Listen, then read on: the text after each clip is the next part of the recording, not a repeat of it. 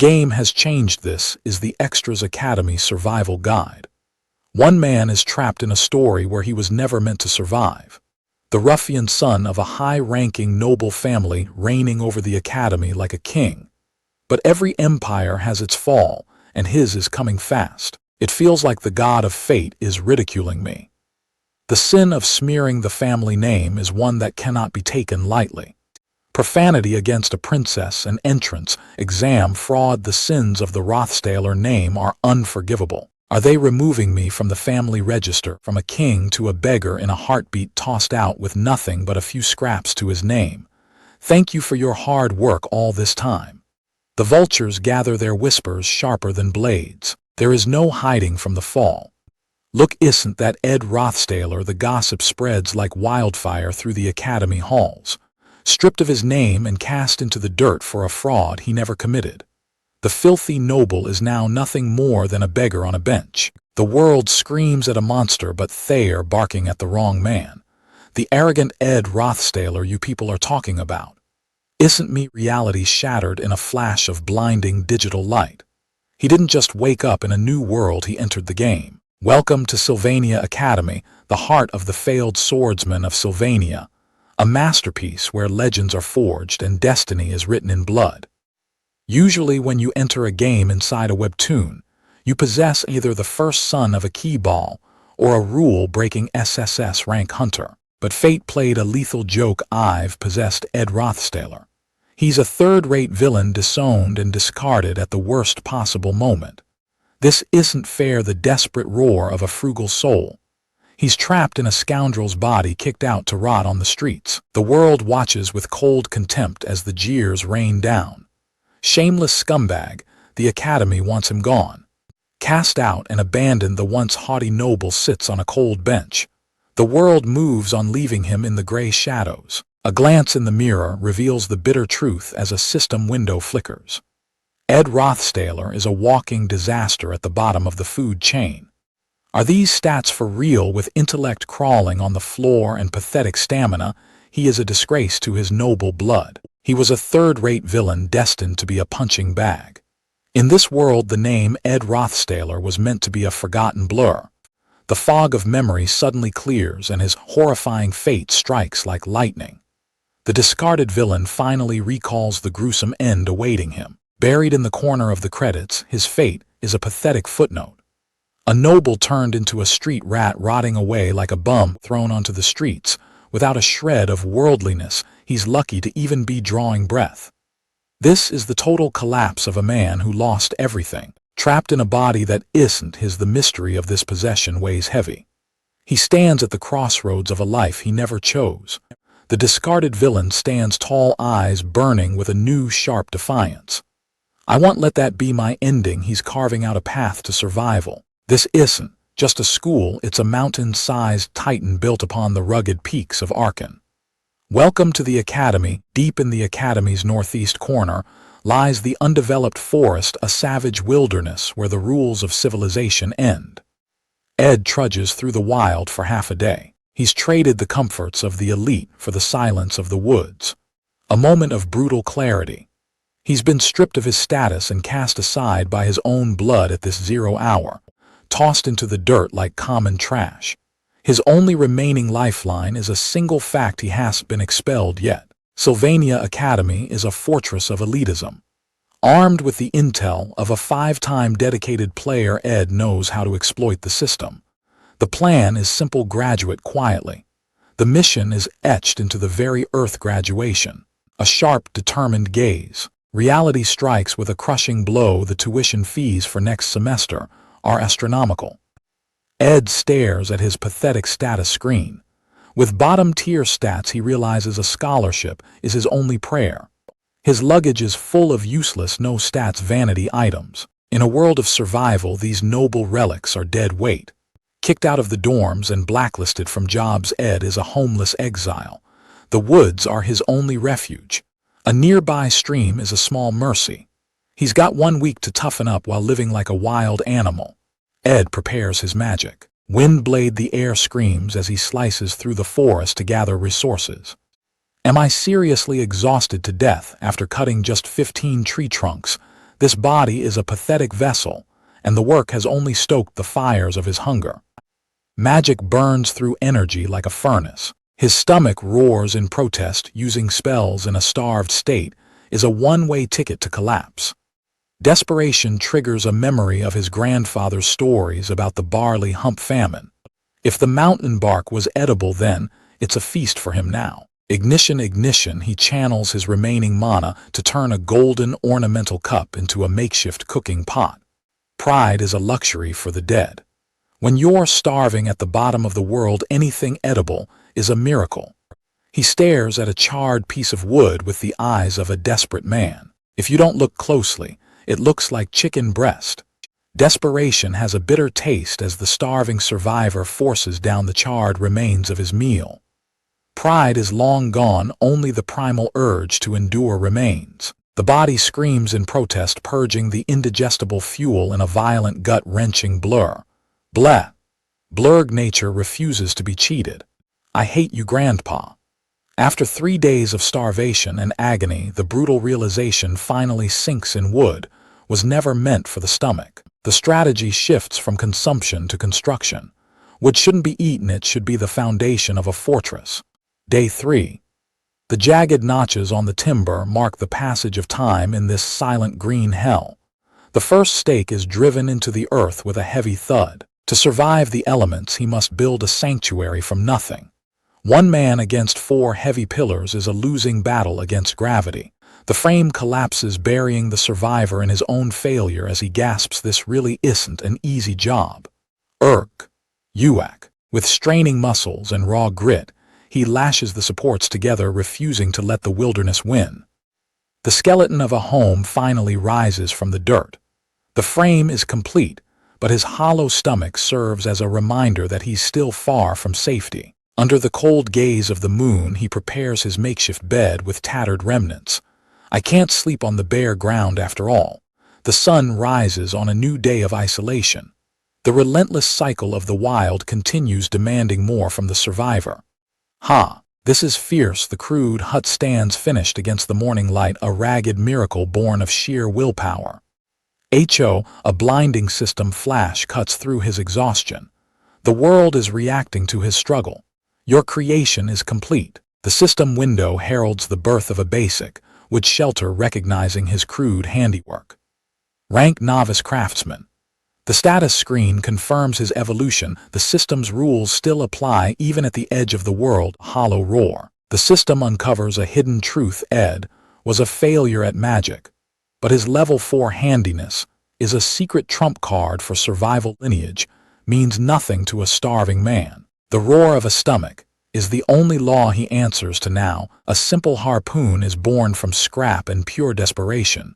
2 days of starvation fuel.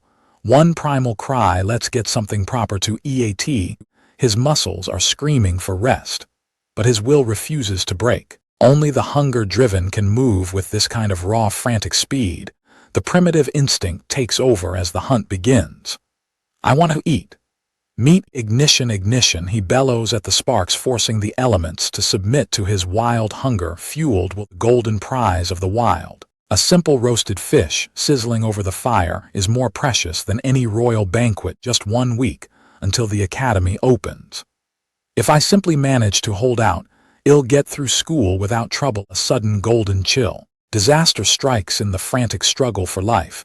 He forgot the most dangerous variable. He is not alone in these woods. The main characters have arrived.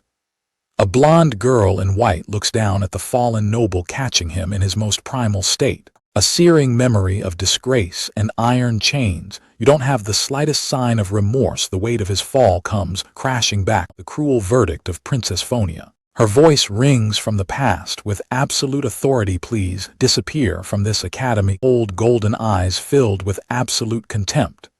"You still haven't left this place." The person who destroyed his life stands before him. Arrogance has its price. The noble trash preys on the weak, only to find himself pinned down by the iron hand of justice. Spite turns into a deadly conspiracy. Ed Roth Taylor poisons the future of his rival, rigging the gates of Sylvania Academy with a malicious grin. The spider is caught in his own web. A mysterious witness catches the villain red-handed in his moment of treachery. Behold Fiona Elias Clole, the Princess of Phoenix. Her insight triggers manifesting a divine scale to burn through the lies in his heart. The mask of nobility is shattered, exposed, and cornered by the princess' absolute gaze. The villain's desperate excuses crumble into pathetic dust. Thrown out like common refuse, stripped of his status, and his home, the disgraced noble is cast into the cold, hard reality of the world. Hated by all and driven to the fringes, Ed faces his worst nightmare. The one person he should never have met has found him in the forest. The Princess Mercy has run dry. She demands to know why the Academy hasn't purged him, yet her words cutting deeper than any blade. A sharp royal judgment. Leave the royal decree is absolute, a promise to personally see the parasite expelled and erased from the Academy forever. As the princess counts his sins, a different tragedy strikes. Ed's only meal is turning to ash on the campfire before his very eyes. Burning his last meal is a declaration of war. The long-winded lecture is a secondary concern when his very survival is on the line. The threat is real. The Princess of Phoenicia holds the ultimate power over his destiny. One word from her, and the game is over. The sun dips below the horizon, and the shadows grow long. Ed realizes the fatal flaw in her pride. A princess in the dark is a princess without her shield. The princess ignites her mana in a blaze of blue fury. If Ed thinks she's defenseless, he's about to taste the lethal power of royalty, a calculated gambit. With a chillingly calm smile, the disowned noble drops to one knee. Simply trying to thank the princess. Phonia activates the ultimate lie detector insight. Her golden gaze pierces through the facade, searching for a single hint of deception. Impossible, the system confirms the unthinkable truth. There are no lies within Ed Rothstaller's words. The princess is shaken to her core as Ed watches her every move. He knows the heavy weight of his name. Beneath the Rothstaller estate lies a mountain of corpses and forbidden experiments.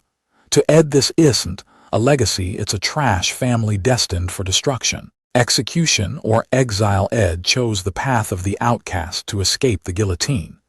To survive the coming storm, Ed must manipulate Phonia with the most dangerous weapon of all, the absolute unvarnished truth. Expulsion means a literal game over. Ed realizes the script has changed. The princess shouldn't be here alone a week before school starts. No escorts and simple clothes can only mean one thing. She is secretly attempting the class placement test. The quest is active. Professor Glast's vicious test to find magic beads hidden deep within the treacherous forest. Phonia sneers at his flattery, ready to demand his immediate expulsion. Ed cuts her off with a cold reality check. Without his help, her dream of class A is dead. Ed closes the distance with terrifying certainty. You will never be able to enter Class A if my words are a lie. Ed's directions are absolute. Deep in the southeast of the forest, a hidden lake holds the key to her future. On a small island stands the legendary 𝒟𝐿da's guardian tree, a massive sentinel of nature and magic. Hidden within the bark lies the present. Ed promised a secret discovery that could rewrite the rules of the Academy. Princess Phonia holds the glowing orb, her skepticism warring with the undeniable truth in her hands. The Ed Rothstaller from 3 days ago was a pathetic charlatan, but the man before her now is a complete enigma. Silence hangs heavy at the guardian tree as the princess realizes she's been playing right into Ed's hands.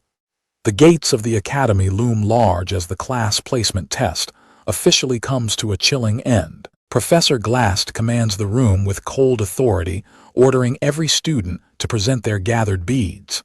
A brief moment of hope. Despair sweeps through the hall as Glast delivers a crushing decree. All of you will start from Class F. The true test was a trap of discernment, and only 3 students saw through the professor's magical ruse. Zix stands among the elite, his sharp instincts proving he belongs in Class A. The brilliant Laurel claims her rightful spot, securing her place at the top of the Academy's hierarchy. Professor Glast points with dramatic fervor to the final victor, the one who found the bead of unusually high power. Princess Phonia rises in triumph. Just as Ed predicted, She has secured her position at the top of the class. While the elites celebrate their victory, 𝒩𝒂Ⅎℰ crafts a crude fishing rod to survive his lonely exile. A desperate gamble for survival. Since her youth, Princess 𝒩𝒂Ⅎℰ has been a master of discernment, cutting through the lies of the court like a blade. From her relentless pursuit of truth, an innate skill was forged the golden eyes of insight. Under the stare of those eyes, the truth is laid bare, and deception becomes an impossibility. Deceit is futile against a woman who breathes the truth, separating the wheat from the chaff. 𝒩𝒂Ⅎℰ plays a dangerous game, betting his very life on a truth the princess cannot ignore. To catch a master of insight, you must feed her the absolute, unvarnished truth. The stakes are higher than life or death, they are ontological. If the narrative diverges now, the world will collapse. The weight of destiny sits heavy on the princess' shoulders as she marches toward an uncertain trail. Ed sits in the shadow of his gamble, his mind racing with the cost of his intervention. In the original legend, the prideful 𝒩𝒂Ⅎℰ was destined to fail the test, so she could eventually become a beloved princess. Hiding her royal blood, she sought to stand on her own merit, free from the suffocating shadow of the crown. Her insight showed her the winning bead, a shortcut to the top that glittered with easy victory. But her pride refused the easy path. She wouldn't claim a victory she hadn't earned through her own strength. Only by choosing the righteous path over the easy lie could she fulfill her destiny as a paragon of justice. While the elites stress over destiny, the actual top of the class is indifferent to the storms of fate. Pure, unadulterated spite, the princess strikes with everything she's got just to shove her success in Ed's face. Cold hard reality hits. 𝒩𝒂Ⅎℰ was telling the truth. The dream vanishes, leaving only ripples in its wake. The princess is cornered and powerless, her arrogance crushed. 𝒩𝒂Ⅎℰ, I will keep my eyes on you. A momentary peace settles over the landscape as the morning sun breaks through the prestigious academy's forest. While the elites drown in their own drama, Ed is busy mastering survival. Got won another victory from the depths. The morning silence is shattered by the sound of a body pushed to its absolute limit. A survivor's desperate pace. To even reach the starting line, Ed has to sprint miles through the dawn toward Sylvania Academy. Lungs burning and heart hammering, this is the daily price of his new life. Weary and sweat-soaked, but completely unbroken, the survivor stands tall against the bright sky. The seasons turn, painting the academy grounds in shades of pink. A new semester brings new challenges, and the stage is set for the outcast to make his mark. The grand hall overflows with luxury as the Sylvania Academic Society signals the start of a new era. The sweet whispers of the high-born are like venom to a man who has stared death in the face. Let the extras whisper, a perfectly seared steak is the ultimate reward for rock-bottom survival. Amidst the judgment and the stares, 𝒩𝒂Ⅎℰ eats with total indifference. The whispers of the elite ripple through the hall, noting the cold grace of a predator. While the high-born chatter about trivial vacations, Ed remains locked in his own world. A flicker of doubt crosses their faces as the air around him begins to shift. He feels like a different person. The realization dawns that he has evolved into something dangerous. Sylvania Academy opens its gates for a new year, and the stakes for survival have never been higher. The grand lecture hall hums with potential as Ed stands on the edge of a knife. Before the first lesson can even begin, the shadow of the dean's office looms like a guillotine. Princess 𝒩𝒂Ⅎℰ made her move, bringing Ed's survival tactics directly to the dean's cold judgment. Crisis averted, but the warning is etched into his mind. A weary sigh. Let's be careful. One stray step from the original story could mean absolute ruin. The system doesn't lie. Novice fighter status achieved. His specialty is the bow. Magic and survival converge in the faculty woods. A single rabbit stands as the target. The arrow finds its mark with lethal precision. There is no better instrument than the bow. The grind never stops. The path to imbuing his arrows with magic finally begins to open. 𝒩𝒂Ⅎℰ's survival instincts flare as a new variable enters the hunt. Basking in the light of the faculty forest, she sits amidst a sea of knowledge. Enter 𝒩𝒂ℍ, second-year top of her class, and a genius spirit sorcerer. a gaze that pierces through secrets. She watches the hunter with unmatched intensity. The top student has had her eyes on the forest's newest predator. In a flash, she bridges the gap with terrifying speed, leaving Ed reeling from the proximity. She knows his every move. The hunter who thought he was alone has been the subject of observation. The forest has eyes, and its master is 𝒟𝐿, a high-ranking spirit. Every arrow fired was witnessed by the unseen. To 𝒩𝒂ℍ, the spirit's interest is nosy gossip. To Ed, he is just an unwanted visitor in sacred territory.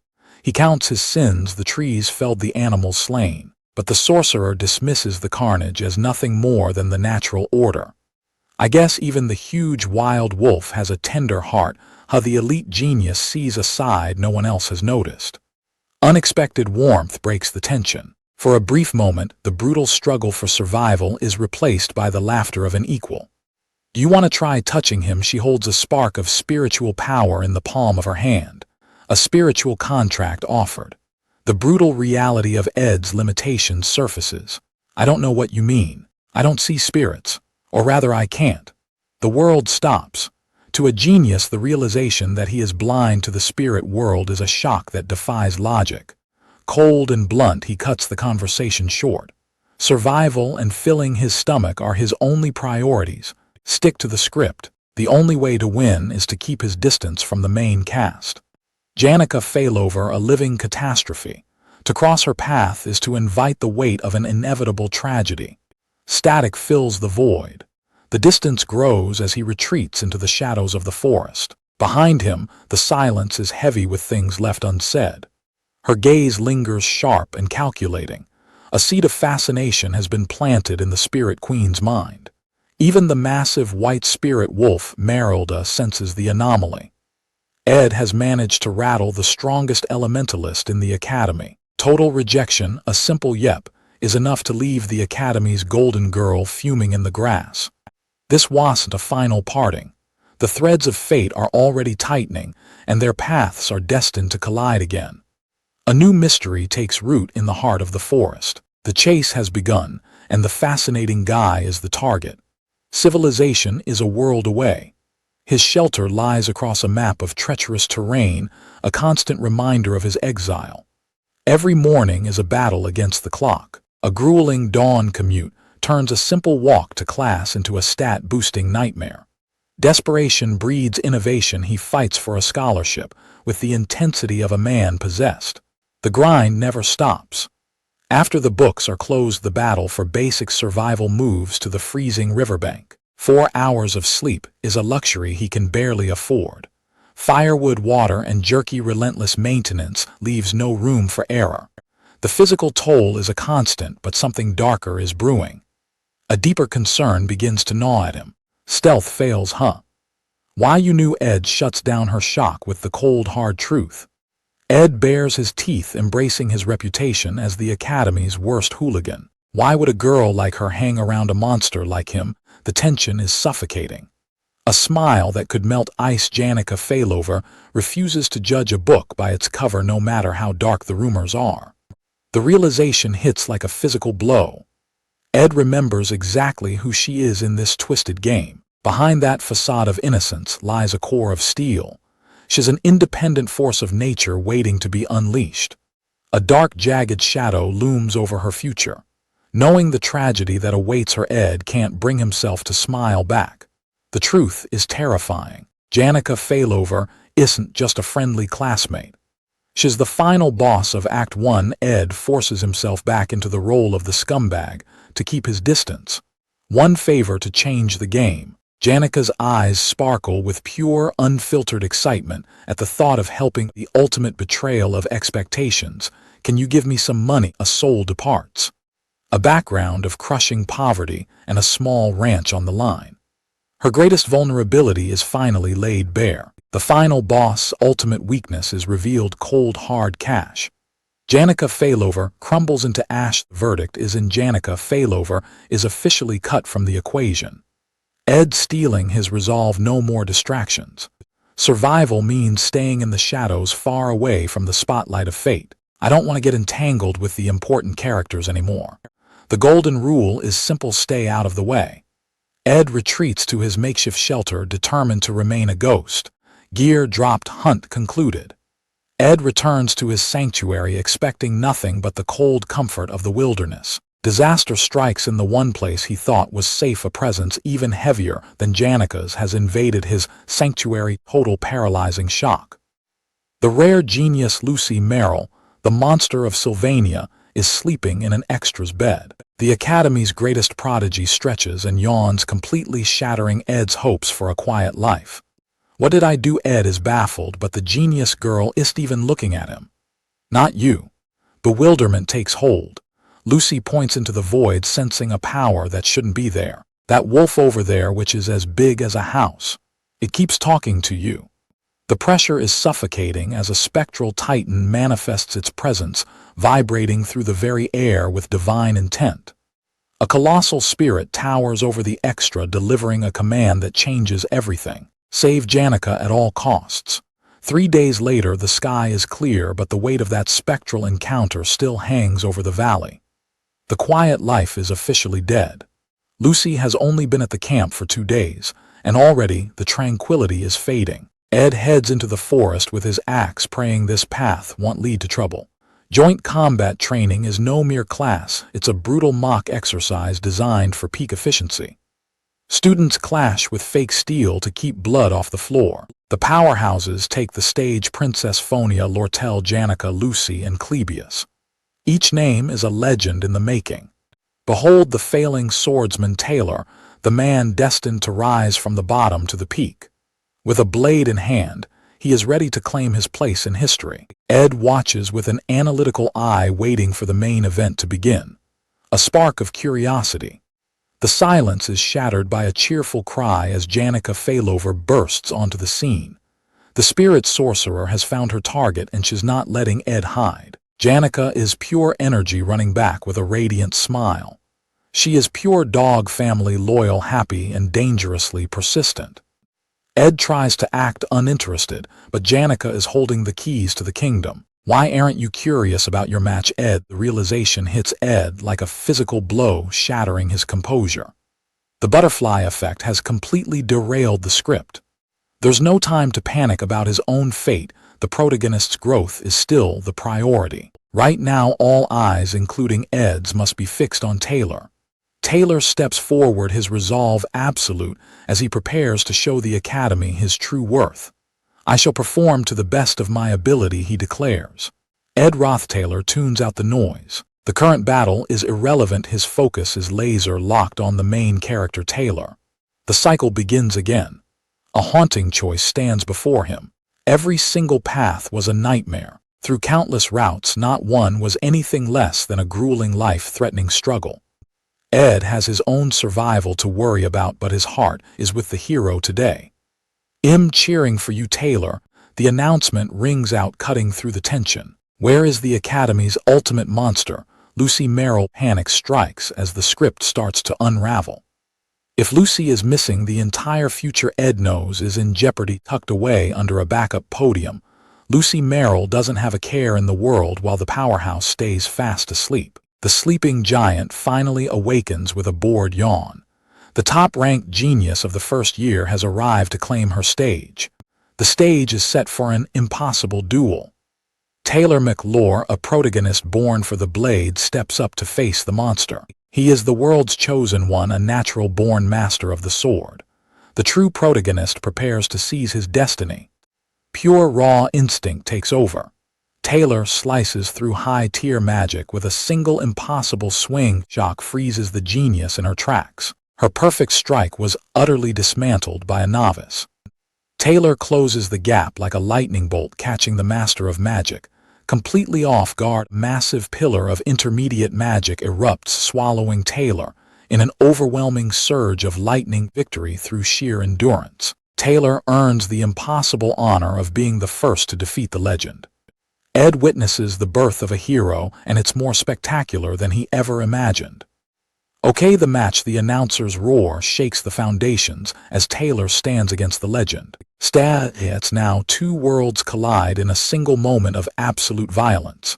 Here, 𝒩�ဋ𝒂Ⅎ lunges forward, betting everything on a bare-handed charge against the pinnacle of magic. Reality hits like a landslide.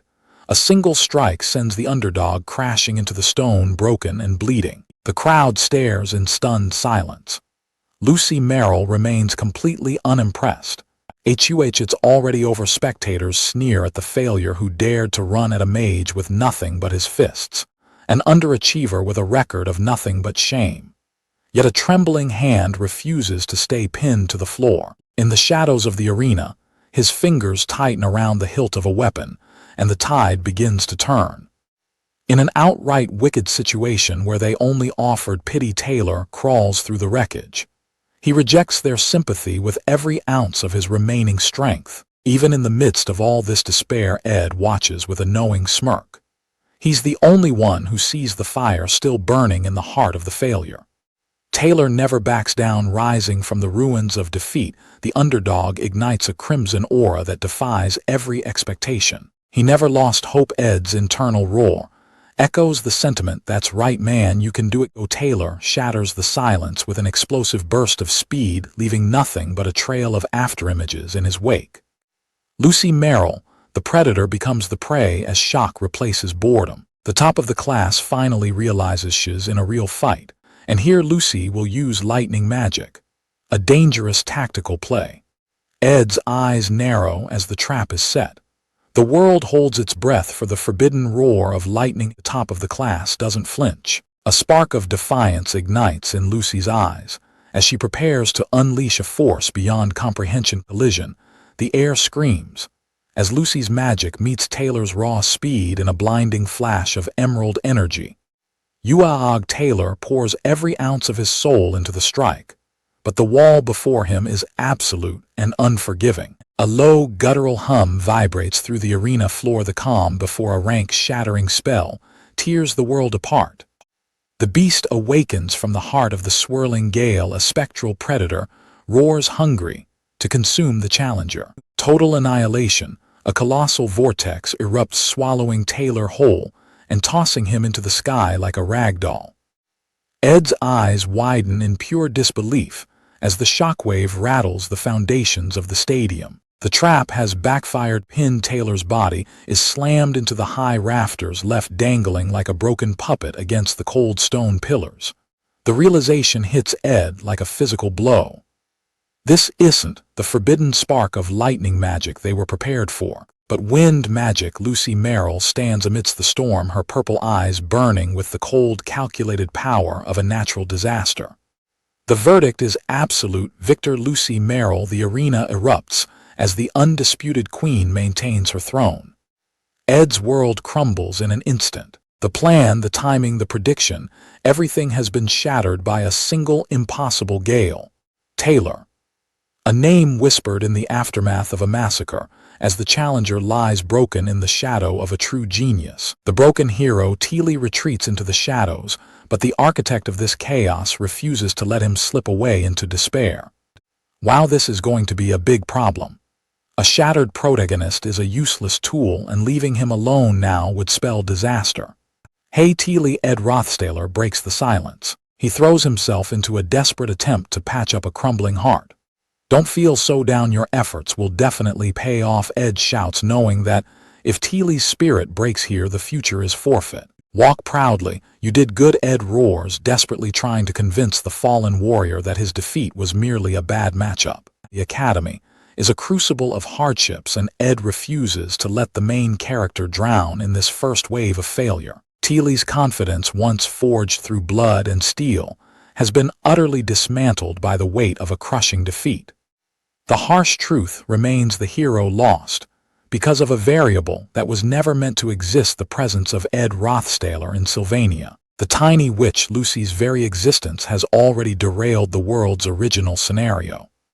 By securing 𝒟𝐿's loyalty, Ed has achieved a contract with the wind spirit 𝒟𝐿, and a massive leap in raw power. Contracting with the high-class wind spirit, 𝒟𝐿 grants Ed an automatic defense that reacts to any sudden strike. Shock flickers in the eyes of the elite as they realize the trash of the Rothstaler family.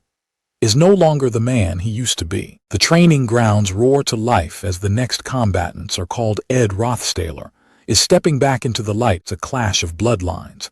As Ed stands his ground against the respected Princess Phonia Elias Cloel herself, 𝒩𝒂Ⅎℰ, last time you. The princess' voice is cold, the tension thick enough to cut, as she prepares to settle an old score. Emperor Cloel reveals the divine truth of her lineage. Princess Phonia was born with God's blessing, a destiny of absolute insight. Behind the masks of the imperial family lay a grotesque abyss of malice, but the princess' eyes saw through every hollow lie. Forced to survive the darkness, she forged a supernatural sense of insight as her ultimate shield of self-protection. Her gaze pierces the soul, absolute confidence born from a life spent staring down the darkest depths of human nature. The Princess of Love played her part and looked away, but now she's forced to stare straight into the man she can no longer ignore. Her response is a cold, calculated challenge to the disgraced noble. Yes, please go easy on me as well. Malicious whispers fill the academy halls, branding 𝒩𝒂Ⅎℰ, a disturbing villain who thrives on the misery of others. The accusations are relentless. 𝒩𝒂Ⅎℰ is a shameless snake who used his position to crush his juniors and cheat his way to power. Desperate snarl. The man of the past was a monster, but the current Ed radiates an undeniable different aura that defies everything the princess knew. A sharp gaze. Phonia is shaken to her core. Was that raw, burning desperation she felt from him earlier actually real? Doubt vanishes as the command thunders through the training grounds. Now, let the combat begin. The enigma of the fallen noble deepens with every breath. 𝒩𝒂Ⅎℰ, you confuse me. Magic surges as the princess prepares to end the confusion with a single decisive conclusion. The hunt is on as the first strike is unleashed. Coming. Start with one. 𝒩𝒂Ⅎℰ's arsenal is laid bare, limited to only wind and fire against a royal tide. How will you react to this? A cold challenge follows the flash of magic, pushing Ed to the absolute brink. The stage is set for a dramatic finale. This is a strike meant to purge the mysterious man from the princess' very heart. A direct hit, the sheer force of the impact tears through the arena, sending Ed reeling backward. Stunning admission of defeat. I lost. The princess is left speechless by a surrender that feels far too easy. The crowd erupts in mockery, labeling him a pathetic disappointment. He was acting all cool, but he got knocked out with just a hit. The realization strikes the princess like a bolt. He didn't even try to block the trajectory of her attack.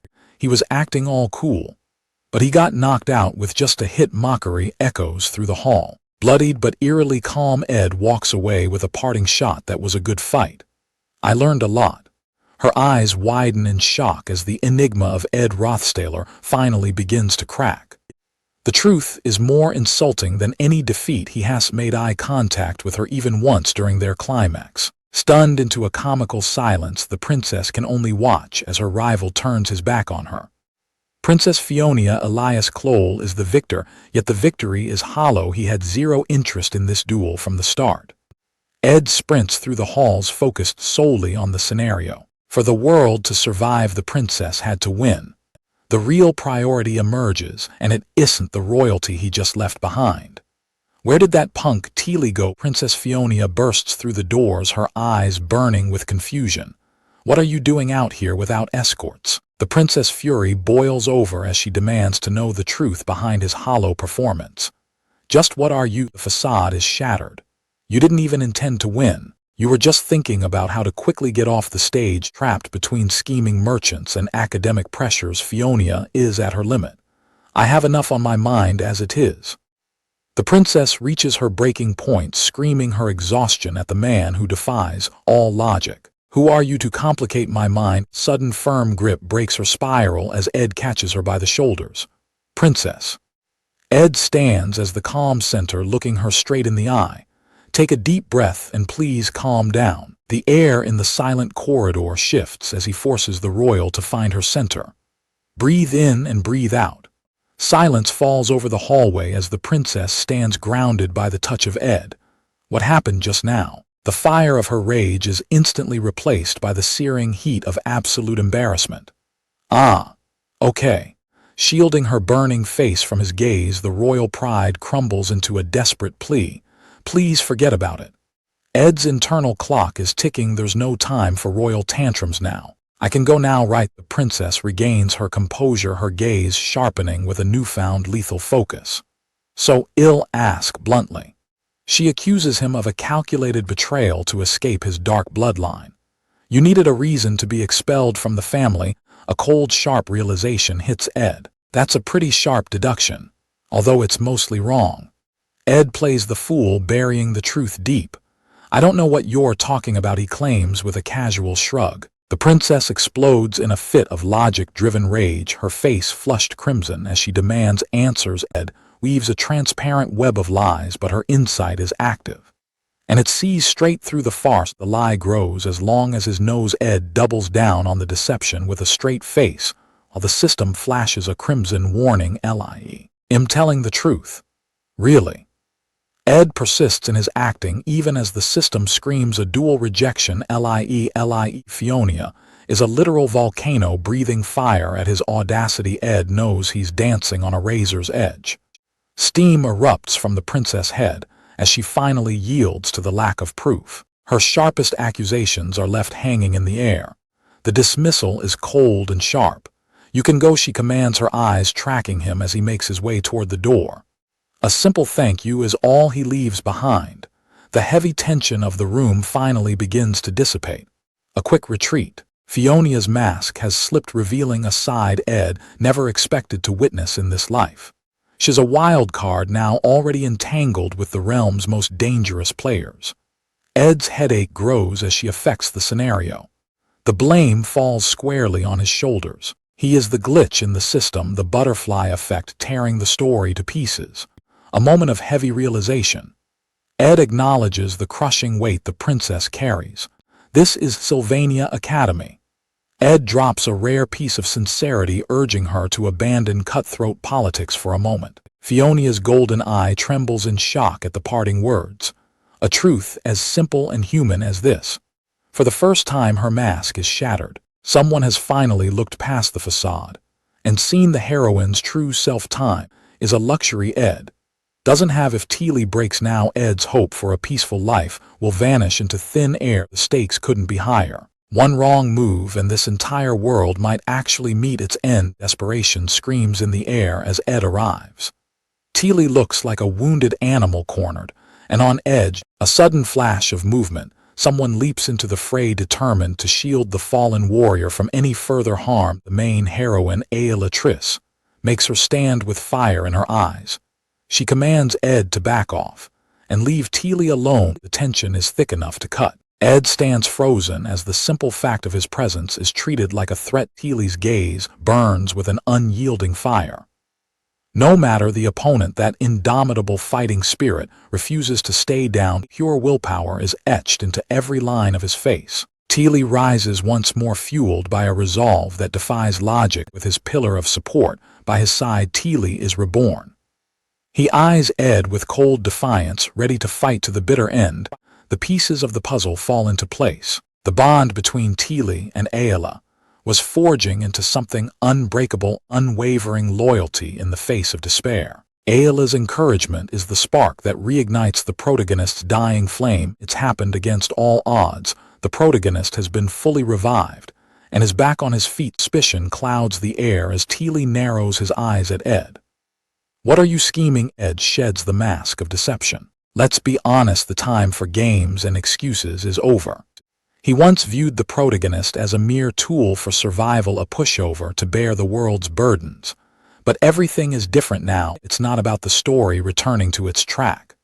A far deeper sense of relief washes over him. Seeing 𝒩𝒂ℳ safe is the only prize Ed ever needed. The rest of the world can burn as long as his comrade stands tall through every hardship, and every battle. Ed has stayed by 𝒩𝒂ℳ's side. He knows exactly what the hero has endured to reach this end. The dramatic aura vanishes instantly under the weight of 𝒩𝒂ℳ. And 𝒩𝒂ℳ's intense disdain. What the hell? Why is he acting like he's so cool? The silence of the corridor echoes Ed's heavy resolve. He walks forward, the burden of his secrets weighing more than any crown. A sharp turn, a sudden realization. The atmosphere shifts, violently signaling the arrival of an inevitable disaster. Is it that time already? The air cracks under the pressure of a looming catastrophic power. A torrential pillar of flame erupts from the heavens. The building becomes the epicenter of a divine destructive judgment. Mystical circles flare. The original prophecy is shattered. A massive fire dragon descends, a sight that was supposed to be a distant legend, now a terrifying reality. The battlefield explodes into motion. 𝒩𝒂℗ℰ dives into the fray, her power rippling through the air as the clash begins. Shards of ice fly. Ice meets fire in a spectacular collision of wills. The golden daughter 𝒟𝐿 unleashes her frigid wrath upon the chaos. The spirit sorcerer 𝒩𝒂℗ℰ takes center stage. She rides the flames of a colossal spirit, a goddess of war in a sea of fire. Taylor and Ayla stand frozen, witnessing a spectacle they were never meant to see in this form. Keep your eyes peeled, Taylor. The path ahead is treacherous. Behold the overwhelming power of the Act 1 final boss.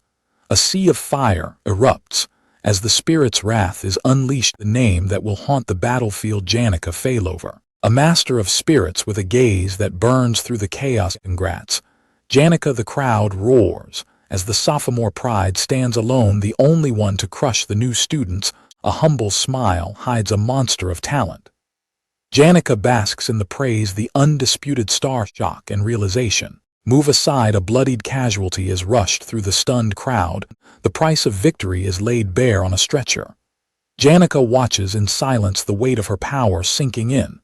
A heavy crown. 𝒩𝒂℗ℰ is now the symbol of sophomore superiority. The script has been flipped. 𝒩𝒂℗ is crowned as the unintended protector of the old guard. The spotlight is a double-edged sword. Life is about to become a frantic, high-stakes whirlwind of attention, a clean break for the better. I won't be seeing her anymore. The observer retreats into the shadows. 2 weeks have passed since the storm.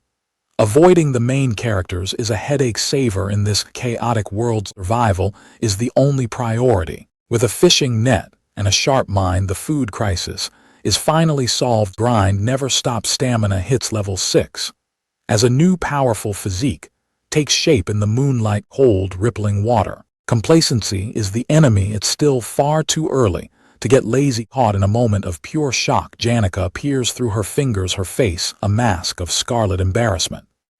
𝒩𝒂℗'s voice trembles as she questions Ed's habits while he screams his defense. I just came from fishing. Crackling fire. Under the flicker of the flames, the top secret base becomes a sanctuary for secrets. The bubbly 𝒩𝒂℗ drops her guard, seeking counsel from the one person she never expected to trust. Ed buttons up, his sharp eyes filled with disbelief. Advice? Why me? Out of all people? The shadows of the past loom over the flames as 𝒩𝒂℗ recalls a heavy weight on her conscience. Blood and magic clash. 𝒩𝒂℗ can't help but feel the sting of guilt for the damage she caused. A moral dilemma burns. 𝒩𝒂℗ weighs an apology against the unconditional support of her friends. Should I apologize to her? Her heart is torn by the fear of having overreacted. No sugar coating, no false comfort. Ed's response is cold as steel. Then do that if you think you're right. In a world of blind praise, 𝒩𝒂℗ realized she was drowning in unconditional validation. True comfort isn't just a friendly face. 𝒩𝒂℗ realizes that unconditional support is a double-edged sword. Finally, the truth she was searching for, 𝒩𝒂℗ stretches with a newfound lightness, realizing Ed is the only one who won't lie. Tension breaks into a comedic clash. Ed remains brutally honest, while 𝒩𝒂℗ frantically waves off his cold indifference. Her gaze sharpens as she looks at the man before her. This isn't the broken failure from a year ago. This is someone entirely new. Memories of a desperate boy trying to push the world away resurface. He used to build walls to keep everyone at a distance, but that cold distance has transformed into a rock-solid foundation. 𝒩𝒂℗ finds reassurance in the man who refuses to take her side, a whisper of genuine warmth in a world of lies. 𝒩𝒂℗ wishes the whole world saw his strength. The sun rises over Sylvania Academy, beautiful and deceptive. A new day begins, and with it a storm that Ed cannot avoid. Heavy steps echoing. Ed's heart thunders in his chest as the weight of reality sets in. This is serious trouble, the kind that ends with a body in the dirt. Failure is the only constant in this masterpiece. For a newbie, the world is nothing but a minefield of instant deaths, a pixelated fate. One glimpse of the Golden Daughter's secret and your death warrant is signed. Taylor is assassinated before he can even scream. Without a savior, Ayla falls to her death. Another bad ending is written in blood. Even the strongest hero falls before a rampaging fire spirit. Taylor is reduced to ash.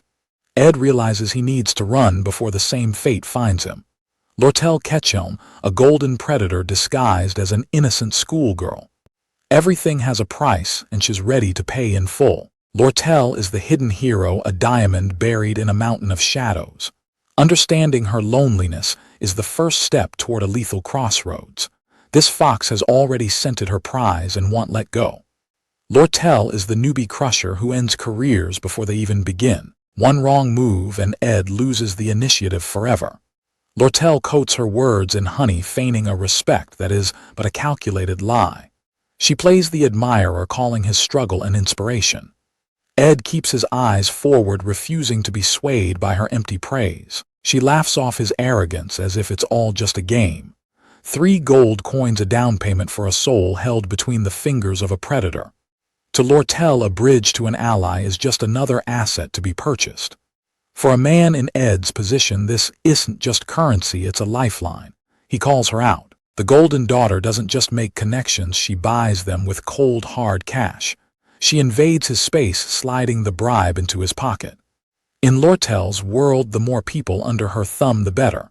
The realization hits home. She's already playing the long game, positioning herself for a political war. The predator is in her element. 𝒟𝐼𝒮𝒁 isn't looking for friends, she's gathering the pieces for a coup. Ed makes his move. Let's shake on it. A sinister deal offered. The pact is sealed with a handshake. For those born into wealth, a moment of poverty is a poison that crushes the heart. Pride is a luxury he can no longer afford. Even chump change becomes the catalyst for a total downfall. People will sell their families, their pride, and their very selves for a single gold coin. Sadly, the merchant muses, her gaze fixed on the retreating figure. She finds this sudden defiance amusing, a dangerous sign for anyone standing in her path. Ed walks away from the golden temptation, turning his back on a trap wrapped in gold. It's the path of least resistance, the way things should have been if he were a normal man. Teeth grit as the crushing reality of his struggle sets in. Fear flashes in the transmigrator's eyes as he considers the butterfly effect. Rejection didn't crush the merchant, it fueled her. A new target enters her sights, the innocent top-tier spirit user. Her eyes ignite with a predatory, inhuman glow. She plays the part of the wounded junior to lure the fairy tale hero into her grasp. She displays her unhealed wounds as a silent badge of sacrifice. The merchant smiles, wondering if using guilt is the fastest way to break a hero's will. A single mention of Ed's name sends the merchant's calculated composure crumbling into genuine shock. The air burns with overwhelming spiritual pressure as the true power of the top student awakens. The mask slips as 𝒩𝒩𝒂 drops the ultimate truth. The forest itself whispers its secrets to her. Every hidden conversation, every dark deal she's heard, it all cold hard gold is the only language the merchant speaks. Can you help me befriend Senior 𝒩𝒩𝒂, she asks, offering coins to buy a soul that isn't for sale. 𝒩𝒩𝒂 dismisses the bribe with effortless grace. Compared to the merchant's petty greed, Ed's sincerity is a force that truly moves the heart. The manipulator stands in the shadow of a giant. One plays with coins, the other commands the very spirits of the world. Even a top-tier powerhouse has her awkward moments. 𝒩𝒩𝒂 blushes, wondering if she was too smug. A total re-evaluation of this legendary senior. Behind that radiant smile lies a warrior who has stared into the abyss and refused to blink. She knows the world is dark, yet she chooses to be the light. The weight of expectation is a heavy crown. It's really nice when people expect good things from you, she says. Turning that pressure into absolute power, a calm morning breaks over the academy, but the ripples of last night's confrontation are spreading. The silence is broken as a sharp scent catches her attention. It smells Disaster, a sudden impact sends his hard work flying into the air. 𝒩𝒑𝒄. I just hung them. A shadow looms over the camp as a familiar face appears. The iron-fisted senior maid of 𝒟𝐼𝒮𝒞ℒ𝒜 Hall, 𝒩𝒤𝒻, has found him. Memories of a cold dismissal flood back. This is the woman who personally kicked him out into the dirt. The secret is out. Lady Janica talks a lot about you, 𝒩𝒤𝒻 reveals, proving the academy is watching. The elite maid gazes upon the savage reality of his survival. He's living like a beast in the woods. She calls it a good change, but 𝒩𝒤𝒻's words fall on deaf ears. Ed's predatory gaze is locked onto something far more valuable. These aren't just servants. The maids of 𝒟𝐼𝒮𝒞ℒ𝒜 Hall rule the academy's household with an iron grip. Forget the past. That basket holds the finest ingredients and secrets the forest has to offer. Knowledge is the ultimate currency. This is foraging information that no library book could ever provide. Strategic pivot. Ed refuses to drop his respect, calculating how this extra can shift the scales of his survival. She may have zero impact on the main plot, but in this world, an extra friend is a powerful weapon. The master manipulator strikes. Then, I guess there shouldn't be a problem with us extras becoming friends. System. Unlock. The secrets of the forest are revealed as Ed gains high-tier knowledge on edible flora crafting, complete with a new fish farming net. And a mountain of meat. The dietary crisis is finally over. Ignition. With a single word, the spark catches, turning a humble campfire into a cauldron of survival. Mastery through pure repetition. Fire and wind spells hit level 10, proving even basic magic becomes a weapon of perfection. Newly finished product. Herbal tea, a 2-star recipe that drastically spikes the survival rate for the brutal grind ahead. A simple sip is all the proof needed. The extras' plan is working, and the results are undeniable. Peak efficiency achieved. The work is done, the camp is secure, and the sun hasn't even begun to set. Confidence turns to comfort. In this cutthroat world, the master manipulator admits he's finally starting to have some fun. The calm shattered. Disaster strikes. A blinding pillar of celestial light obliterates the forest in a heartbeat. Absolute destruction. Impact. The force of the explosion sends Ed flying through the air as his sanctuary is torn apart by raw power. My precious camp. Through the choking dust and debris, Ed realizes his hard-won home has been reduced to a smoking crater. Wait. Lucy, the most dangerous variable in the academy, has just crash-landed right in the middle of the wreckage. That just about killed me. Ed's blood runs cold as he stands face to face with a living, breathing calamity.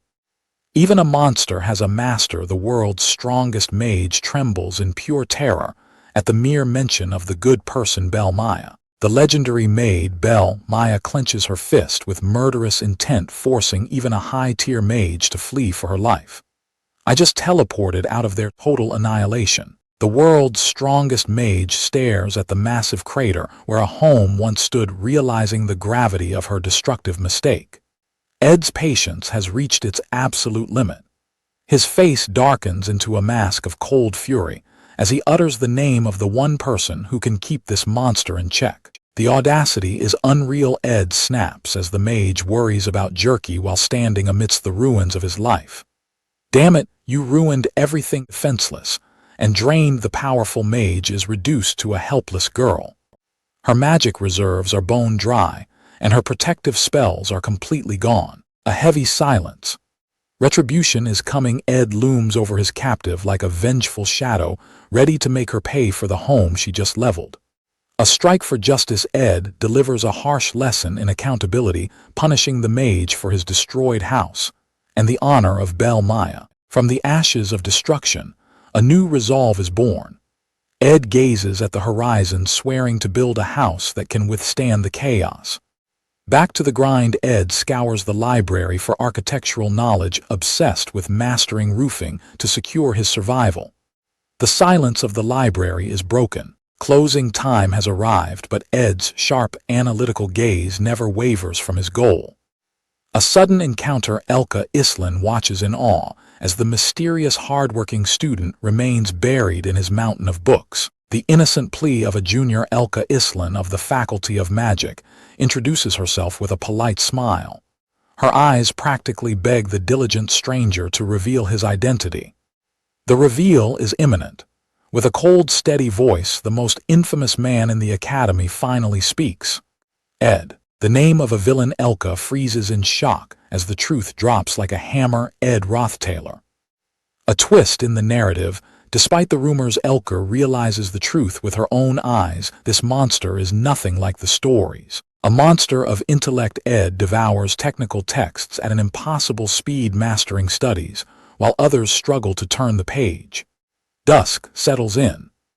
The mask of the villain crumbles. I guess rumors are not to be trusted after all. She beams, seeing the sincerity hidden behind his cold exterior. A hero's shadow looms large as Ed prepares for the inevitable challenges ahead. A junior offers her sincere support. I'll be cheering for you, senior.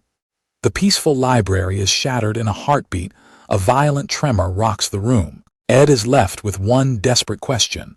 What is this? The sanctuary becomes a death trap. Bookshelves topple as the air screams with the weight of an overwhelming power. Terror strikes without warning. The pink-haired student freezes as the library collapses around her under an unknown force. A deafening crash echoes through the halls. The foundation trembles, signaling the start of a pure leveling destruction. Episode I. The final chapter. A pillar of forbidden light pierces the heavens. The Glaskin showdown has officially begun. 1130 p.m. The student center is transformed into a camp. Monstrous shadows surround the survivors as time runs out. 2 hours since the unprecedented disaster. Looking at the sky in horror, a student recognizes the signature of forbidden spirit magic. The ultimate nightmare manifest. That violet glow belongs to the highest-ranked spirit of darkness, the bringer of ruin. Glaskin. Despair grips the survivors. Only one person in the academy possesses the raw power to summon such a monstrosity. The top student has fallen. Janica Failover, consumed by the spirit of darkness, has gone berserk, and now she is the enemy. A suffocating silence hangs over the courtyard as the survivors stare into the eye of the impending storm. Time is a luxury. They don't have. If Ayala is right, that barrier is nothing but a fragile stay of execution. Taylor McRoy of the combat faculty rallies the line. If Glaskin descends, the body count will be total. With the principal gone, Captain Claire and the alchemist Alvira realize they must dismantle this darkness from the inside. If everyone joins hands, we can take down a high-rank spirit. Alvira Aniston's optimism shines, but the shadow is only growing. The gloomy Clebius Nortondale finally breaks his spirit, shattered by the sheer weight of the impending slaughter. That suicide Clebius' primal scream voices the terror that every student is too afraid to admit. The mana flares with a violent purple surge. The situation just spiraled from desperate to impossible. 2 nightmare titans manifest, Tarkin the berserk fire spirit, and Velosfor the legendary spirit of darkness. The Academy's star student has become a monster, manifesting gods of destruction, as if they were mere toys. A heavy, uncertain silence. How Janica Failover tamed the darkness of Velosfor remains a chilling enigma, but the threat is absolute. The time for shock is over. One man demands a path forward. Someone must lead them through the fire. The fate of every student rests on Princess Phonia's shoulders as she grapples with the choice of life or death. Every sword is stilled, and every breath is held, waiting for the princess to command their final stand. A haunting memory of peace returns. The burden of a princess is heavy, but she cannot let it break her now. Leadership is a crushing weight, and the silence is deafening as the princess prepares for the storm. I'll take the responsibility. Princess Phonia draws a line in the sand, decreeing that only the elite will march into the jaws of danger. The logistics are a nightmare with halls on strike. The unit is operating on a razor's edge. The grim reality sets in as Phonia realizes they are truly alone. No other students are coming to save them. There is one. A frantic apprentice breaks the silence with a desperate cry. There are still lives trapped within the library. The name drops like a lightning strike. Elka Islan, a single student, stands at the center of the catastrophe. LKA, did you just say? Elka Jik's composure is shattered by the mention of the trapped librarian. Princess Phonia intervenes as the panic reaches a fever pitch to drag the hidden truth into the light. A chilling, silent realization. You definitely said there's another student there, right? The princess gaze is a spear piercing through the girl's frantic stuttering. The interrogation turns violent as Jix shakes the truth out of the witness. What are you hiding? Tell me right now. Name that every student fears falls like a curse. Ed. It's Ed Rothtailor. The disgraced noble's name sends a chill through the air. A murderous shadow erupts from Jix's aura, twisting into something primal and lethal. A piercing, desperate scream. That shameless guy and the apprentice are stuck in the library all alone. This rescue is now a race against time. The situation has morphed into a hunt. I have to rescue her right now. Jix is a man possessed, his sanity slipping as he realizes the true danger. A clash of priorities threatens to tear them apart. Stopping the chaos is first, but Jix only cares for Elka. Doubt flickers in her eyes, yet she clings to a final desperate hope. Even so, a colossal pillar of light ruptures the sky, a testament to raw divine power. How about you? Have some faith in him. Stunned, paralyzed silence. Terror strikes deep as they witness the unfolding catastrophe, helpless against the tide of magic. From the shadows, a monster awakens, his gaze burning with murderous intent. The impact shatters the world, sending bodies flying as the battlefield turns to pure chaos. The blue beasts howl in fury, but their rage is nothing compared to the storm brewing in Jix. A devastating strike carves through the monsters, leaving only screams and shattered bodies in its wake. Jix has lost his mind to the hunt, his voice a low growl of pure concentrated malice. Before the madness, there was the spear of grass, a miracle born from the dirt. On the savage northern grasslands, tracking isn't a skill, it's life and death. The predator finds his mark, and the chase is over before the prey even knows it started. In a land of savagery where the Empire's voice cannot reach, only the strongest survive the night.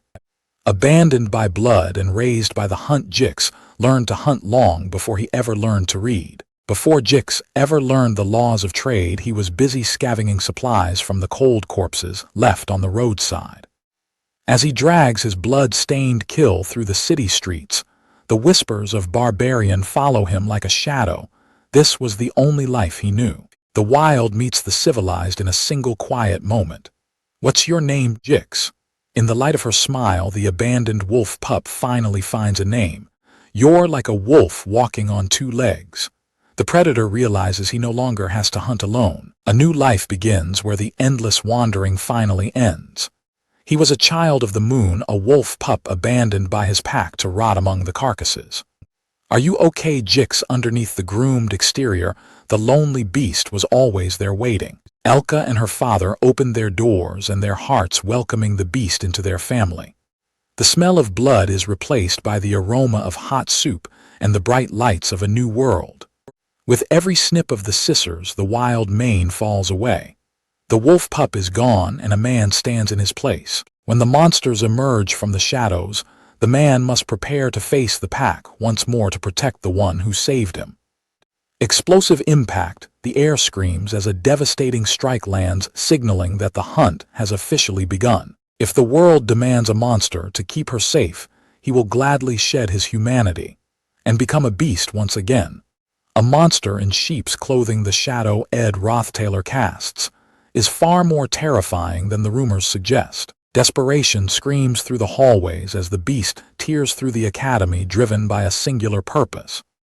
Sudden impact, the beast skids to a halt, eyes wide with the shocking realization of who stands before him. Bloodied and battered, Ed Rothtailor looks up from the wreckage, a fallen noble who still commands the room. Where is she? The beast erupts, seizing Ed by the collar with a grip of iron. The answer is a lifeline. The beast vanishes into the dark like a bolt of lightning. A frantic pursuit. Elka, are you okay? He bursts through the doors, his heart hammering a frantic rhythm against his ribs. There, amidst the shadows and the silence, he finds the girl lying still on the cold floor. Thank God. The crushing weight of fear finally lifts, replaced by a wave of pure trembling relief. A sharp realization. But relief is short-lived. A chilling thought takes root as he notices blackout curtains used to blind the spirits. Massive bookcases were moved by superhuman strength to form a barricade. This was a fortress. Stay calm and don't provoke the spirits. A message of survival left in chalk by a hidden guardian. The truth is undeniable. Someone went to hell and back to keep 𝒟𝐿 safe. Someone stood alone against the darkness. He touches the crimson stains on the floor. This blood doesn't belong to the girl. A trail of red leads out the door, the price of her safety paid in blood by a savior bleeding out in the dark. A sacrifice for the ages. A silent memorial. Ed Rothstaler abandoned his own safety, enduring wounds just to ensure 𝒟𝐿 survived the onslaught. The truth is out. The name, once whispered in disdain, is now etched in blood. Ed Rothstaler. Regret burns as fate rewinds the clock 3 hours to where the chaos began. The sky screams in violet. Ed turns his back on the main stage, desperate to keep the timeline intact by avoiding the key characters. The massive summoning rune signals the start of the Glaskin showdown, a disaster Ed wasn't ready for yet. No time for rest. Ed must fortify his sanctuary before the darkness swallows him whole. Muscles screaming, he barricades the entrance to by every second for survival. Sweat and grit. In the silent library, the sound of his struggle is the only thing echoing against the coming storm. Thankfully, I do a little bit of strength training. He realizes the narrative is spiraling out of control faster than he calculated. A moment of respite in the storm. He plans a long night of research and beef jerky until a sudden realization halts him in his tracks. The secret of a genius. Janika's legendary spirit connection allows her to command the ethereal world, a talent far beyond ordinary reach. A wall he can't climb. For someone who can't even perceive spirits, raising those stats is a fool's errand.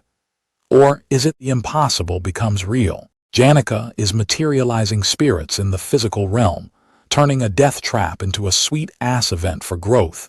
Thanks for the meal. With a predator's grin, Ed dives into the fray, ready to consume every ounce of experience from the spirits. The grind was worth it. Ignition levels are surging, and spirit skills are skyrocketing. Ed is just one step away from the ultimate contract. Ed has reached his absolute physical limit. Just as he collapses, a voice cuts through the silence. What were you doing here? 𝒩𝒑 emerges from the gloom, stunned by the sheer weight of the struggle he's witnessing. Training. A simple, casual answer for a situation that looks like a death match. 𝒩𝒑 scoffs at the naivety of the answer, but a sudden realization strikes him hard as he understands the true core of the man. The weight of Ed's character finally sinks in for 𝒩𝒑. So that's the kind of person you've always been. The air changes as respect replaces suspicion. I truly owe you a big one, Senior Ed. A debt of life and safety is forged in the ruins. 𝒩𝒑 vows to repay this debt at any cost before turning to retreat. Ed watches them go, his meta-knowledge clicking into place. 𝒟𝐿 is a side character, so minor. Ed almost let her slip from memory. But 𝒩𝒑 is no side character. He is the ultimate loyalist to the protagonist, Taylor, a linchpin that must not be lost. Ed cuts through the emotion with cold, tactical logic. You left the student center and came running here, didn't you? The command is absolute. If you've already confirmed 𝒟𝐿's safety, do what you're supposed to do. Get back to the student center. Go and help Taylor. The mention of Taylor McLure stops 𝒩𝒑 in his tracks. How could Ed know? 𝒩𝒑 sees Ed's trembling, soot-stained hands and realizes the stakes are higher than he imagined. It's about mechanics. Only Taylor's element slash can pierce the shell of the high-rank fire spirit Tarkin. Ed collapses into the shadows, his body spent. Move quickly, he urges, leaving the rest to 𝒩𝒑. 𝒩𝒑 sprints into the darkness. Ed watches him go, praying his interference has kept the original story on its destined path. Suddenly, a chilling realization strikes Ed like a physical blow. Something is horribly wrong with the timeline. Gears of the world are grinding to a halt. 𝒩𝒑 doesn't even know Taylor McLure, shattering the bond. Supposed to save them all in the original script, Taylor was meant to learn the element slash during a fierce duel with 𝒩𝒑. The Glaskin showdown begins a month too early, before the hero is even forged. The friendship never formed, leaving the raid team marching into a slaughter they aren't prepared for.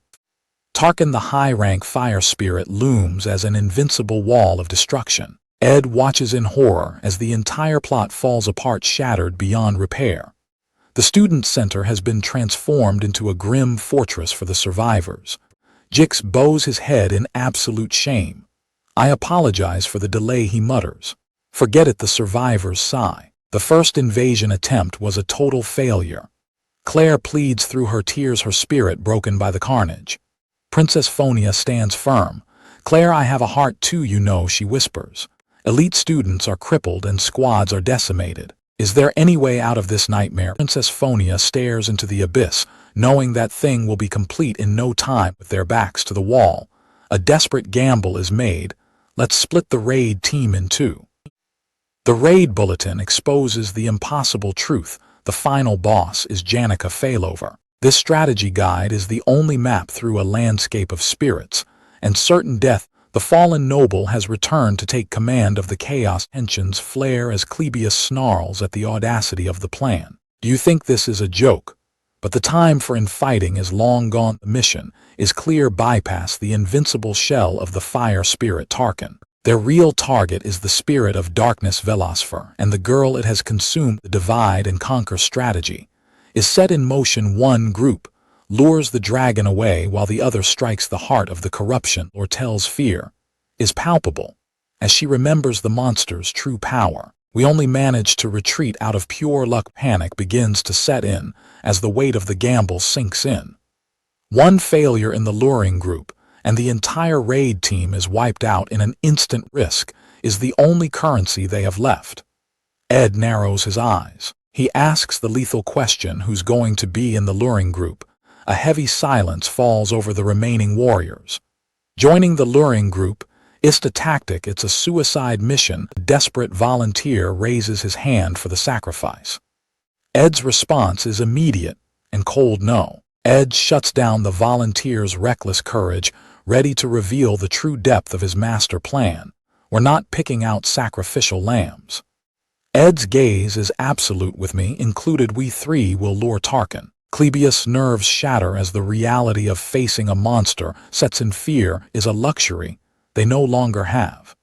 The clock is ticking and the air is thick with the scent of blood. Princess Phonia yields to the weight of his logic, accepting his strategy as the only path forward. "This is my order as the third princess of the 𝒟𝐿 Empire." Taylor, Jix, Alvira, and Ayla follow the princess into the heart of the storm. The Suicide Squad is formed: Ed, Taylor, 𝒟𝐿, and 𝒩𝒨. Their mission is the most dangerous of all, the bait for the beast. A heavy silence falls. Subdue 𝒩𝒂ℎ at any cost. The subduing group sprints ahead to strike the heart of the corruption. Princess Phonia leaves them with one final haunting command: just in case, do not die. At any cost, the groups split, charging into the darkness of the academy as the final battle for survival begins. Welcome to the abyss. Inside the Nail Hall corridor, the silence is broken only by the approaching footsteps of the damned. The monster looms in the shadows: Tarkin, the hellish fire lizard. "We just have to lure it right." Ed sees through the cowardice of 𝒩𝒨 the gloomy. Underneath that fear lies the power of the top freshman. 𝒩𝒨 catches a glimpse of Ed's unwavering confidence and finds a reason to keep his sword steady. If things go according to plan, we'll definitely win. Into the maw of the fire lizard they charge. It's not a sacrifice. Ed's logic is cold and calculated. He knows 𝒩𝒨 has the resilience to survive. The dragon's attention is fixed. 𝒩𝒨 stands his ground as the ultimate bait while the trap closes. The pressure shifts to the merchant princess. Ed places the fate of the mission on 𝒟𝐿's shoulders. She must land the critical hit. Outside Nail Hall, the mana begins to surge. 𝒟𝐿 prepares to unleash a catastrophe on Tarkin. The order is absolute: just blow it up. 𝒟𝐿 doesn't hesitate, calling forth massive magic circles that illuminate the dark training grounds. Absolute devastation. A storm of jagged ice and mana rains down, tearing the architecture apart in a display of overwhelming power.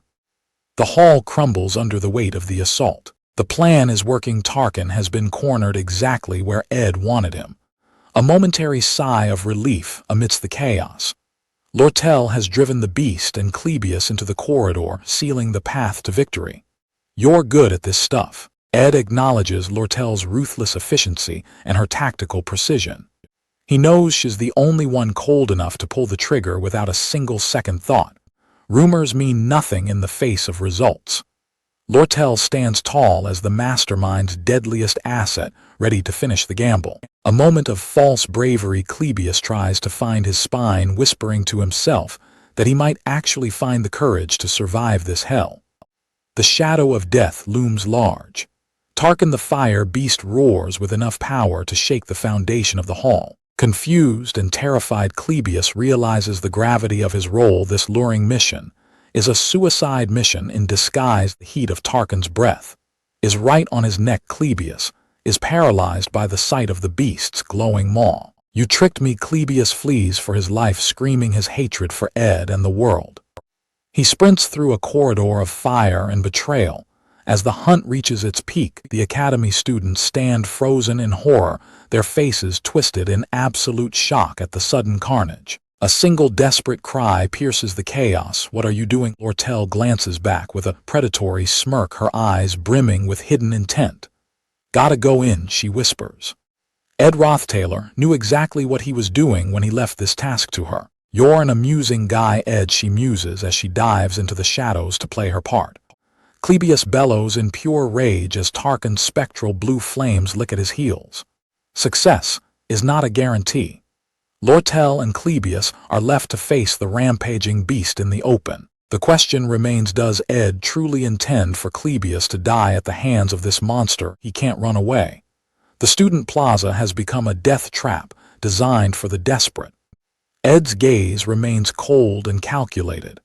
The only option is to apprehend the beast. He clutches a mysterious bag, the secret key to shattering the beast's invincibility. Tarkin's shell is an impenetrable fortress, rendering standard attacks completely useless. Powerless without the elemental slash, 𝒟𝐼𝒮 unleashes a torrent of frost, banking everything on Ed's gamble. Shards of ice erupt in a crystalline surge, trapping the battlefield in a frozen wasteland.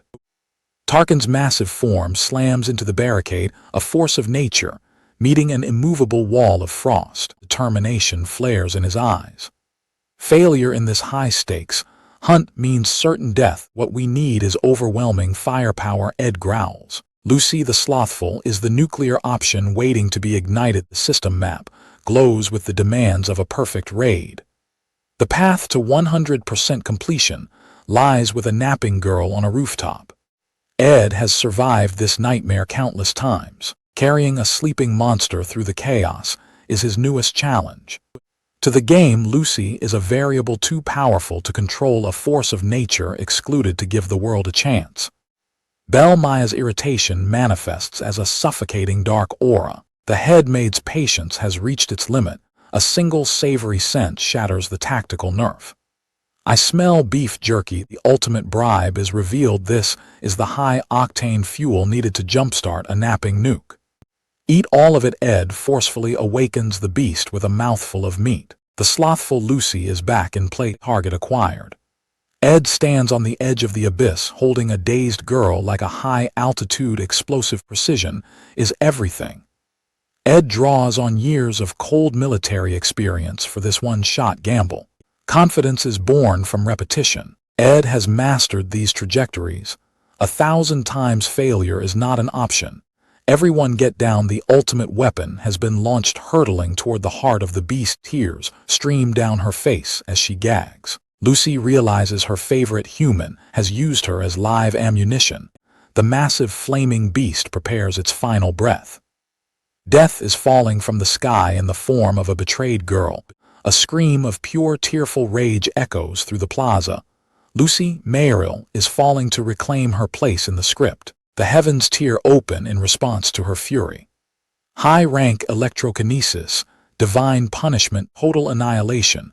A blinding pillar of violet lightning incinerates the battlefield, leaving nothing but the roar of thunder. The fire spirit Tarkin is swallowed whole by the blinding roar of Lucy's high-rank lightning. The survivors are blown back in the aftermath, struggling to stay upright as the atmosphere screams under the pressure. Ed grips the railing with white-knuckled intensity. A lethal storm. The invincible defense is finally crumbling. Tarkin's legendary tough shell begins to shatter like glass. A massive payload of EXP is up for grabs. The survival expert charges through the ruins to claim his reward. The last hit is mind fueled by determination. The survivor lunges forward with a fist of pure intent to deliver the killing blow, haunting memory of a mother's embrace.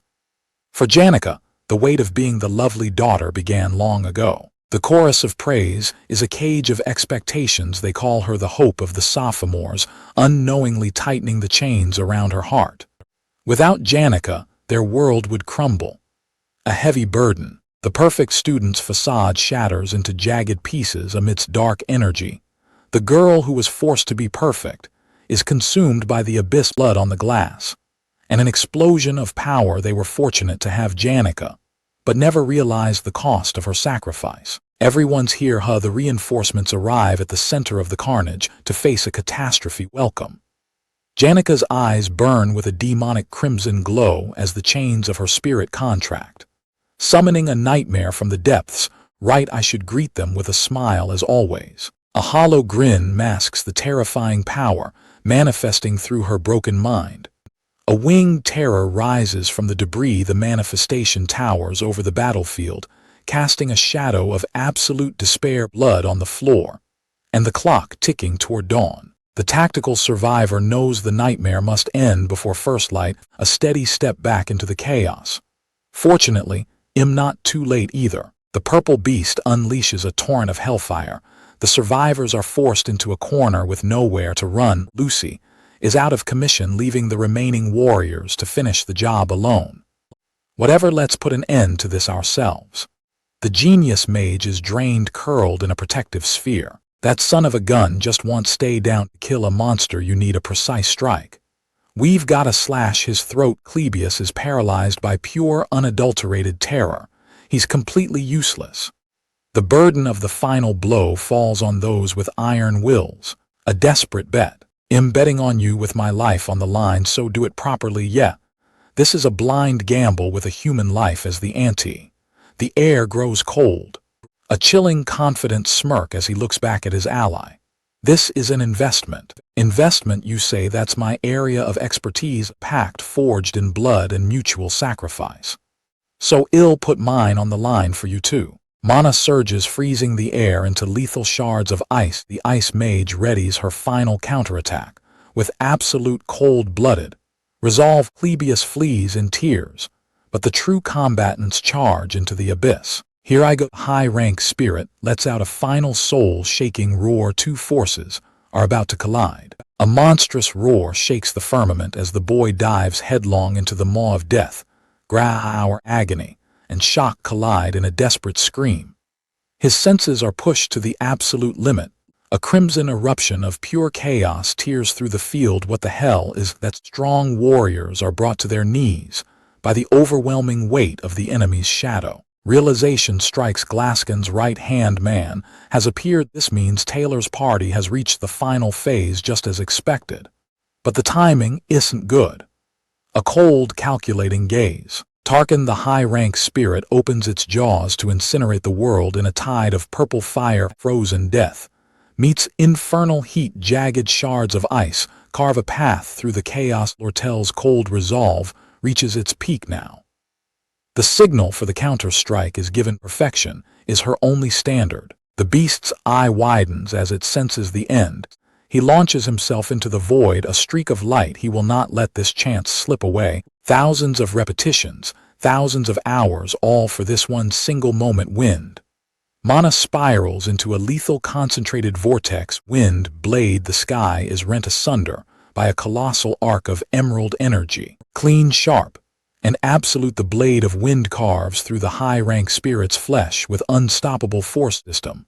Alert, the high-rank fire spirit Tarkin has been taken down. The giant falls as its mana shatters into a million glowing shards. The system goes haywire. Proficiency notifications for spirit connection and spirit understanding stack up as the reward for victory. Battered and bloodied, the survivor stares into the wreckage of the battle. Ah, that Taylor. A monstrous hand of crimson mana looms over the castle like a nightmare. The power is suffocating. The pressure reaches its breaking point. The sky is dyed in a violent bloody hue as the spirit pulses. With destructive intent, Kagak cracks of blinding white light tear through the demonic structure. As the spell begins to fracture and fail, KWAAA, a cataclysmic explosion of fire and debris marks the absolute end of the threat.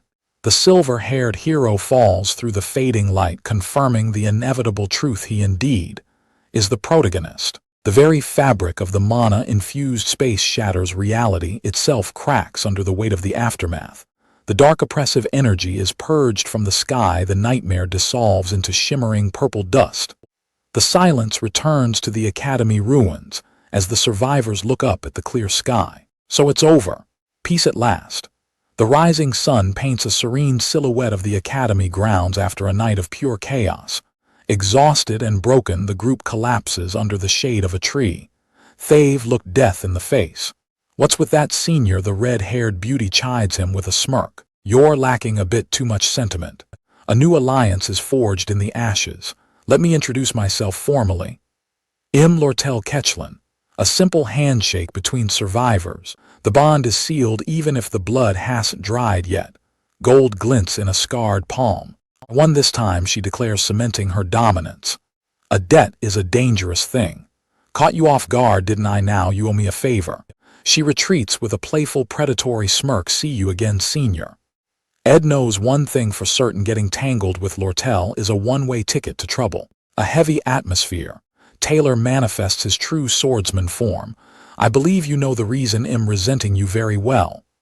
Honor remains even in the wake of carnage. Taylor looks upon the man who saved them. The fading light. A debt is still a debt. "So thank you," Taylor says, bowing deeply to the survivor. "Don't show respect to a backstabber." Clebius' venomous shouting cuts through, but Ed stands bloodied and unbothered. The verdict is final, and the bratty outbursts are crushed by those who know better. "Quiet down, Clebius. Shut up." Princess Phonia offers a seat at the table of power as a reward for his deeds. "No need," Ed replies, casting aside the fame. The credit for the kill belongs to the heroes, and Ed is happy to stay in the shadows. Focus on Lucy and Taylor. They're the ones who did the heavy lifting. Let the main characters bicker. The stage is set, and the original storyline must be preserved. I can't ignore how much they've grown. A rare, genuine smile breaks through the grime and blood on Ed's face. The pieces move across the board. They solve their own problems time and time again, just as destiny intended. Taylor grows stronger with every trial, and Aylar rises to stand right beside him. The legends are finally beginning to take shape. Princess Phonia gazes toward the horizon, finally embracing her heavy destiny as a monarch. A ruler is being forged. Jix carves his own path through the gears of civilization, writing his own legend in a world that tries to bury him. Clebius steps forward with newfound resolve alongside Alvira. Life is now a grit-filled battle for survival. 𝒟𝐼𝒮𝒁 reigns over a kingdom of gold, but she searches for the worth of a victory built on cold currency. They were all titans of destiny, protagonists born to seize the trophy of success. Their paths are paved with glory. Knowing the price of the future, the survivor turns his back on the destined light to walk a lonely road. The decision is finalized as he steps into the shadows, gripping a cold stone that marks the beginning of a life he must build himself. He shatters the silence with a single decisive kick. He won't stop until he finds what is hidden beneath the rubble.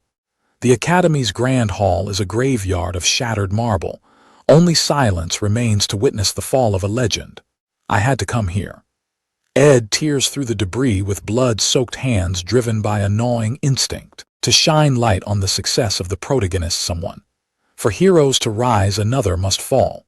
The lid slides back to reveal a nightmare: a girl beaten and broken, discarded in the dark. Why did Janica go berserk? I think I have an idea. 𝒟𝐼𝒮𝒁 recounts a secret glimpse into a moonlit room. She recalls the sight, exposing the first cracks in the Academy's perfect facade. A sanctuary turned into a prison of expectations. The room is suffocating under a mountain of gifts and silent demands. Kindness shouldn't feel like a boulder. The massive desk offers no room to breathe under the crushing weight of goodwill. Discarding the world's sincerity was a sin she couldn't commit, and that choice became her misery. She chose to carry it all with utmost diligence, a lone figure honoring a world that was slowly burying her alive. Desperation leads to disaster, as 𝒩𝒂ℎ fails the summoning ritual. The spirit of darkness descends like a nightmare, tearing through the faculty building. 𝒩𝒂ℎ has arrived to exploit the cracks in her soul. The Academy's star finally goes into a total mindless berserk. The timeline is shattered after Lucy's game-changing strike. The student's obsession shifted to 𝒩𝒂ℎ a month too early. A game-breaking contract forged in the pursuit of a nap. Lucy's overwhelming power came from frequenting the northern forest. A bruised resolve. The architect of this change is a ghost who shouldn't exist. Ed Rothtaylor is the one who built that sanctuary in the woods. A spectral wolf's final message echoes through the chaos. It's a desperate plea to save 𝒩𝒂ℎ from the darkness she's drowning in. Ed is the only one who truly sees her. While others heap on praise and pressure, the man who keeps his distance is her only pillar.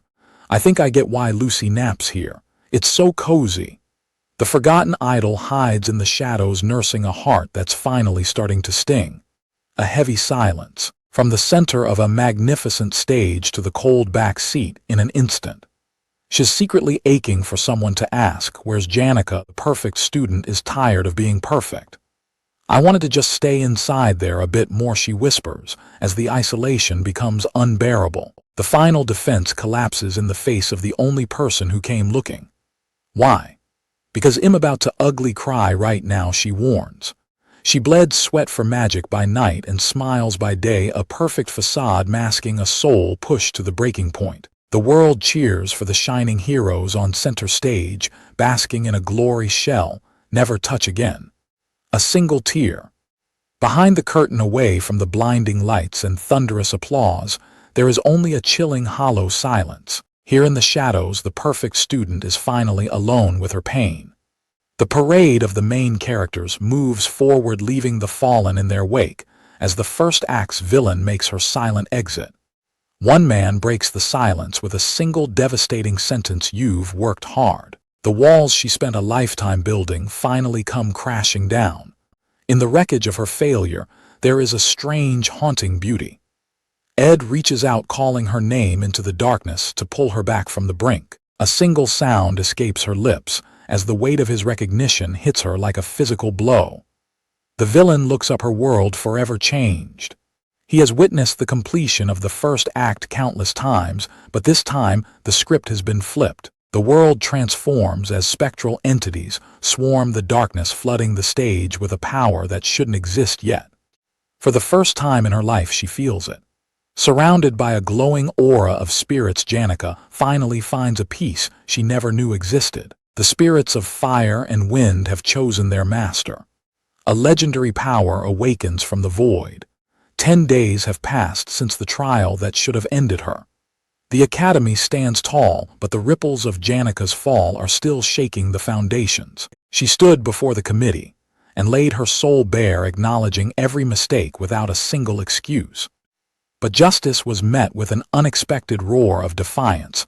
Her professors and friends stood as one, their voices thundering through the hall in a desperate plea. Princess Phonia steps onto the front lines, shielding 𝒩𝒂ℎ with a royal decree. The attempted murder charge is dead in the water. 𝒟𝐺 makes her move, opening the coffers of her association to fund the Academy's entire restoration without asking for anything in return. However, she sneaks in a clause that guts custom fees, allowing the merchant queen to tighten her iron grip on the Academy's economy. The verdict is in, and it's a heavy blow. Yearly top student benefits are stripped away instantly. Prizes are confiscated along with a total ban from Offaly's Hall. The fall from grace is steep, but the spirit remains unbroken. The gavel strikes, delivering the miracle they prayed for: expulsion revoked. The tension snaps into a roar of pure, unadulterated joy as professors and students weep for the friend they refuse to lose. The battle in the courtroom is won, but 𝒩𝒂ℎ's shoulders remain heavy with a stress no decree can lift. Clara and Annie's, a predator's smirk. The secret recovery operation is officially a go. A feast fit for royalty is laid out sparkling with sweets and the warmth of a perfect tea. The 𝒩𝒂 healing simulation is live with rules set to ensure absolutely no mention of recent traumas. A sharp, tactical gaze. The tacticians lock eyes prepared for the ultimate challenge of emotional support. Now come on 𝒩𝒂. The trap is sprung with a question about loving someone, catching 𝒩𝒂 in the crosshairs as her heart begins to race. Her companions aren't buying her transparent defense for a second. The scent of a secret crush is in the air. A soft blush colors her world as 𝒩𝒂 reveals the dream weighing on her soul. That friend had a dream, you see. A vision of pure, radiant peace, 𝒩𝒂 weaving a flower crown in a sun-drenched meadow. This is the innocence she's fighting to protect. A single word shatters the silence. The world stops spinning as a voice cuts through the air. Hey! He appears like a legend, radiant atop a white stallion. 𝒩𝒂. One word and her heart is already lost. In a world of sunlight and petals, she presents her heart in the form of a flower crown. I prepared this for you, Ed. Pure bliss, hand in hand under a golden sun, until reality crashes down. She's been on probation for 10 days, and her friends aren't falling for the "it's for a friend" act. The interrogation tightens. Clara leans in, eyes sharp and smile strained. I see. What else did that friend say? The secret spills through the friend excuse. Panic strikes, and she flees the scene before the truth can catch her. The stakes are astronomical. Clara watches her retreat, knowing she's walking on a razor's edge. Stop overthinking. A cold voice of reason cuts through the confusion. Shouldn't you think of this simply, without much complications? The heart is the ultimate battlefield, whether you like or hate someone. It's a mystery, don't you think? Sharp interrogation. The trap is set. Clara pushes her friend toward the truth. Isn't it better for you to just be honest about your emotions? Close call. Fearing a ruined reputation, 𝒩𝒂 bolts to report her suspension. Clara exhales a breath of pure relief. The rumors are contained. For now.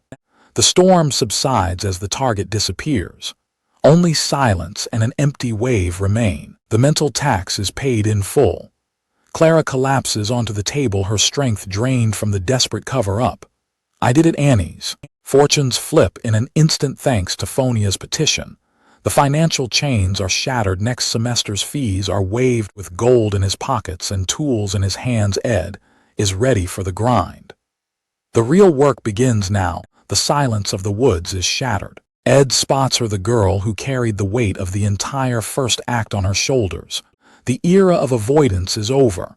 It's time for Ed to take the first step and bridge the gap with the legendary 𝒩𝒂.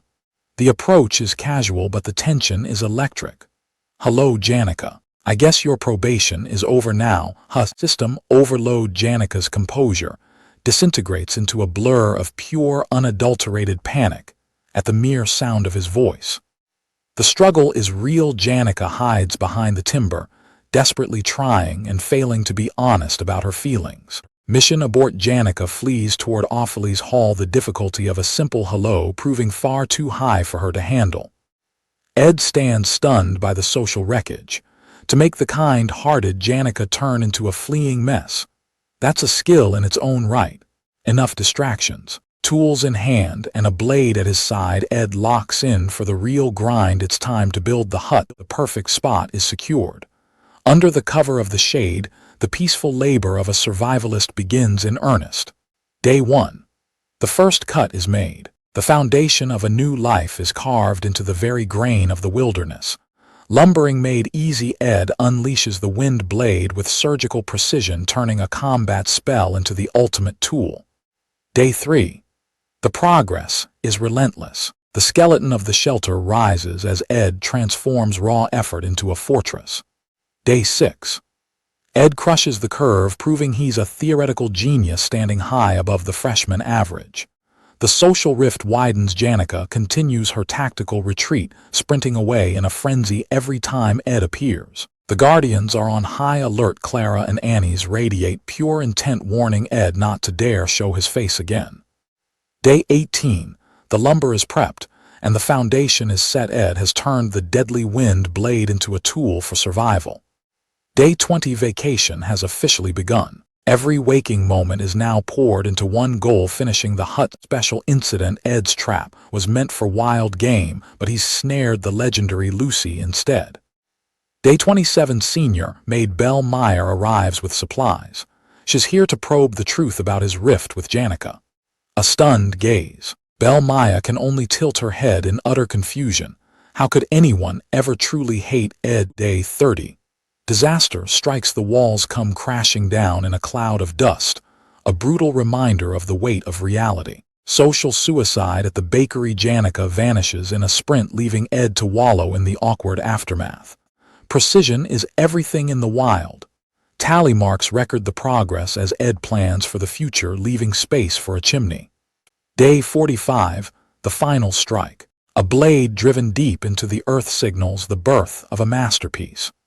True sanctuary at last. Ed sits within the hollow of his own creation. The system has spoken. A 4-star log hut is born, and Ed's proficiency in creation reaches god-tier heights. Standing tall under the burning sunset, the hut is more than just shelter. It's a fortress built of sheer will. The ultimate victory over nature. With a roof overhead, Ed has finally claimed a space where the elements cannot reach him. For the first time since his exile, Ed smiles, savoring the hard-earned peace of a man who carved his own path. The impossible is done. Ed finally has a place to call his own. The survivalist isn't just surviving anymore. He's building an empire, one log at a time. This isn't a damn nap tower. Ed discovers a sleepy trespasser treating his hard-earned roof like a 5-star hotel. A sharp, high-pitched greeting cuts through the forest air, shattering Ed's hard-earned solitude. 𝒩𝒩𝒏 arrives with a smile and a wave, acting as if venturing deep into the dangerous woods is just a casual stroll. A nervous sweat and a forced laugh. 𝒩𝒩𝒏's presence here is anything but ordinary.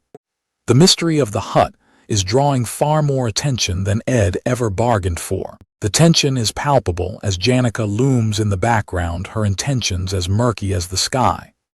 Rumors of the miraculous campsite reach the elite as the head maid reports a sight that defies explanation. The princess questions the impossible, but Belle is quick with a cover story. The legend of the hut is growing, and everyone wants a piece of the truth. Talent revealed. The stoic maid admits that Ed's self-built sanctuary is far more remarkable than anyone predicted. Belle defends her curiosity with a straight face, claiming it's an expected and natural phenomenon. It's only natural. 𝒩𝒩𝒏 loses her cool, screaming her desperate justifications, while Ed watches in confusion. Ed unveils his hand-built masterpiece, a testament to raw survivalist grit and effort.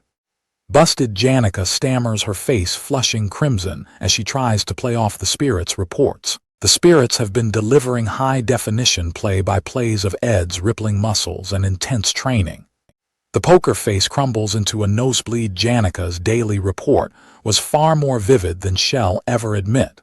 Her cooling act is failing miserably. An invitation to the inner sanctum. Ed casually offers a tour of his log sanctuary, unaware of the chaos in 𝒩𝒩𝒏's heart. Eyes wide, heart racing. 𝒩𝒩𝒏 stares into the hearth, utterly overwhelmed by the sudden invitation. Pure, unadulterated joy. 𝒩𝒩𝒏's spirit soars as she accepts the offer with a triumphant, heart-pounding roar of approval. A miracle of solo labor. The scale of what Ed managed to construct with his own 2 hands leaves 𝒩𝒩𝒏 speechless. The flames roar, casting long shadows and creating a warm sanctuary against the encroaching darkness of the wild. Reflection amidst the heat. Ed grips his mug, finally feeling the crushing weight of the debts he's accumulated. The weight of kindness is a heavy burden. 𝒩𝒩𝒏 drowns in the guilt of her friend's impossible generosity. Ed drops a bombshell of cold logic: if you can't pay them back, just don't. 𝒩𝒩𝒏 is stunned by the realization. Sincerity can be a poison. The overwhelming expectations of others didn't support her. They pressed her down until she broke. A desperate retreat from luxury. 𝒩𝒩𝒏 moved to the grit of the outdated Dex Hall just to escape the debt of gratitude. Hell is other people's envy. In a room for 8, she finally found a place to hide from the perfect 𝒩𝒩𝒏 image. Even a retreat to Dex Hall can't solve her issues. The vicious cycle of crushing expectations remains unbroken. Janica reaches out with a soft, desperate plea for connection. If you ever feel overwhelmed, Ed, I hope you make sure to tell me. The protagonist stares into the embers, his silence carrying the weight of a man who knows exactly what's coming. Ed ponders the word overwhelmed with a clinical detachment. For a regressor in this world, that feeling is a luxury he can no longer afford. Janica offers a dangerous absolute vow of loyalty. I'll help you at all costs. A faint smile plays on Ed's lips, acknowledging the kindness of a girl who doesn't realize how dark the path ahead truly is. Janica opens a door to her private world, a sanctuary away from the prying eyes of the academy. If you ever want to be secluded, you can drop by any time. Silence settles over the campfire, thick with the unsaid tension of two souls hiding their true burdens. The invitation remains open, a promise of shelter in the coming chaos. I don't mind. A blush and a giggle break the heavy atmosphere. Yeah, that makes me really happy. He. Behold the sage's sealed grimoire, a relic containing the records of aspectual magic. This worn-out book holds the power to alter the principles of nature itself. Lortel's eyes gleam with predatory instinct. She sees a golden opportunity sitting behind the display glass. It smells of money, she murmurs. A storm is coming that will devour the entire academy. Ed's internal resolve is cold and unyielding. Gratitude is accepted, but weakness is not an option. That won't happen. He looks away, pitying the players who are about to be crushed. You're going to have a hard time, Taylor. It'll be hard as hell. The long summer nights are fading fast. Episode Roman 2 begins Opheles Hall's occupation. Opheles Hall, where the elite live like kings, pampered by maids and drowned in a luxury that breeds nothing but cold resentment. The sky breaks over the Valor area, unleashing a torrential downpour as the semester looms. A storm is brewing. The academy plays favorites, granting the nobles of Opheles Hall private carriages and extra days of rest. While the elite relax, the divide only deepens. The inferior students of Dex Hall trudge through the mud, desperate to avoid point deductions. The weight of unfairness is finally becoming too heavy to bear. A single document sets the stage, a proposal regarding the commute of the elite. The trap is laid and the fuse is officially lit. Lortel's eyes watch the rain, a predator sensing the perfect strike. Just as I thought, she whispers, the entire board now firmly in her hands. The merchant has already secured her pawn, Willain. He doesn't care about student rights, he only cares about screwing over the academy. Discontent reaches a breaking point, a powder keg waiting for a spark. Willain, the master manipulator, is ready to pull the trigger on a revolution. The justification is set: blatant discrimination as the perfect fuel. This proactive change is a poison pill designed to choke the system. The truth doesn't matter anymore, only the fury of the masses does. A cold, silent resentment from within the heart of the fortress. The mere thought of this solution is enough to ignite a riot. Lortel's influence has rotted Opheles Hall from the inside out. The controversy explodes, amplified into a roar that can't be ignored. The masses have found their voice, and it's screaming for chaos. Destruction is the goal and assets are expendable. As the hall burns, the panicked administration can only watch their legacy crumble.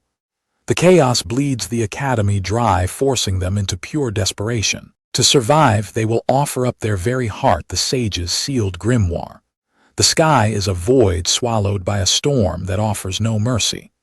Through the cold glass, the world is nothing but a gloomy, drowning graveyard. I can't help but mock myself for feeling relieved, she muses, her hand pressing against the window. This so-called romantic land is drowning in far too many lights. The reflection in the glass tells the brutal truth. She doesn't see a student, she sees a survivor covered in the filth and darkness of a life lived in the mud.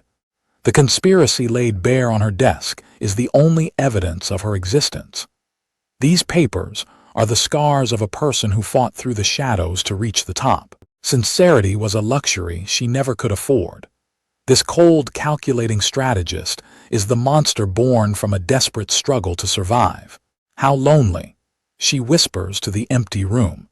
No matter the mask she wears, her true dark self remains an unchanging reality. Lortel became the dark curtain, a wall between the audience and the truth. To endure this hellish reality, she took her stance and never looked back. The essence of her filthy self remains a hunger that drives her to frantically search for her own kind. With eyes burning like emerald fire and a silhouette looming, the girl reveals her true nature. The audience has a name for this predator: Black Veil. The rain boils with the fury of 1,000 students demanding justice. "We can't take this treatment anymore," they roar. This is the 𝒩𝒮𝒄ℒ𝒜 Hall occupation incident. Provoked and desperate, the mob marches toward a trap set by 𝒟𝐿. Panic strikes as the shadows move. A helpless maid is snatched before she can sound the alarm. The middle bosses have arrived. Enter 𝒩𝒐 the decoy, the first-floor gatekeeper driven by a burning grudge. He's now a hired blade in 𝒟𝐿's grand dark design. 𝒩𝒐 hauls his prize into the darkness, a pawn moving exactly as the master of the house intended. The first barrier crumbles under a heavy boot. With the protectors neutralized, the doors of 𝒩𝒮𝒄ℎ𝒜 Hall swing wide for the impending chaos. A deafening crack. The seal is broken and the gates swing wide as the rain lashes down. The shadows move to claim the first floor. Pure chaos erupts. The students are caught in a nightmare, their screams lost in the storm. The hooded lookout's face pales as the truth is dragged into the light. The traitor confirms his role in this dark play as the watcher for the coming disaster. 𝒟𝐿 steps out of the rain, a wild card ready to wreck the master plan through grit and desperation. 𝒟𝐿 has somehow become the middle boss. The countdown to catastrophe begins. Only 2 days remain before the outbreak of the 𝒩𝒮𝒄ℜ Hall incident. Ed stares at his pathetic stats, feeling the weight of his own weakness once again. 𝒟𝐿 has zero natural talent for combat, forcing himself to hunt just to stay in the game. Months of grueling practice, and his bow proficiency remains a joke. He aims at a target that refuses to fall. The atmosphere shifts in an instant. Something is moving through the trees, snapping Ed out of his focus. His isolated camp is no longer a sanctuary, it's a destination for the curious and the dangerous. The silence of the forest is shattered by visitors who have tracked him down. A tense silence.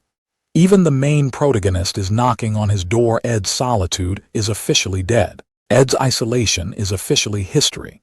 Out of the tidal wave of intruders, 3 powerhouses stand above the rest. Visitor is a monster of talent, an extraordinary genius mage anchoring herself upon a massive shimmering magic circle. There's a door. The pint-sized nightmare peers through the window, already planning to renovate Ed's sanctuary. Arcane power hums. Logic and sanity have no place here. The genius mage demands glass windows and roof skylights for the cabin. Patience has its limits. Ed finally takes out the trash, physically yeeting the meddling mage away from his cabin. Finally, a breath of fresh air. Visitor B arrives, and for once Ed is actually happy to see someone knocking. "I brought eggs." The academy's top student Janica arrives with a radiant smile and a peace offering. She isn't just a powerhouse, she's the ultimate survival partner, turning Ed's rugged lifestyle into something almost cozy. Janica demonstrates the brutal efficiency of whitening clothes through salted water and raw foot power. A rare moment of peace. The atmosphere suddenly turns frigid. The sweet farm girl's smile masks a chilling intensity. How often does Lucy come here?" The top student radiates an aura that screams for others to stay away from her territory. Visitor C makes her entrance. The most dangerous merchant in the academy begins her march toward the camp. Enter the golden daughter, 𝒟𝐿. Flanked by her stoic maid, the princess arrives as a predator on the hunt for a valuable asset. Beneath that playful smile lies the mind of a master strategist ready to buy Ed's loyalty for her upcoming grand design. The Black Veil of Act 2 has made her move, weaving a web to bring 𝒩𝒮𝒄ℜ Hall to its knees and rewrite the academy's future. Ed draws a line in the sand, determined to stay clear of the coming storm. I'm just going to reject any offers. An icy, calculating stare. The timeline is in total chaos. Panic erupts as the script fails. Why isn't it going as per the scenario? The original story is dead and buried. 𝒩𝒐 was supposed to play the victim, but a single blow from Lucy has shattered the narrative. Fury finds a voice in a desperate insult. "You're worse than that insect." Ed Rothtail's silence is bought with bone-breaking force. A crushing fist ends the argument before it can even begin. The fallout of raw rage. Jix stands over the fallen, a predator whose patience finally snapped. Unbridled anger consumes the hall. It's the first time anyone has seen Jix this truly dangerously enraged. Lortel lays out the heist with cold precision. Enter the 𝒩𝒮𝒄ℒ𝒜𝐼ℳ hall, she commands, needing someone who can move through shadows. The merchant princess needs more than just a thief. She needs a fall guy the inner investigators will never listen to. Trust is built on the foundation of a ruined name. Lortel knows that if Ed rats her out, his word is worth absolutely nothing. Reality bites hard. Ed realizes his shitty reputation is the only reason he's worth the Golden Daughter's time. She dangles the poisonous carrot of vengeance. Don't you want to screw the academy over in return? Ed isn't looking for blood, just a way to survive the coming wreckage. He'll play his part in this drama, but only in moderation. The price of destiny is set at 20 gold coins. Before the story warps beyond repair, the contract is signed in the shadows. The deal is struck. Ed seals the pact with a handshake, vowing to drag this twisted world back to its rightful place. The countdown begins. One day remains before the 𝒩𝒮𝒄ℎ hall incident ignites the fuse of destruction. While the world burns, Ed keeps his eyes on the prize. Lortel's financial scheme is just another chapter in the game he's forced to play. A new power emerges to challenge the crown. The merchantry rises, creating a deadly rift that rivals the student association. Ideals clash with cold, hard reality. The winner of this war depends on one man's choice, Taylor. The spectator waits for his moment. Ed will play both sides, joining the victor, only to ensure his own survival in the wreckage. Rain lashes the camp, but the fire stays lit. Ed's persistence earns him the respect of those who see his struggle in the mud. The status quo is shifting with the seasons. As the vacation ends and students move halls, the calm before the storm finally breaks. The downpour won't stop for anyone. Time is running out, and the characters scramble to find shelter before the incident begins. Kindness in the shadow of conspiracy. Janica offers her support, unaware that the world they know is about to be upended. She brings warmth and supplies to the camp, a small comfort before the coming storm. A fleeting moment of joy by the campfire. They make plans for a future that may never come as the clouds grow darker. The tiny monster stands alone in the rain. Ed watches the enigmatic Lucy, wondering how many times she has stood as a silent sentinel. God-tier power comes with a devastating price tag. For the S-rank mage, Lucy's strength is a burden she carries in silence. Reflections of a promised fate. Even the strongest can't outrun their past when the rain starts to fall and the memories return. Ed maintains his mask of indifference. In a world full of tragic legends, he knows that getting too close is the fastest way to die. Janica's safety hangs in the balance as the countdown begins. She's still trapped within 𝒩𝒮𝒄ℎ hall, unaware of the closing danger. The trap is set. Massive protection runes will turn the dormitory into an inescapable prison once the hall is occupied. Ed breaks the silence with a weighted request that shifts the air. I have a favor to ask of you. By the flickering warmth of the campfire, a secret pact is formed. Tomorrow around 9 p.m. could you come out to the Rose Garden, a place of beauty about to become a tactical extraction point. Ed's gaze is sharp, his mind already 3 steps ahead. Janica's heart races as she completely misreads the situation, blooming with romantic hope. Little does she know Ed is only luring her away to keep her clear of the impending carnage. Overwhelmed and blushing, Janica stammers out her consent. The invitation is accepted, but the reason remains a mystery. She flees into the rain with a flustered goodbye.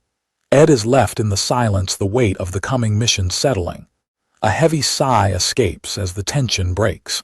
The plan is in motion, and there's no turning back now. The endless rain will soon stop. Before the semester can begin, a storm of a different kind is brewing. The long vacation is over. Ed stares into the fire, preparing for the chaos that starts at dawn. Outbreak of the 𝒩𝒮𝒄ℎ hall incident, D09 p.m. The clock tower looms like a silent witness to tragedy. 𝒩𝒜ℳℰ pushes his body to the limit. My execution is lacking, he mutters, honing his edge for battle. Precision in every movement. This physical discipline is the only thing that will keep him alive in the coming madness. The atmosphere shifts, a sudden disturbance catching the veteran's attention. The first ripple of the incident has arrived. A shadow cuts through the heavy downpour, feet pounding against the pavement with lethal intent. The storm is the perfect cover. Beneath the hood, eyes sharp as a predator's scan the darkness. Every drop of rain mirrors the cold resolve of an operative ready to strike. The infiltration is underway as the hooded figure corners his contact. What about the other maids? The trap is laid, and the chief maid has herded the sheep into the meeting room. Internal collapse is now inevitable. Moving through the gilded halls, the operative receives the final delivery. I've also prepared the goods that were asked for in advance. A single bucket, a simple tool of destruction, sits ready in the shadows. One spark is all it takes to turn this sanctuary into an inferno. The silent hunter stands alone. The preparations are all done, he whispers as the weight of coming chaos settles on his shoulders. 𝒩𝒮 hall looms in the night, a silent fortress oblivious to the betrayal festering within its walls. The fuse is lit, and the signal is given.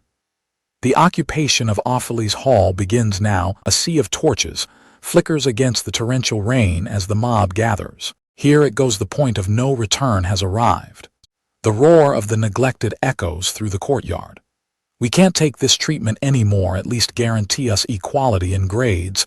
𝒟𝐿 raises his fist to the heavens. Answer to our pleas, the voice of the masses becomes a thunderclap of rebellion. The mob surges forward, a tidal wave of resentment crashing against the iron gates of the elite. A blinding flash of light shatters the darkness. The threshold is breached, and the academy will never be the same. Shock and terror ripple through the crowd as the situation spirals out of control. What's going on? The spark has finally hit the powder keg. The dam has burst. A tidal wave of resentment surges forward as the doors of 𝒩𝒮's hall are breached. Amidst the downpour, the mob leader is paralyzed with shock. The man who cleared their path isn't a comrade, he's the fuel for this fire. The reveal is chilling. Ed Rothstaler stands tall in the rain, his expression unreadable and his presence heavy with hidden intent. Silence is a weapon. Ed cuts off a potential outburst with a sharp ahem, keeping the narrative under his absolute control. Ed weaves a web of lies, playing the role of a sympathizer to perfection. He manipulates the mob from the inside out. The hook is set deep. The gullible leader praises Ed as a great person, unaware he's being steered into a disaster. 𝒟𝐿 rushes headlong into the fray, fueled by false encouragement. He doesn't realize he's already been marked as the sacrificial lamb to take the blame for the entire mess. A lone maid flees in terror, but Ed lets her run. Every superior she could warn is already trapped within the meeting hall. Empty hallways. The trap snaps shut. System runes flare to life, turning student protection into iron-clad detention. Ed walks through the halls as red magic circles ignite on every door. Everything is proceeding exactly as the scenario dictated. The mastermind watches from the shadows, acknowledging the flashy start. Black Veil is finally moving into position. Wet footsteps break the silence. Even my socks are soaking wet now, a mundane complaint in a high-stakes conspiracy. A mysterious figure emerges from the gloom, watching Ed's handiwork with a smirk. As expected of you, Ed. The predator senses a gaze. Ed spins around, his composure flickering as he realizes he wasn't the only one watching the stage. The final player steps into the light. The true stage is set for the 𝒟𝒮's Academy survival guide to continue. The merchant of gold emerges from the rain. 𝒟𝒻 is here, and her presence alone shifts the weight of the air. A chilling question pierces the silence. Have you ever killed someone? The world holds its breath as the silence stretches between them. Every second feels like an eternity. Ed's gaze is unwavering as he delivers his truth. No, I haven't. A hollow, mocking laugh escapes her lips. Me either, she claims, but the darkness in her eyes tells a different story. A dark amusement. For 𝒟𝒻's survival was a brutal sprint through the filth. A young girl running for her life, clutching whatever scraps she could find. To climb to the top, she had to crush every hand that reached out. Contracts burn and allies are betrayed. It was always kill or be killed. She walks a path paved in gold and built upon a mountain of corpses. This is the birth of the Golden Daughter. She is a monster of her own making, and she knows it. Sympathy is a luxury she doesn't deserve, yet she craves it anyway. The Golden Daughter finally bears her soul. Ed, could you ever sympathize with a person like me? Loneliness is an apex predator that hunts the good and the evil alike. To escape the rot, they search for someone willing to sink into the filth. They look for a sliver of redemption in another's eyes, but the answer is a cold, hard no. Ed draws a final line between them. You gotta take responsibility for your decisions, 𝒟𝐿. But that person is not me. Ed's eye glows with a piercing blue light. The time for talk is over. The academy employees are closing in. Two silhouettes are locked in a cold, wordless standoff. The grand hall is suffocating with the weight of an unspoken goodbye. I said something useless that was quite unlike myself. 𝒟𝐿 smirks, the mask of a merchant sliding back into place. Time is running thin, and her real work is just beginning. Ed stands motionless in the foyer, the debris of a broken world at his feet. The gears of the plan are turning. Phew! A heavy sigh escapes Ed as the tension finally breaks. He sinks into a seat, the first act of the tragedy complete. Sharp, calculating eyes watch the darkness. 𝒟𝐿 is weaving the final threads of a blueprint for absolute chaos. The defense magic of 𝒟𝐿's hall fractures, screaming with crimson rage as it goes berserk. Enveloped in a violent surge of runaway magic, 𝒟𝐿 sheds his humanity. A monster is born from the runes. Ed stretches with casual indifference the script of the massacre, already memorized. The plan is a calculated gamble, stall for time, take a beating, and lose convincingly. Taylor must be the hero. A golden carriage thunders through the midnight rain, its presence screaming of power. An elite player has arrived at the height of the storm. Drenched and shivering, the spirit summoner waits in the pavilion's shadow, her heart filled with doubt. Is it okay for me to be here right now? Ed's simple note is her only anchor in the freezing rain. He asked her to wait, and she will stay rooted to this spot until the very end. Her pulse hammers against her ribs. Did he prepare something special? Hopeful blush. 3 sleepless nights of anticipation have led to this moment in the rose garden. Her entire existence is focused on Ed's arrival. Through the eyes of the spirit Merelda, she has never stopped tracking Ed's every single move. Guilt gnaws at her, but her obsession is absolute. The spirits confirm the cruel truth. Every target was a fellow female student, a realization that shatters her heart into pieces. The storm rages, but she remains unmoving. She'll wait in the freezing rain until her body gives out, or until he finally appears. Even in the pouring rain, her mind wanders to trivialities. Was the flower hairpin a mistake? She wonders, drowning in self-doubt. She'll risk leaving her post for a moment just to return with a hairpin more worthy of their meeting.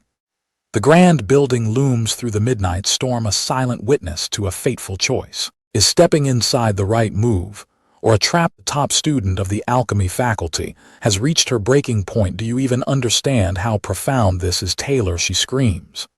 A manic, unhinged laugh. She isn't the victim, she's the threat. If the alchemist loses her mind, she'll rain chemical hellfire on every student in her path. Chaos erupts as they charge through the storm. Enough chit-chat. Elvira bellows, her eyes fixed on the 4th floor and nothing else. Her eyes widen, locking onto something that freezes her in her tracks. The intensity in her gaze speaks of a shock that cuts through her mania. You. The door reveals a scene of absolute devastation. A lone figure sits amidst the wreckage, radiating a cold, overwhelming presence. The room is a battlefield of shattered glass and frantic footprints. The display cabinet lies in ruins, picked clean by the chaos that preceded them. Ed Rothtaylor sits rooted to the spot, his back turned to the stairs like a guardian of the carnage. He's made his stand, and he's not moving for anyone. Silence falls over the room as the alchemist stares at the man before her. The sweat on her face betrays the sheer weight of this confrontation. Ed Rothtaylor, the name is whispered like a curse.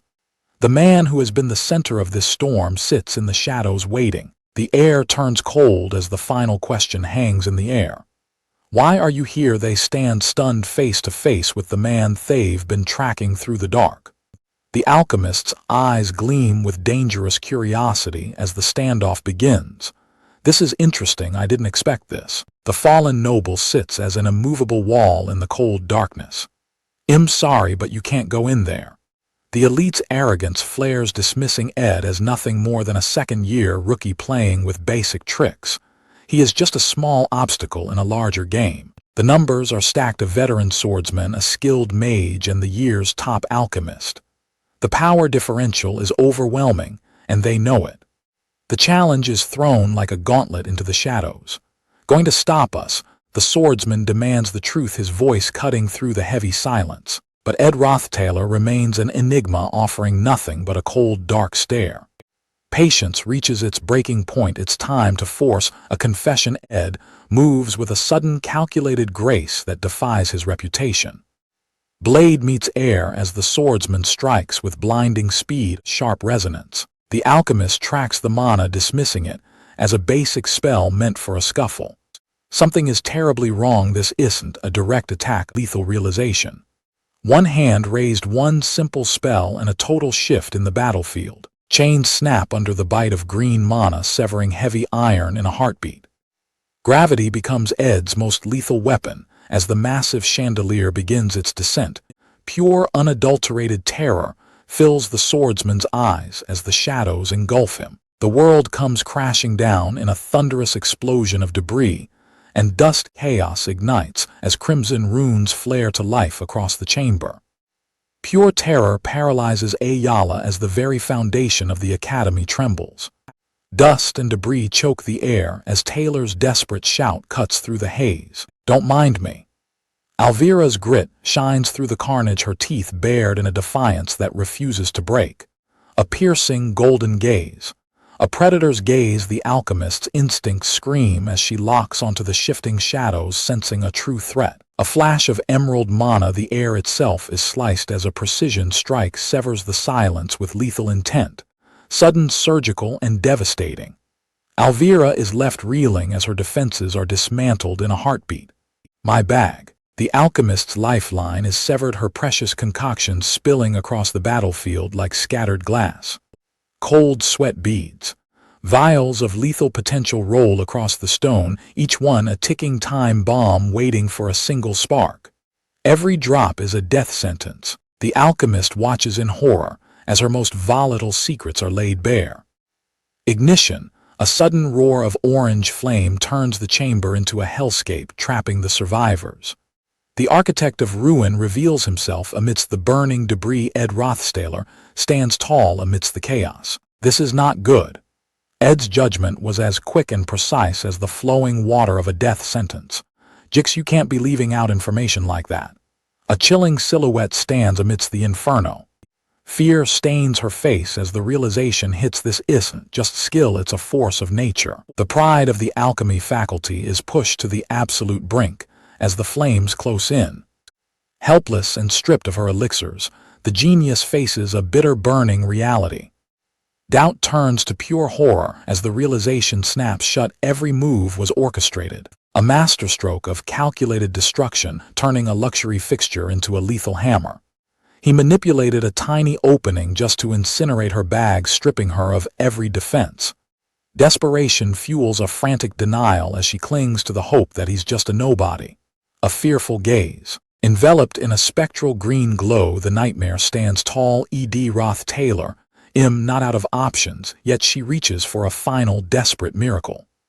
From the light emerges a celestial guardian, her last line of defense against the dark. Go berserk, amplify, forbidden. Alchemy forces the familiar past its physical limits.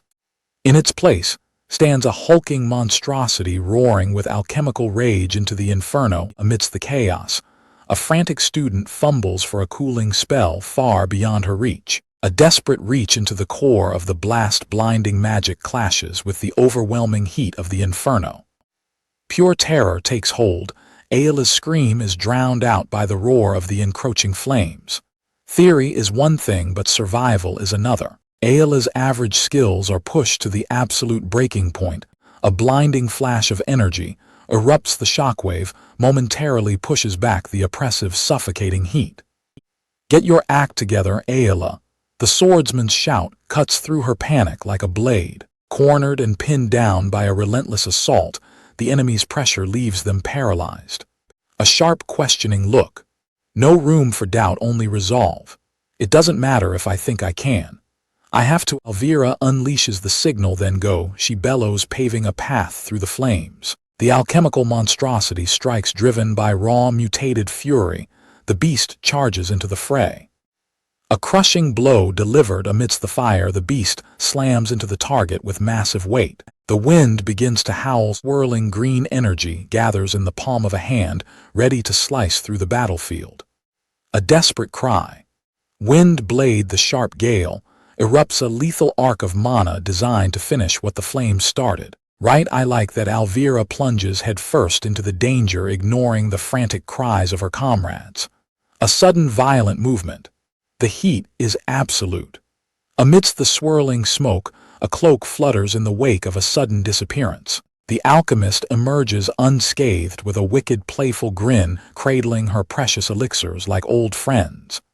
Elvira senses the preparation, but it's not enough. She readies her trump card, release magic, the lethal high-velocity kick. She launches the reagent, the glass cuts through the air like a bullet. You're late. The bottle shatters, unleashing a blinding arc of green energy that severs the battle's flow. A cocktail of butterfly flowers and gall mushrooms infused with release magic. It becomes a spell killer. The reagent erupts, a violent surge of power expands, ready to rewrite the laws of the battlefield. Absolute control, Elvira dominates the release, forcing her mana to override every existing magical structure. The magic formula crumbles, every product of the enemy's sorcery is ruthlessly subdued by the chemical surge. Energy fades away. Blood sprays as a hidden blade finds its mark. The monster collapses as 𝒩𝒂ℳℰ stands tall. Mr. Mage, who can't even use magic, the enemy reels in shock as 𝒩𝒂ℳℰ proves that a blade is faster than any incantation. He doesn't stay to chat. Ed vanishes into the smoke and embers, leaving his enemies chasing a phantom through the burning ruins. A heavy crash echoes through the corridor. Ed slams a massive crate down, blocking the path and controlling the flow of the inferno. The final trap is set. A vat of volatile fuel tips over, spilling a river of liquid fire into the path of his pursuers. The spark hits the oil, a blinding flash of white-hot light signals, the start of a catastrophic chain reaction. A monstrous pillar of fire erupts, consuming everything. The warrior is swallowed whole by a wall of roaring, inescapable heat. The acrid stench of fuel fills the hall, freezing the swordsman in his tracks. This smell. 𝒩𝒂ℰ, determined to end the nightmare. Desperation cracks the redhead's voice as she screams for him to halt. Wait, Taylor, the calculation is chilling, a window left wide open to draw out the lethal, choking smoke. No carpets, no flammables, nothing but a cold, empty kill zone. Every detail of this accident was accounted for. The swordsman charges through the sparks, his mind reeling. Before anyone gets hurt, he bellows, igniting his resolve. There he stands, the bloodied and battered noble, standing his ground with a bow gripped tight. And plan it all. I am gonna put an end to this. A thunderous lunge to stop the madness before the hall is reduced to ash. Blood-curdling scream echoes through the burning corridor. No Taylor. The swordsman closes in, but the archer is faster, his sword hand ready to unleash hell. 𝒩𝒂ℳ remains calm in the eye of the storm, drawing back the string with lethal, cold-blooded precision. A cold focus. The shot is fired. A blinding streak of light cleaves through the air faster than the human eye can track. Panic seizes the swordsman's heart as the projectile whistles toward him. He's using a bow, ill-deflected. The arrow whistles past, a blur of white-hot intent that completely ignores the charging warrior he's not targeting. 𝒩𝒂ℰ is paralyzed, her magic failing when she needs it most. She can't even use basic spells right now. A desperate spark. Desperation ignites a spark as 𝒩𝒂ℰ forces her mana to life. The arrow freezes mid-air, caught in a tether of raw, crackling energy. A sigh of relief escapes as the blue orb hums with salvaged power. That was close. Exhaustion takes hold. A magical engineering tool that snatches objects from any distance. What is the deal with this arrow?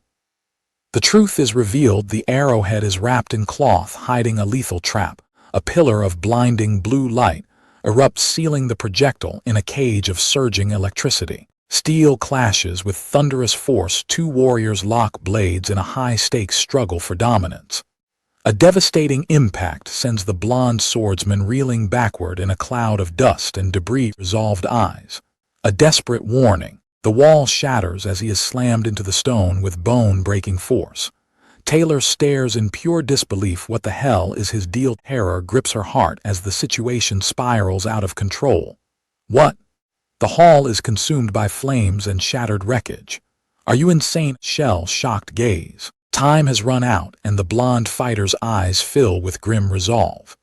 We're all going to die if we don't do anything right now. The ultimate threat emerges. The second-floor boss, the gloomy Clebius Nortondale, has escaped, bent, broken, and covered in blood. The warrior finally lets go.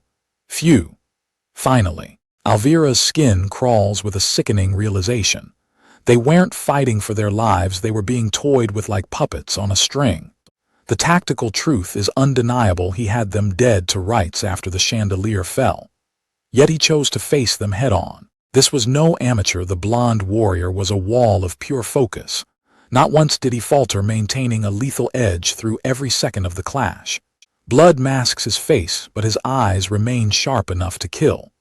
Are you done now? He demands. The blonde warrior finally collapses, his body breaking under the weight of the fight. Go up now. Stop yapping at me. Shock paralyzes the group as the impossible happens. Why would a man who blocked their path just step aside at the finish line? Hollow victory tastes worse than a crushing defeat. Why did you let us win? The question hangs in the air, heavy with suspicion. Alvira refuses to accept a victory handed to them out of pity. The red-haired firebrand demands to know the truth. Rage and confusion collide as she refuses to move an inch. Answer me, why did you let us win? Wordless standoff. Glowing blue eyes meet fiery orange, searching for the secrets hidden behind a mask of exhaustion. The heavy boom of the doors echoes through the hall.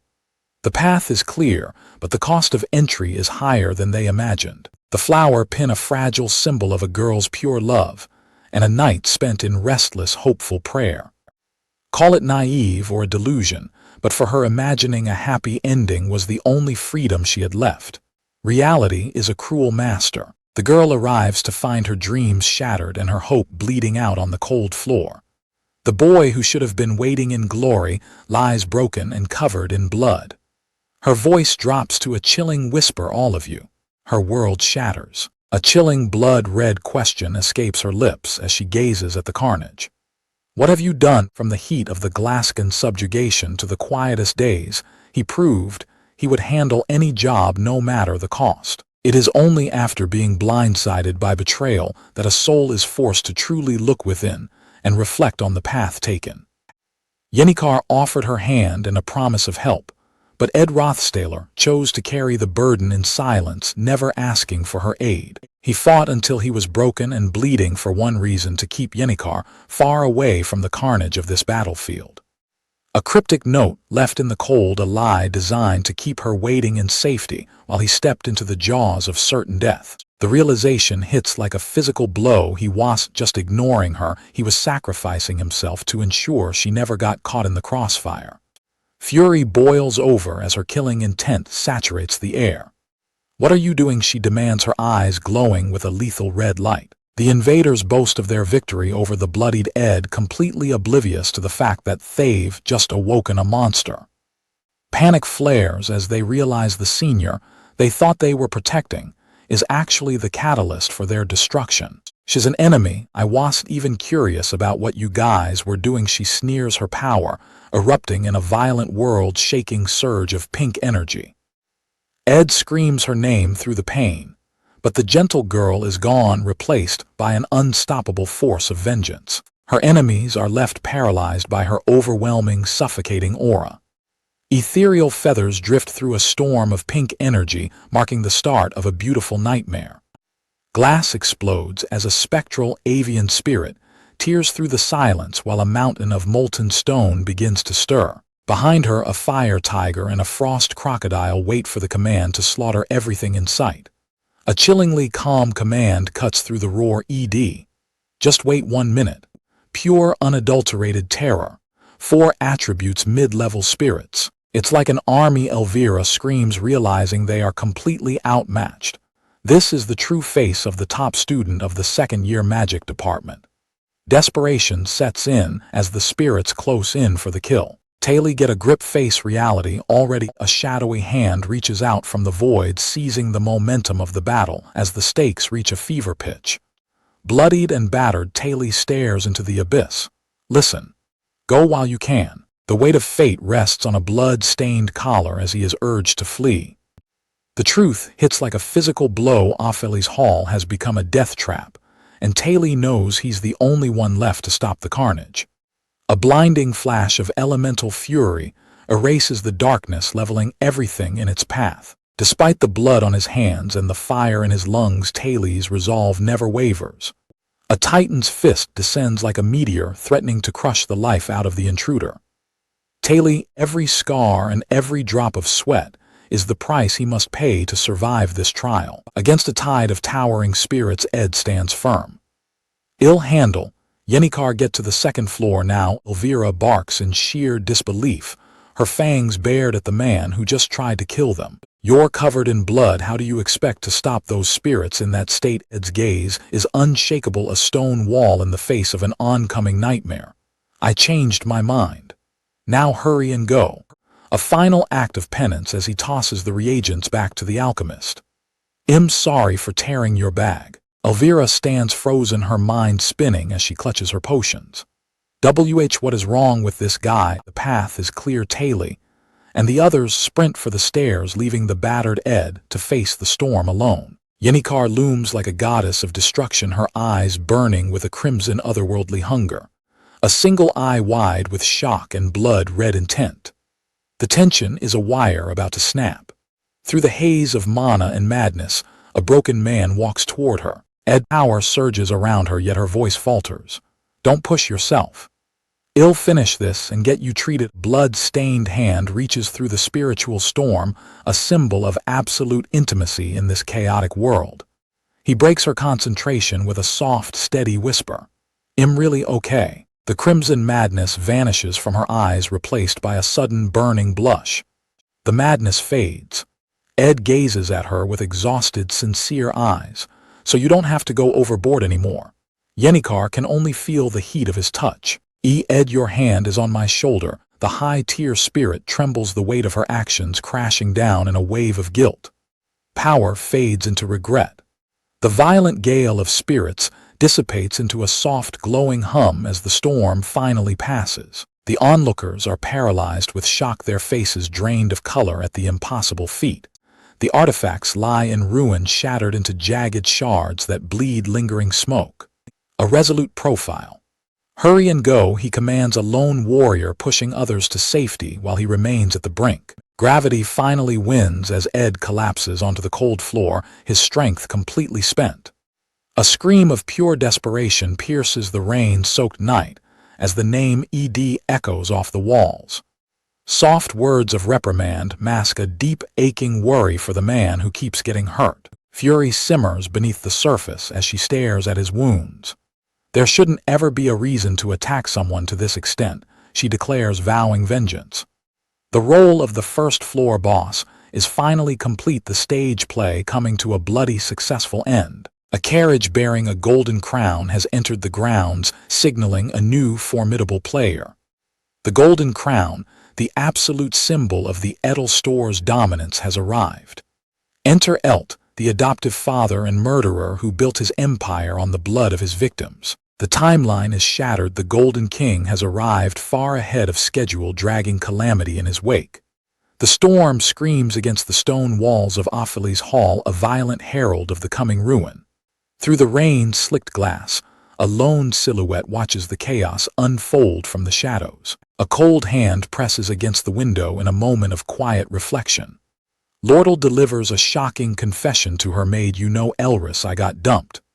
High within the 5th-floor hallway, the merchant princess carefully analyzes young Master Ed. She finds a man who carries the same scent of ruthlessness as herself. The web is spun, and the trap is set. The destruction of 𝒩𝒮𝒄ℒ𝒜𝐼ℳℰ is no longer a possibility, but an absolute certainty. To the world, she's a frightened student hiding in a storage room. In reality, she's the one pulling every single string. Beneath the innocent facade lies the heart of a true villain, a mastermind lurking behind a black curtain of manipulation. For 𝒟𝐿 loneliness only fades when she faces those driven by the same insatiable greed that fuels her own soul. Born in the mud and forged in the ghettos, she learned the only law that matters: stab first or be stabbed to death. Money is the ultimate weapon, a force powerful enough to shatter any man's faith and turn righteousness into ash. A chest overflowing with gold, this is the steep price 𝒟𝐿 paid to buy a soul and corrupt a legacy. A desperate, frantic escape. With a chilling, satisfied smile, she confirms her investment. "I'm glad you're here, Elris. Every coin was worth it." But young Master Ed is a different beast entirely, his piercing blue gaze reflecting a coldness that defies her expectations. He cast aside everything without a second thought, leaving 𝒟𝐿 to face the brutal weight of her own choices. Would you pity a person like that? The merchant princess is left reeling as the villain breaks every rule of her calculated world. What a pathetic person. The silver-haired maid's cold judgment falls like a guillotine blade, shattering the merchant princess' composure. The silver-haired maid has only harsh truths for 𝒟𝐿. The grip on her blade tightens. The lesson is just beginning. A life of calculation leads to a heart of ice. 𝒟𝐿 is a creature destined to never know love or family. Not someone like you. 𝒟𝐿 𝒩𝒂ℰ is destined to die in absolute frozen solitude. The storm lashes against 𝒩𝒮𝒄ℒ𝒜𝐼ℳ𝒰 hall as the clock ticks. At this rate, the collapse of order is moments away, is utterly broken. Taylor's party forces their enemies into submission as unwilling allies, falls in a spray of blood. Without her twin sister, she is no match for their momentum. Taylor's party charges upward, fueled by an unexpectedly smooth path. They are sprinting straight into a trap. The destination is reached: 𝒩𝒮𝒄ℒ𝒜𝐼ℳ𝒰's 4th floor. The struggle was never the floors below. A desperate realization. The nightmare is waiting at the top. Alice and 𝒟𝐿 have turned a student into a living trigger for the building's destruction. The self-defense formulas glow with lethal intent. A system for protection is being weaponized for a massacre. The monitor reaches a boiling point as the trap is finally sprung. The safety is off. Handing this much destructive force to the desperate is like letting a child play with a gun. RUN, the 4th floor erupts in a cataclysmic explosion of fire and mana. The battle erupts into a frenzied dance of steel and flame. Survival turns into a chaotic bloodbath. The silence of the night is shattered.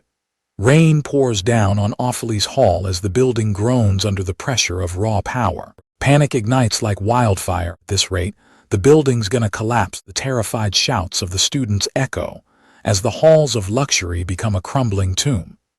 Composure shatters along with the windows. The order is clear and desperate. Quickly get out. Survival of the fittest is the only law left. Mana flares as students hurl themselves through glass to flee the impending catastrophe. The darkness of the night is torn apart by flashes of light. Every window becomes a venting port for the mounting destruction. The point of no return is crossed. A skirmish has spiraled into an absolute, unmitigated catastrophe of fire and fury. In the heart of the storm, swords clash and tempers flare. Elvira, isn't there any more night butterfly flower reagent left? Standard tactics won't work on a rune already carved. Elvira reveals her final gambit, the angler weed reagent, a toxic mix designed to choke out the very essence of magic. Toxic green vapors flood the corridor, suffocating the ambient mana. It'll at least block all basic magic within this corridor. No more excuses. Elvira takes charge with a savage grip. Leave this to me and go knock Wylane out. But why me? The student is launched like a human projectile straight into the heart of the enemy's crimson storm. There he is, Wylane, a maniacal conductor at the center of a symphony of fire. The madness is visible in every flickering flame. Crimson spears of mana erupt as the clash reaches its zenith. The world bleeds red in a blinding flash of violence. Behind shattered lenses lies a man who has lost his soul to the mana. Wylaine's grin is wide, unhinged, and absolutely terrifying. Ah, finally! A cataclysmic blast of fire erupts, turning the night into a blinding furnace. Total annihilation. Relentless explosions rip through the foundations of the hall as the structures crumble. The heat is unbearable. A blinding wave of incinerating mana washes over the battlefield, leaving nothing but ruin. Rain falls on a blood-soaked scene. Ed stands battered, insisting his wounds are just someone else's blood. How disbelief colors Ed's face as he stares into the shadows at a presence that shouldn't exist in this timeline. Through the freezing downpour, a single carriage emerges, ominous still and radiating a heavy pressure. Plain. The carriage facade is considered humble compared to the absolute monster lurking within. The door opens to reveal the truth. Inside sits a man whose very presence demands absolute silence and submission. The Merchant King himself, Golden King 𝒟𝐿. He moves with secret motives, a powerhouse that will shake the academy. 𝒟𝐿 is a figure who shouldn't be here right now. He burns the evidence, preparing to exit through betrayal. Why is he just getting out now? It's as if he's been waiting for Ophelie's hall to be completely wrecked. 𝒟𝐿's downfall, the political tides are shifting, and a key ally is being pulled into an abyss of despair. That person's shock hits Ed like a physical blow, as he recognizes the familiar face standing in the storm. Shenny, the maid in charge of dishes, and the original third-floor boss stands, revealed. Terrifying revelation. Could Alice be on 𝒟𝐿's side? Survival is the only law in a world that wasn't meant for you. Bloodied and battered, Ed turns to the only light remaining in this storm. Time is running out, and the burden is too heavy for one man to bear alone. A startled realization.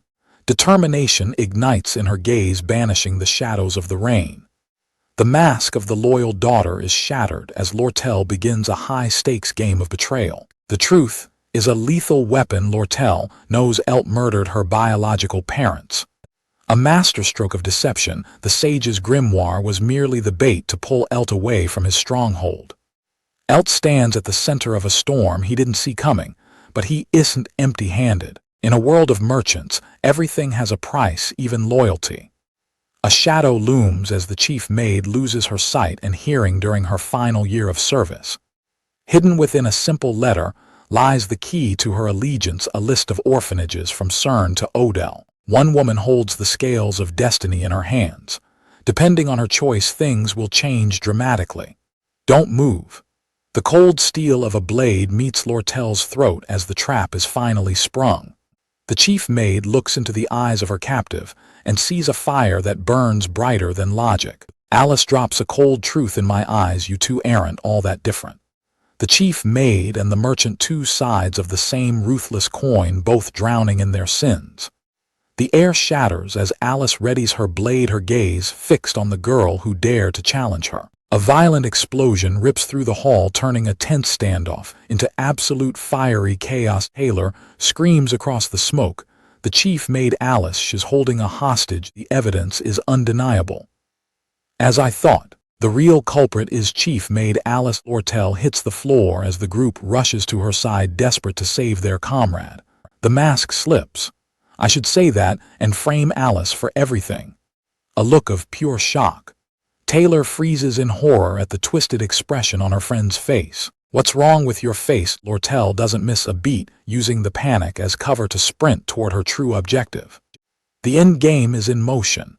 𝒟𝐿's reign is crumbling under the weight of tampered accounts and 𝒟𝐿's ruthless ambition. Time is running out as the Golden King himself approaches the battlefield, trusting no one but himself. As long as I, the center of the plan, am not captured, it'll all be okay. The architect of the chaos vanishes into the dark. A steady pace. Crushing isolation strikes. In a world where no one understands her, 𝒟𝐿 prepares to walk her path alone. Betrayal is a familiar scent. Alice is just another expected obstacle in 𝒟𝐿's climb to the top. Moving forward, tears of anger, not sorrow, stain her face. Getting my heart broken at this point doesn't suit me at all. The weight of an empire rests on a single step. 𝒟𝐻's resolve hardens. It's time to move. A desperate race against time begins right now. I must run, she thinks, pushing her body to the limit. Through the torrential downpour, one mission remains clear: everything is gonna be fine if I just send the carrier pigeon. Meanwhile, chaos strikes the heart of the academy. On the first floor, the main hall lies in ruins as the grand chandelier crashes into the abyss. The merchant king 𝒟𝐻 strides into the wreckage with a predator's confidence, flanked by his personal guard.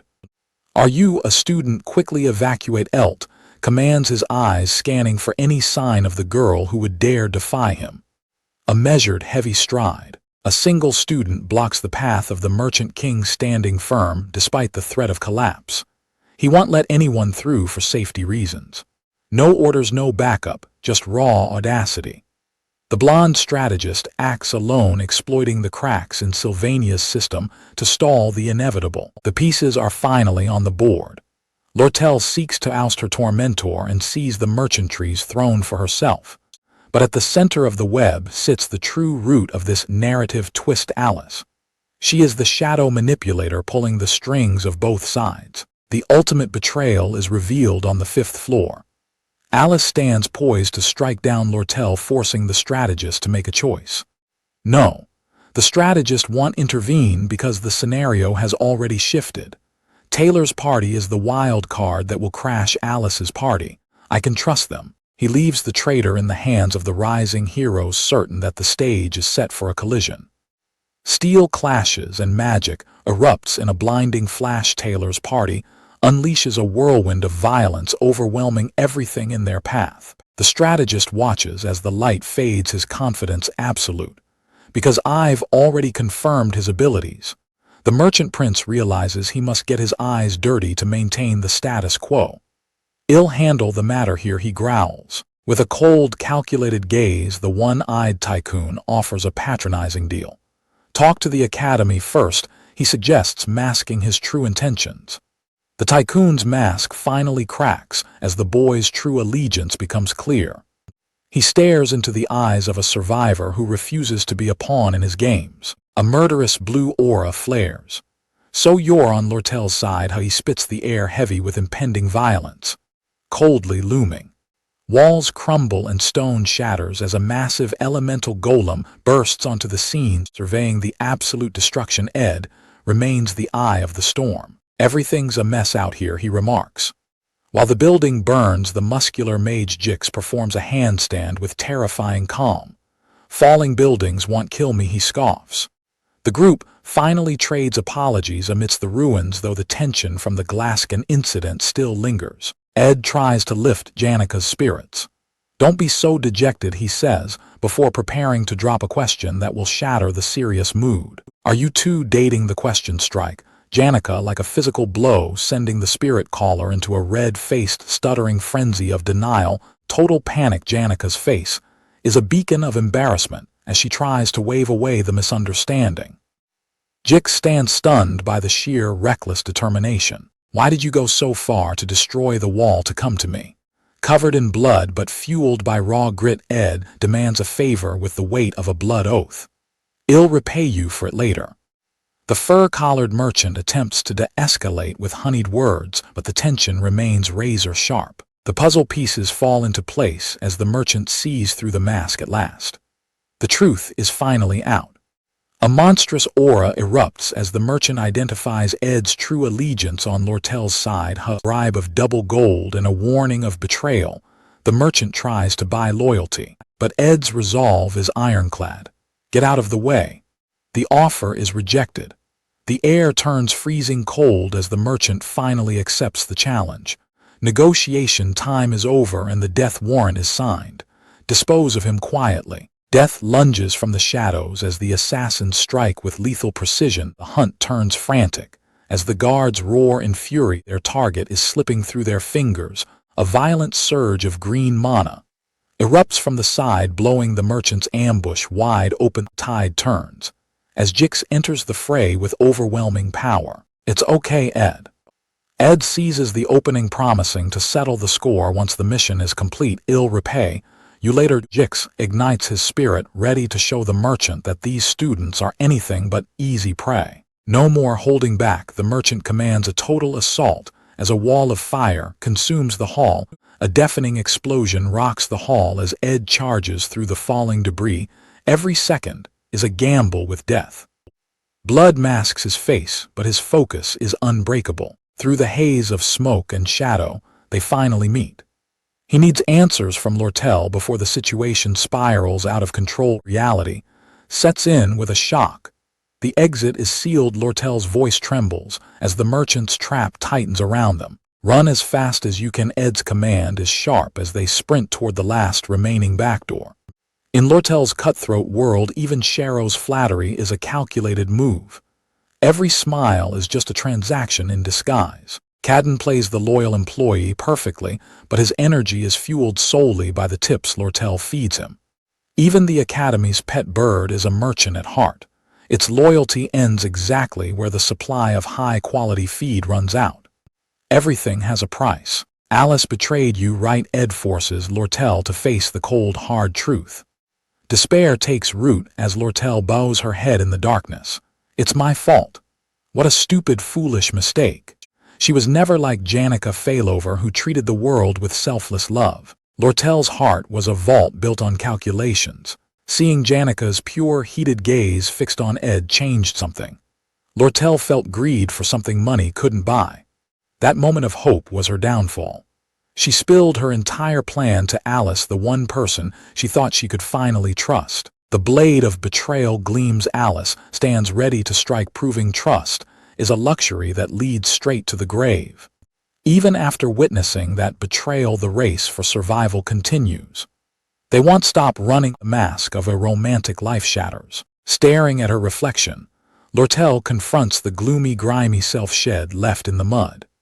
She bought the loyalty of 5 key pawns from the chief, made to the fallen noble Ed, to secure her grip on Offaly's hall. One by one, her allies turned their backs to join 𝒟𝐿, leaving 𝒟𝐿 drowning in the realization that she is truly alone. "I'm sorry, Ed." A cold, hollow apology falls from her lips as she prepares to abandon her last ally. Despair is a poison that makes her speak of surrender. She can't stop the stupid shit from pouring out of her broken heart. Did I ask? The pity party is over, and the real conversation is just beginning. Ed's hand clamps down with iron resolve. He's not letting her give up. If 𝒟𝐿 catches her now, her life is forfeit, and their future vanishes. "We gotta escape first, don't we?" Against the backdrop of total ruin, Ed offers genuine goodwill and trust. A silhouette of hope stands against the blinding light. Ed demands the truth, because every lie has a reason. A faint, knowing smile returns to her face. Without trust, you can never truly see the reason behind the action. The secret is out: the hunt for a sage's sealed grimoire. 𝒟𝐿 was a thief sent to scavenge for survival. Welcome to the masterclass in manipulative trading. Monopolizing a cheap product manufactures a fake golden age. Panic is the best salesman as the price graph screams upward. The masses are gripped by a desperate terror. I need to buy IT now. The trap is fully sprung as the market collective loses its mind. At the peak of the madness, they dump their stock for profit, standing victorious atop a mountain of gold. Deceptions are built on the fragile foundation of trust.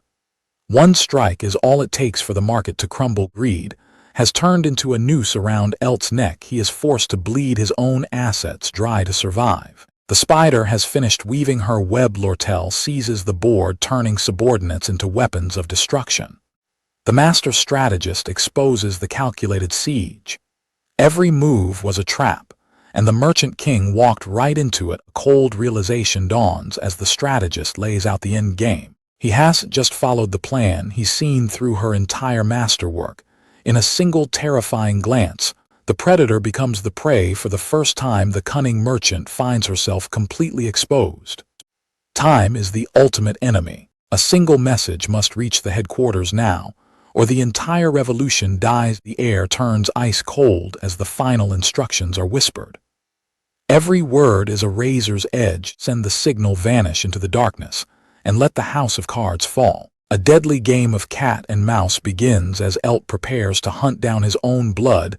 The city has become a kill zone with the bridges locked down by iron-fisted sentinels. A masterclass in deception, a ghost carriage speeds into the night to lead the hounds on a fool's errand. Lethal focus. In the pouring rain, a silent pact is sealed with the weight of an entire empire hanging in the balanced flicker of hope. Ed's roar cuts through the panic like a blade. "Are you really in your senses?" he demands. One name, one realization. With Ed standing as her shield, 𝒟𝐿 finally sees the path to victory. Vulnerability cracks the merchant's armor as she whispers, "Why on earth are you helping me so much?" Ed meets her gaze with a heavy blood-stained silence, his resolve written in the scars of a fight he never should have joined. "No grand scheme, no hidden contract. I just feel like I should," he declares, stepping back into the storm with a motive that defies logic. The rain screams against the high windows, a cold omen for the battle that rages both inside and outside the academy walls. Left alone in the dim light, the girl who controls the world's wealth sinks to the floor, her heart racing faster than the chaos below. Gasping for air, she clutches her chest as a deafening rhythm begins to roar. It's so loud. Is it the clashing of steel from the fight on the first floor? Sudden cold realization. No, this sound is coming from someplace much closer. The truth strikes with the force of a lightning bolt, vibrating through her very bones. She can't ignore the sudden violent thumping in her ribs. Tears blur her vision as the cold-hearted merchant finally identifies the sound of her own soul, awakening. "It's my heartbeat." The rain bites as a new threat emerges from the dark with a gleaming blade pointed right at his throat. Enter Maid Shenny, the dish room killer, with a lethal rapier in hand. She stands as the final, unexpected barrier in the pouring rain. Ed stares down the tip of the blade, his blood-smeared face showing nothing but cold calculation. Is this the best? The coup has left mastery over the manor itself. Headmaid Elris wields the very defensive magic circles of 𝒟𝐿 Hall like a deadly weapon. A dual-threat monster, her intermediate magic and elite swordplay make her a nightmare for any combat student. Look into the cold eyes of perfection, the head maid Elris.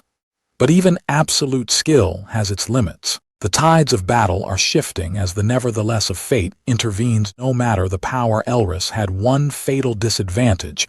She was facing the destined hero 𝒟𝐿. The script of fate was already written. The protagonist always wins. This is the Act 2 final battle, and Elris is just another stepping stone. The mansion trembles as the clash of fates reaches a blinding, thunderous crescendo, a cold gleam in the downpour. The rain-slicked blade reflects the desperate end of this bloody night. Maid Shenny stands firm, a lethal shadow in the storm, ready to deliver a cold execution. Bloodied and battered Ed stares down the tip of the blade with a gaze that refuses to break. The tank is empty. With barely enough mana left, Ed is a cornered beast with everything on the line. A flurry of steel and shadow, the rapier dances through the air, seeking the killing stroke in a blur of motion. However, that changes everything. One desperate opening is all it takes to flip the script. A brutal impact shatters the silence of the rain. The shockwave marks the turning point of the fight. Calculation beats speed. Ed has already seen through her. He knows the next strike is a stab aimed for his lower body. Ed seals the deal before the strike even lands. I already know the pattern. Speed is irrelevant when the future is already written. It wasn't about reflexes. It was the cold, calculated power of foresight.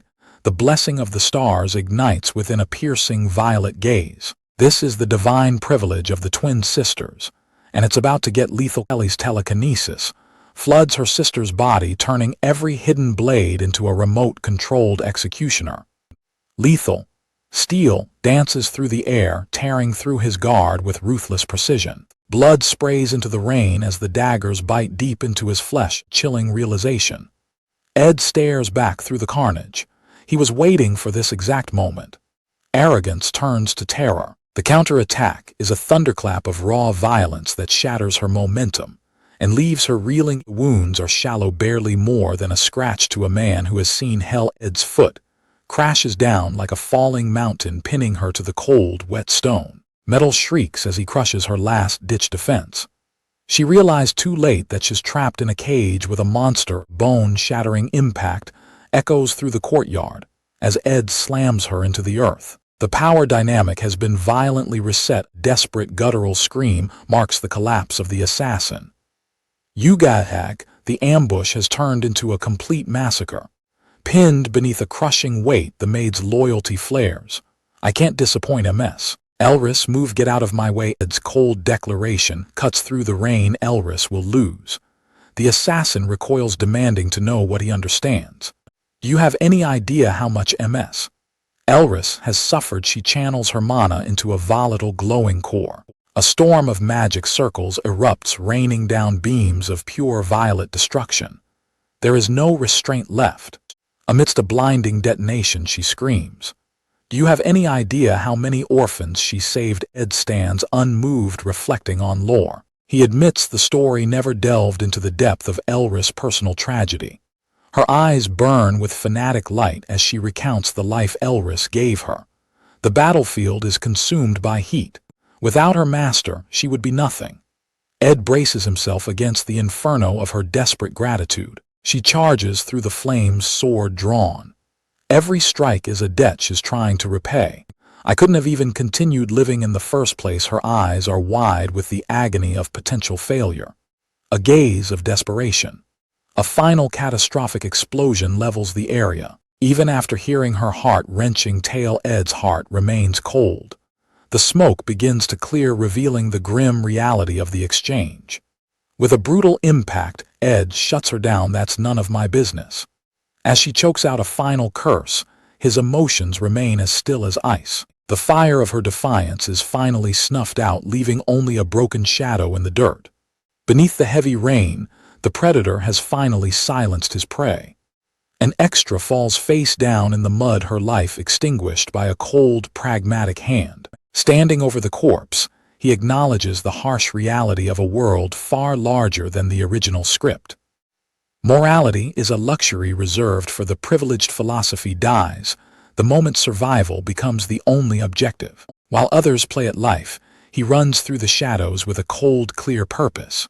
In this ruthless world, survival is the absolute goal. Right or wrong doesn't matter when the world is burning and the rain won't stop. Ed masters the art of ignoring agony to keep his vitality burning just a little longer. Shattered glass heralds a forced entry. The silence of the night is broken by a jagged stone as Ed makes his move. Like a ghost drenched in crimson, Ed slips through the window and into the target's sanctum. The hunt isn't over yet, it's just moving indoors. He surveys the room, noting the cold, calculated efficiency of the owner's environment. Ed recognizes the marks of a kindred, ruthless spirit in the meticulous nature of the room. His quill moves with lethal precision, carving out the strategy for a merchant's downfall. Under a rain-slicked sky, a messenger takes flight to deliver a final death sentence. The bird cuts across the full moon like an omen of doom as Ed drags himself through the dark. He knows these wounds will recover quickly based on his past experiences of survival. Fate has been bent by a strategist's hand, and Elt's downfall is already written in the shadows. Under a torrential downpour, the carriage hammers across the bridge, leaving Akan Island behind. Ed stands bloodied and broken, waiting for the final piece of the puzzle to arrive. A shadow emerges from the woods, hooded and silent, heavy with the weight of survival. The realization hits like a physical blow as Ed stares into the abyss. Lordal, the Golden Daughter, unsheathes her blade, ready to cut the last loose thread. With Elt's fall imminent, the pieces of the board are sliding perfectly into Lordal's grasp. Beneath the facade of a merchant lies a core of pure darkness. Lordal Keheland walks through the night, a predator who discards tools the moment they lose their edge. To the Golden Daughter, Ed Rothtailor is the only variable money can't tame. In this remote forest, his death would seal her perfect crime forever. Survival is a desperate gamble when the body refuses to move. Ed grits his teeth against the pain, facing the girl who holds his life in her hands. The cold glint of steel meets a weary gaze. There is no room for mercy in a heart built on coin and blood. The blade flashes in the moonlight, a silent arc of certain death. One strike to end the variable once and for all. A final frozen moment. Steel tears through cloth with a violent rip. The sound of fate being severed echoes through the clearing. The predator's touch turns tender in a heartbeat. "You ended up getting hurt," she whispers, binding his wounds with shredded fabric. 𝒟𝐿 is left speechless, his calculations shattered by an act of genuine care. The wicked daughter reveals a side gold could never buy. The rain finally yields to a flicker of hope. "I'll help you," she whispers, a warm campfire cutting through the freezing darkness.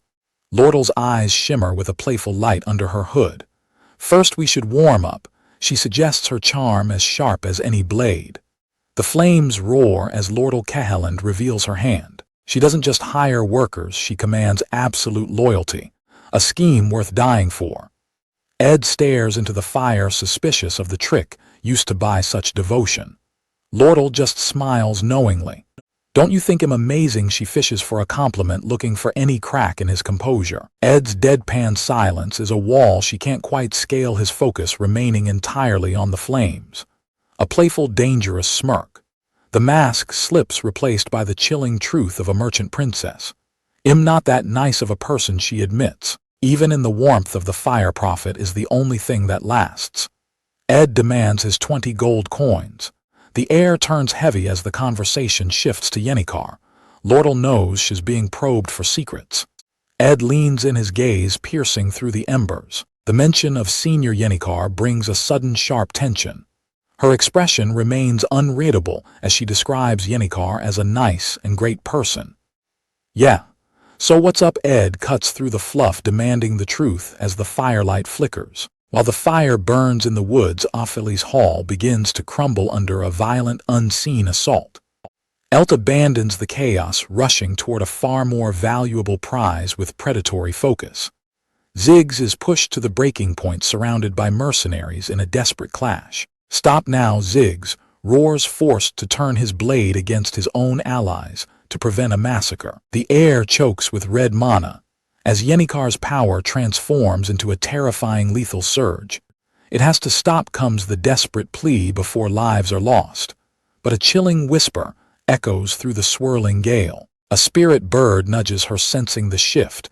"Are you angry?" Behind those glowing crimson eyes lies a cold, unsettling smile. "No," she whispers. "I'm not angry. The operation is holding for now, and all that remains is the agonizing wait for news of a final victory. The cost of survival is steep. Ed's body is a wreck, forcing him to crawl through the work that remains with spent energy.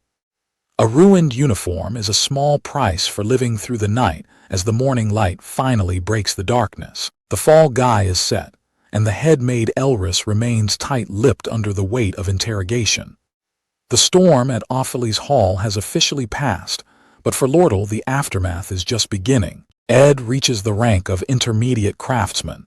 As his woodworking levels surge, the path to power is clear. Empty slots must be filled with the secrets of spiritual infusion and magic engineering. To master the elements, a contract must be forged, balancing the need for a spirit against the cost of limited slots. A moment of deceptive peace returns, as 𝒟𝐿 claims she is just going to rest, masking the true toll of the battle. The casual pleasantries vanish as her gaze sharpens with a sudden intensity. "Anyway, is 𝒟𝐿 doing okay?" 𝒟𝐿 pouts in silence, a storm of jealousy brewing as she realizes who currently has Ed's full attention. Reclaiming the former head-maid Elris and securing the sage's seal are the first maneuvers in this high-stakes power play. 3 days of agonizing silence while waiting for 𝒟𝐿 headquarters to move. Being trapped in this cabin is a psychological war against her own nerves. A burning gaze. One look at 𝒟𝐿 at work, and her heart accelerates, a rhythm she can no longer hide. Ed's unconditional goodwill is a rare sanctuary in her cold world, a warmth she never wants to leave. Determination takes root.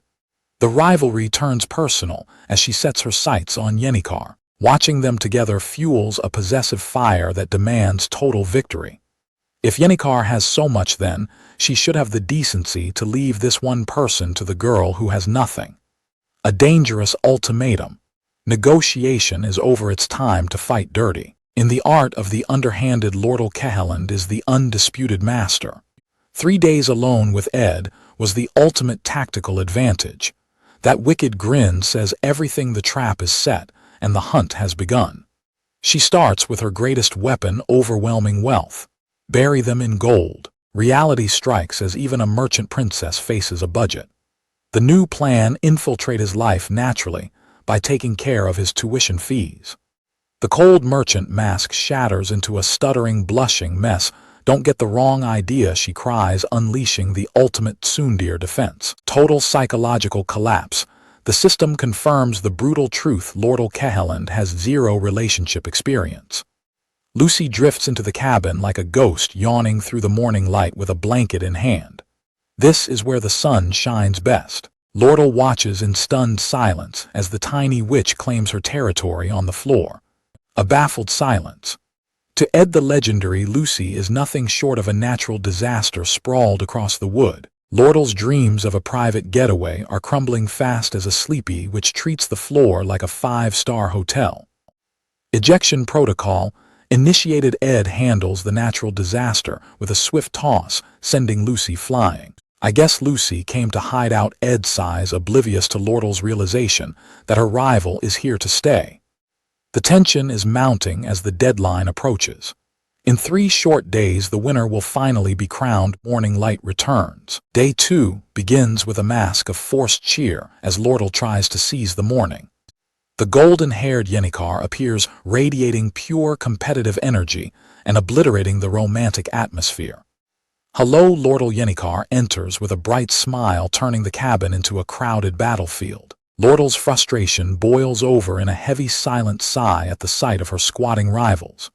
Even the world's sharpest merchant can't negotiate her way out of this growing crowd of enemies. Pure effort and mud-stained hands. Ed pushes through the fatigue to reach the finish line of his latest project. Production skills skyrocket as Ed masters the art of turning raw earth into a builder's foundation. System alert: the handmade brick is forged. Evolution complete. The brick fireplace stands tall, sizzling skewers on the fire. A moment of calm over fire-roasted snacks as 𝒟𝐜 showcases her terrifyingly sharp merchant-grade instincts. A merchant's debt is sacred, and 𝒟𝐜 demands to settle the score for the aftermath of the incident. Cold hard cash isn't enough for the fox merchant. 𝒟𝐜 leans in, searching for Ed's true desires beyond a simple payout. A lethal glare. The survivor aims for utility over luxury, turning down basic materials for potent leftover, magically engineered goods. Ed plays the long game, turning to 𝒟𝐼𝒻 for a favor that will change his trajectory. A new path to power opens as Ed sets his sights on spirit-type magic. He seeks a contract that could revolutionize his survival strategy. Master 𝒟𝐼𝒻 takes the stage, summoning the spirit bird 𝒟𝐼𝒻 to test Ed's sensitivity. The wall of resonance stands firm. Ed can only hear the spirit's whispers vaguely, a harsh reminder that mastery requires a higher connection. The spirit bird 𝒟𝐼𝒻 continues to spill secrets, detailing Ed's grueling struggle to balance magic training with food shortages. Panic mode activated. 𝒟𝐼𝒻 silences the loose-lipped spirit bird with a desperate clap before any more embarrassing reports come out. A stunned silence follows. Ed is left questioning the weekly report meeting while 𝒟𝐼𝒻 sweats under the pressure of her secret surveillance being exposed. The fox merchant strikes while the air is thick with tension as 𝒟𝐜 swoops in to finalize her own deal. The vault is open as 𝒟𝐜 agrees to offload her magical hoard, calculating a fair trade against the coins she owes him. A cold, calculating gaze. 𝒟𝐜 claims these items are dead assets Shed give away for free, but every fox has a hidden agenda. The trap is set to get the lowest price possible. Ed must visit 𝒟𝐜's store every 3 days, a blatant move to secure his time. Suspicious eyes narrowing. The campfire gathering gets a surprise guest as Ms. Belle arrives, catching the trio in the middle of their secret schemes. 𝒩𝒻𝒂, the new head maid, arrives with an ominous bow. A sudden intrusion brings a shadow over the camp. The air chills as a cryptic message from the senior maid officially changes the game. Suspicion flickers in the firelight during their late-night meeting. Is it true loyalty at play, or a ruthless scheme involving hostages? Don't you feel like kinda awesome lordal prods with a charming fox-like smile. Her merchant's charm falls flat against Ed's iron-clad indifference and boring reaction. A flicker of genuine warmth breaks through the fox mask for a fleeting second. "Just hand over the 20 coins," Ed retorts, keeping their bond strictly professional. The business talk fades as the topic shifts from cold coin to the mysterious 𝒩𝒩𝒂. Ed praises the great senior 𝒩𝒩𝒂 in a rare moment of respect. A sharp, piercing gaze. Silence stretches as Lordal prepares to reveal her true nature. The merchant's facade drops, replaced by a chilling self-awareness. "I'm not that nice, you see." Chaos erupts at Opheles Hall. The walls buckle and shatter under a violent, unseen force. Elt turns his back on the carnage, following a new report without a second glance. Jix is pushed to his absolute limit against a swarming sea of steel. The tables turn in a flash of violence as Jix desperately tries to stop the slaughter. A suffocating dark presence has begun to swallow the air.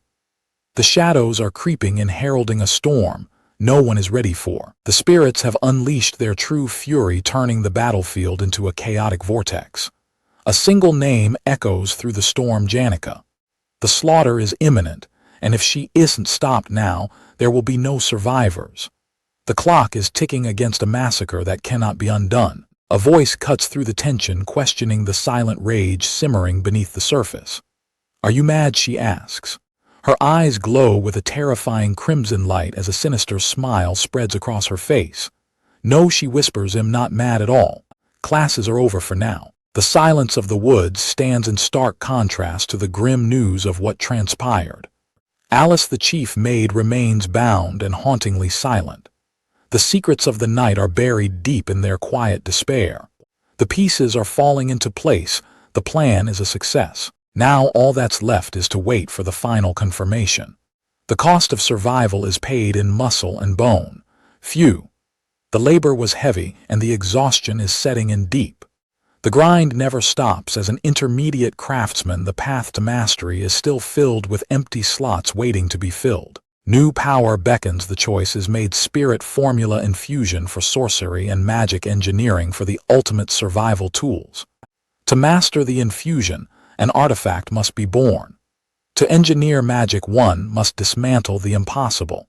Efficiency is everything, and every spirit slot is precious. It's time to secure a contract and solidify the foundation of power. "Hey, 𝒩𝒩𝒂," he asks the vital question, "you sure you didn't hurt yourself trying to help me?" Her eyes sharpen with a sudden piercing focus as the topic shifts.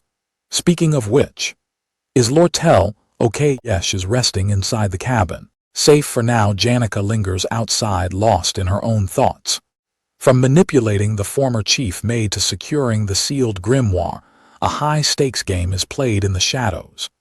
Trapped for 3 days awaiting word, an anxious heart begins to beat with a new rhythm within the cabin walls. It's frustrating to be sidelined, yet for the first time she doesn't hate the delay. Every swing of the axe is a display of raw power. Watching him work makes her heart race with a wild intensity, unconditional kindness and trust. In a world of transactions, his warmth is the only thing that makes her feel safe. This feeling is more precious than a mountain of gold, a luxury she never thought she'd possess. Possession is the only logic she knows. She has no intention of sharing this treasure with anyone. 𝒩𝒩𝒂 has been drowned in love her whole life, but Lortel is starving for just this one connection. "Let me have this one since you already have so much." The declaration is made with chilling resolve. If you don't give him up. 3 days of living together, the perfect advantage. A predatory light gleams as she prepares her next move. Her first instinct is to use the weapon she knows best. Wealth can buy anything, even a heart. "If I bury this cabin in gold." No sympathy is too soft. Maybe a strategic investment in his tuition is the perfect way to bind him to her. Don't misunderstand. It's not like I'm doing this for your sake. Her tsundere defense masks a heart already stolen. Lortel reels from the sheer cringe of her own schemes, only to be snapped back by a tiny intruder. Enter the natural disaster. The tiny witch Lucy looms in the doorway like a sleepy, unbothered phantom. Lucy stakes her claim on the morning sun, leaving Lortel questioning the absolute chaos of this cabin life. Total bewilderment. Ed handles the intruder with practiced ease, hauling the screaming witch away like a sack of flour. Why reality hits 𝒟𝐿 like a freight train. Lucy isn't just a guest, she's a permanent fixture in Ed's life. Looking at the sleeping menace, 𝒟𝐿 realizes the competition is fiercer than she thought. Another rival has appeared. The merchant queen won't be deterred. She sets a ruthless deadline to settle the score and claim her victory. Morning of day 2. The sun rises over the cabin, marking the start of a new battlefield for 𝒟𝐿's heart. Armed with a sparkling smile and high hopes, 𝒟𝐿 prepares to charm Ed and seize her time alone. The fantasy shatters instantly. 𝒩𝒑𝒂 is already there, occupying the very space 𝒟𝐿 was desperate to claim. The natural disaster strikes again. Lucy is already sprawled out, proving her presence is anything but rare. While the girls scramble for position, Ed stays focused on the grind, wiping the sweat of a master craftsman from his brow. A sharp, focused gaze. Crafting complete, Ed forges handmade bricks and masters the skill of stonemasonry with terrifying proficiency. A masterpiece of manual labor, the brick shines as a testament to Ed's relentless drive to build his future. 𝒩𝒑𝒂's blindingly bright smile greets 𝒟𝐿, ending any hope for a private morning with Ed crafting complete. Ed forges a brick fireplace, finally finishing a project stalled since the Opheles Hall incident. Morning breaks with a false sense of peace as Ed and his companions gather by the fire. 𝒟𝐿's senses are sharp. She instantly detects the unique scent of basil on the skewers, a subtle gift from Belle. The merchant makes her move. 𝒟𝐿 offers 20 gold coins in compensation for the recent equipment usage. Ed's mind races. Construction materials or magic engineering equipment. He weighs every advantage carefully. He needs every tool at his disposal to survive the harsh reality of this environment. A merchant never forgets. Ed turns to 𝒩𝒑𝒂 with a serious favor. He's ready to delve into spirit magic and contract with his first spirit. Deep in the woods, the cabin stands as a quiet testament to Ed's survival as he seeks out help. That makes me your teacher. Then 𝒩𝒑𝒂 beams with pride, promising to turn Ed into a pro in no time. The connection is forged. Mana glows green in Ed's palms as 𝒟𝐿, the spirit bird, is summoned. A faint whisper reaches Ed's ears. He can actually hear the bird, but 𝒟𝐿 is far from impressed. 𝒟𝐿 isn't pulling any punches, ranting about Ed's insane schedule and calling out his lack of training. A sudden sharp clap. Silence. 𝒩𝒑𝒂 slams her hands together in a desperate bid to shut the loud-mouthed spirit up. The tension is thick as 𝒩𝒑𝒂 forces a nervous smile, leaving Ed completely bewildered by the outburst. The predator returns. 𝒟𝐿 leans in with a piercing gaze, cutting through the silence to reclaim Ed's attention. 𝒟𝐿 dismisses Ed's depressing talk of discounts with a razor-sharp, practiced smile. A lethal emerald glare. The merchant's trap is set. 𝒟𝐿 demands tea and conversation every 3 days to keep him within reach. While 𝒩𝒑𝒂 screams at the merchant's blatant excuses, Ed remains locked on the grind, determination in his eyes. A chilling shadow falls over the campfire as 𝒩𝒑𝒄's sudden appearance signals the end of this brief peace. 𝒩𝒑𝒄, new chief maid. She bows in formal apology, a bearer of bad news that threatens to upend the current status quo. A message from the former chief maid arrives like a lightning strike. The weight of the news cracks even 𝒟𝐿's stone-cold composure. Laundry flutters in the afternoon sun as a secret meeting commences. So what do you want to talk about? Shadows and whispers. The red-uniformed student leans in with a top-secret warning. This intel is classified and must never be leaked. The secret unfolds. The bombshell is finally dropped. I think 𝒩𝒑𝒂 likes Ed Rothstaler. The secret war for Ed's heart just turned into a high-stakes battlefield. 𝒩𝒂's stone-cold gaze says it all. Should I pretend to be surprised to the observant maid? This secret was hiding in plain sight the entire time. Relationships are a brutal game of push and pull. The student laments that Ed is too oblivious to realize he's the center of a storm. Belle knows the truth. Ed isn't cold, he's just in a situation where romance is a luxury he can't afford. Literal chills. The student trembles at the thought of Ed's growing harem while the girls' prompt hangs heavy in the air. A feisty stray cat waits patiently at the fish shop. 𝒟𝐼𝒮𝒞ℒ𝒜 predatory grin reveals she's perfectly poised to snatch the prize she's been eyeing. 𝒩𝒂ℍ is now the prey while a tiny witch sleeps through the coming storm. The power dynamic has shifted. The weight of the storm bears down on Belle Maya.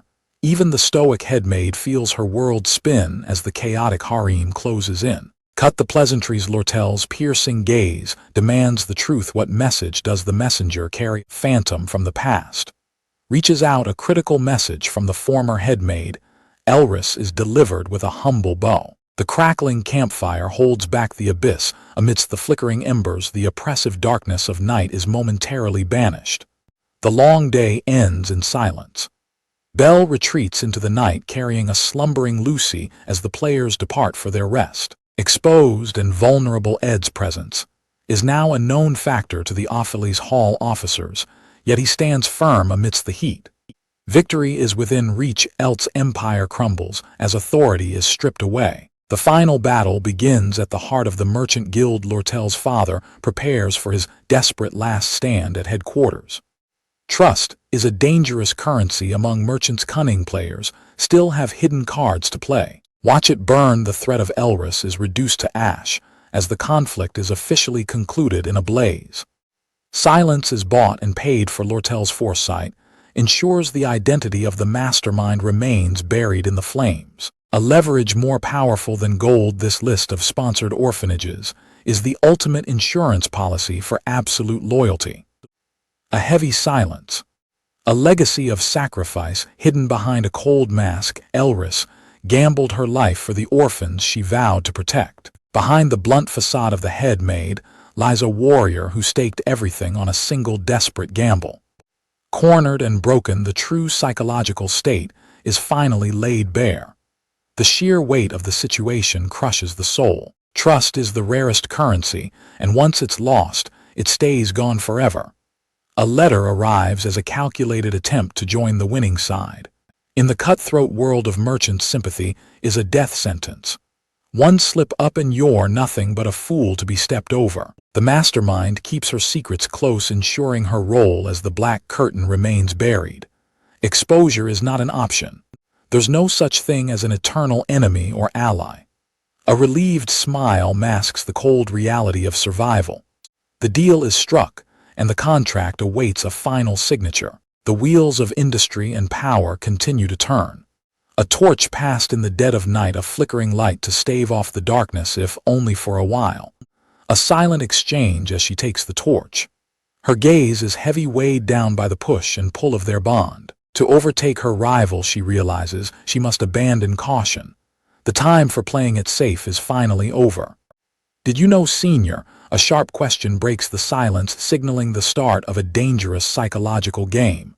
A piercing look.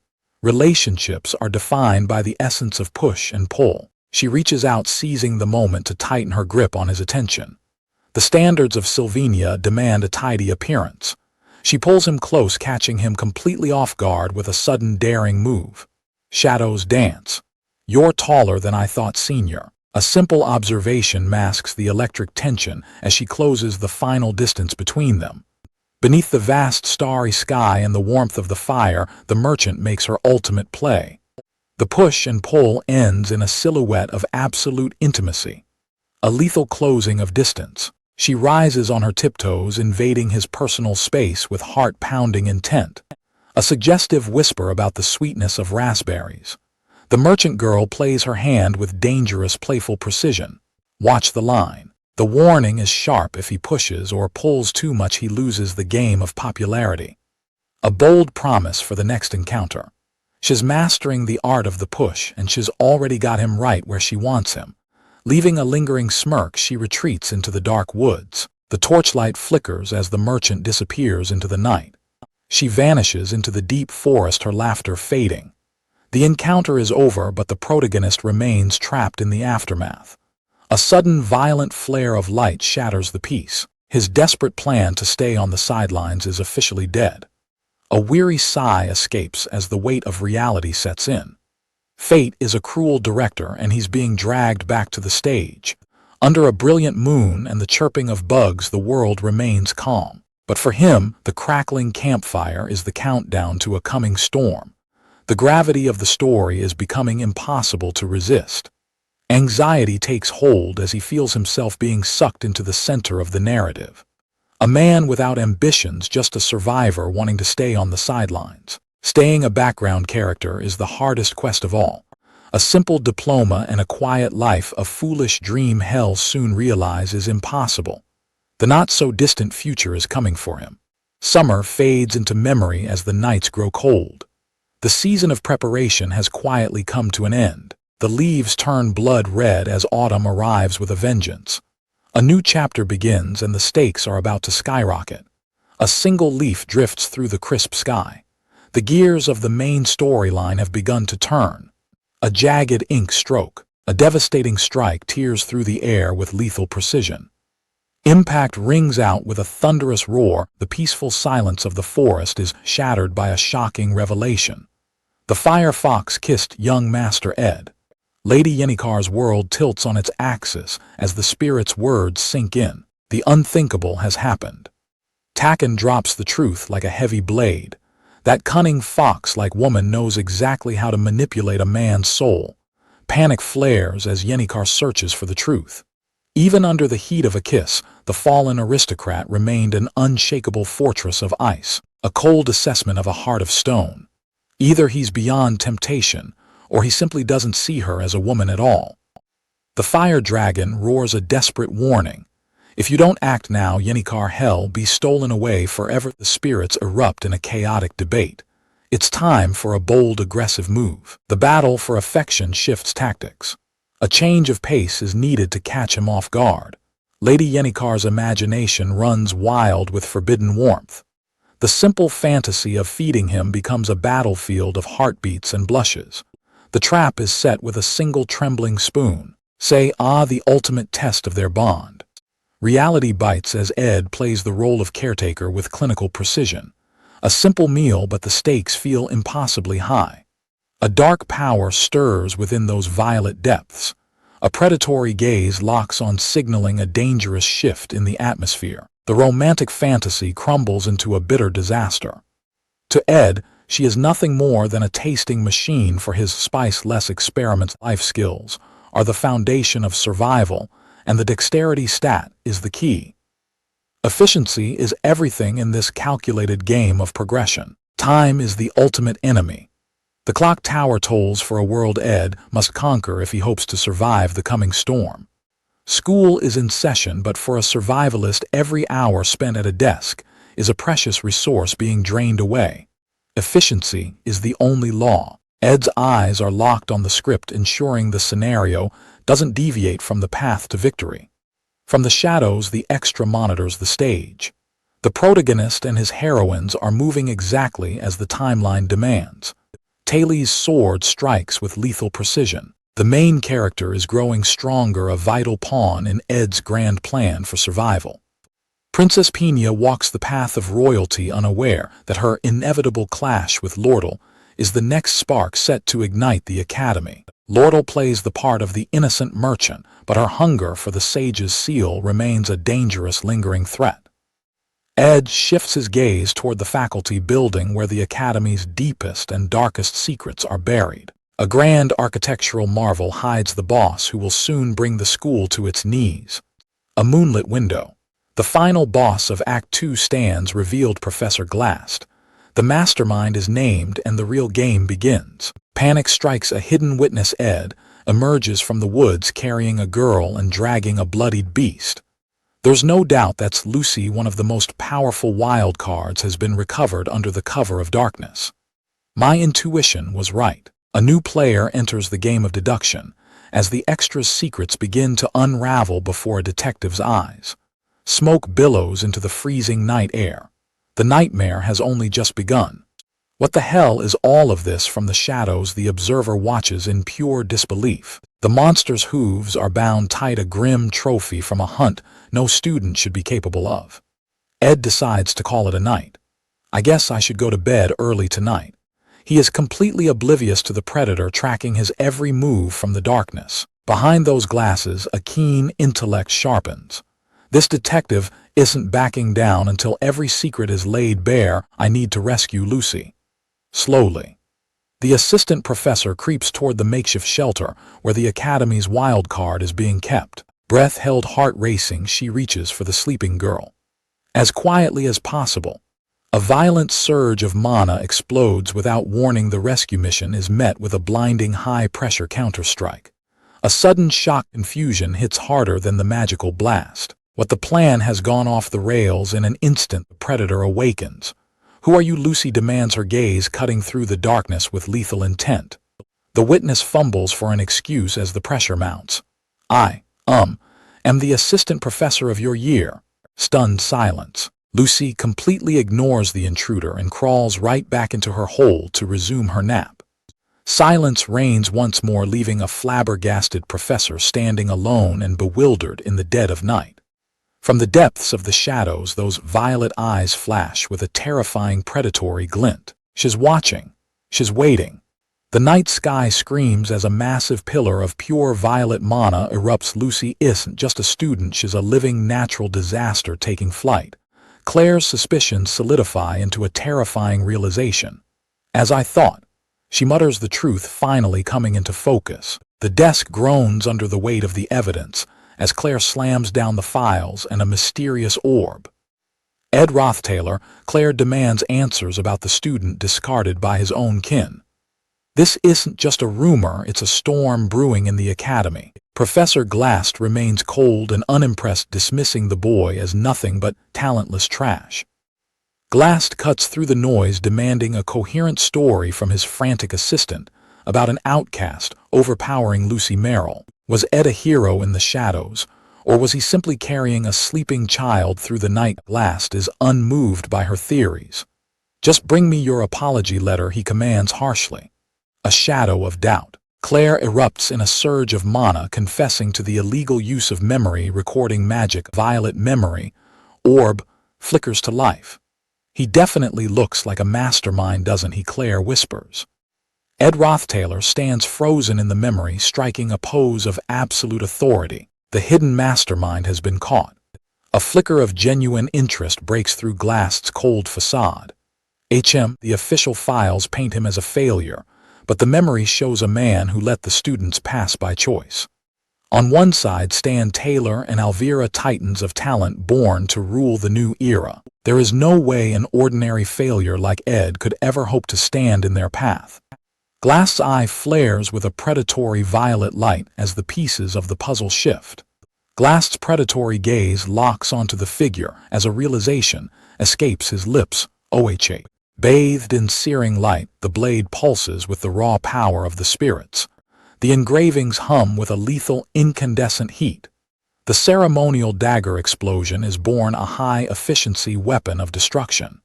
Ed examines his masterpiece. "Now that there are all these engravings on it, I feel kind of proud." The spirit mug watches in awe. The more the equipment is used by the caster, the better its efficiency gets. Mug's attempt at a celebratory song is cut short.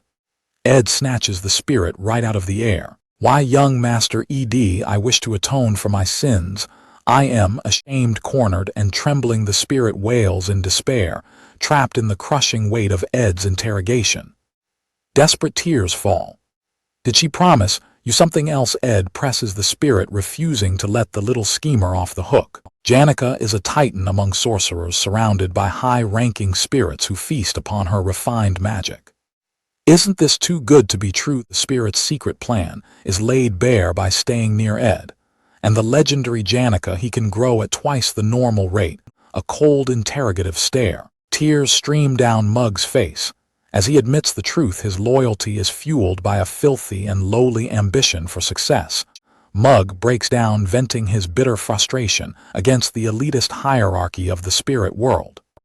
Why are they so damn mean and defensive? Just because they were born a bit earlier.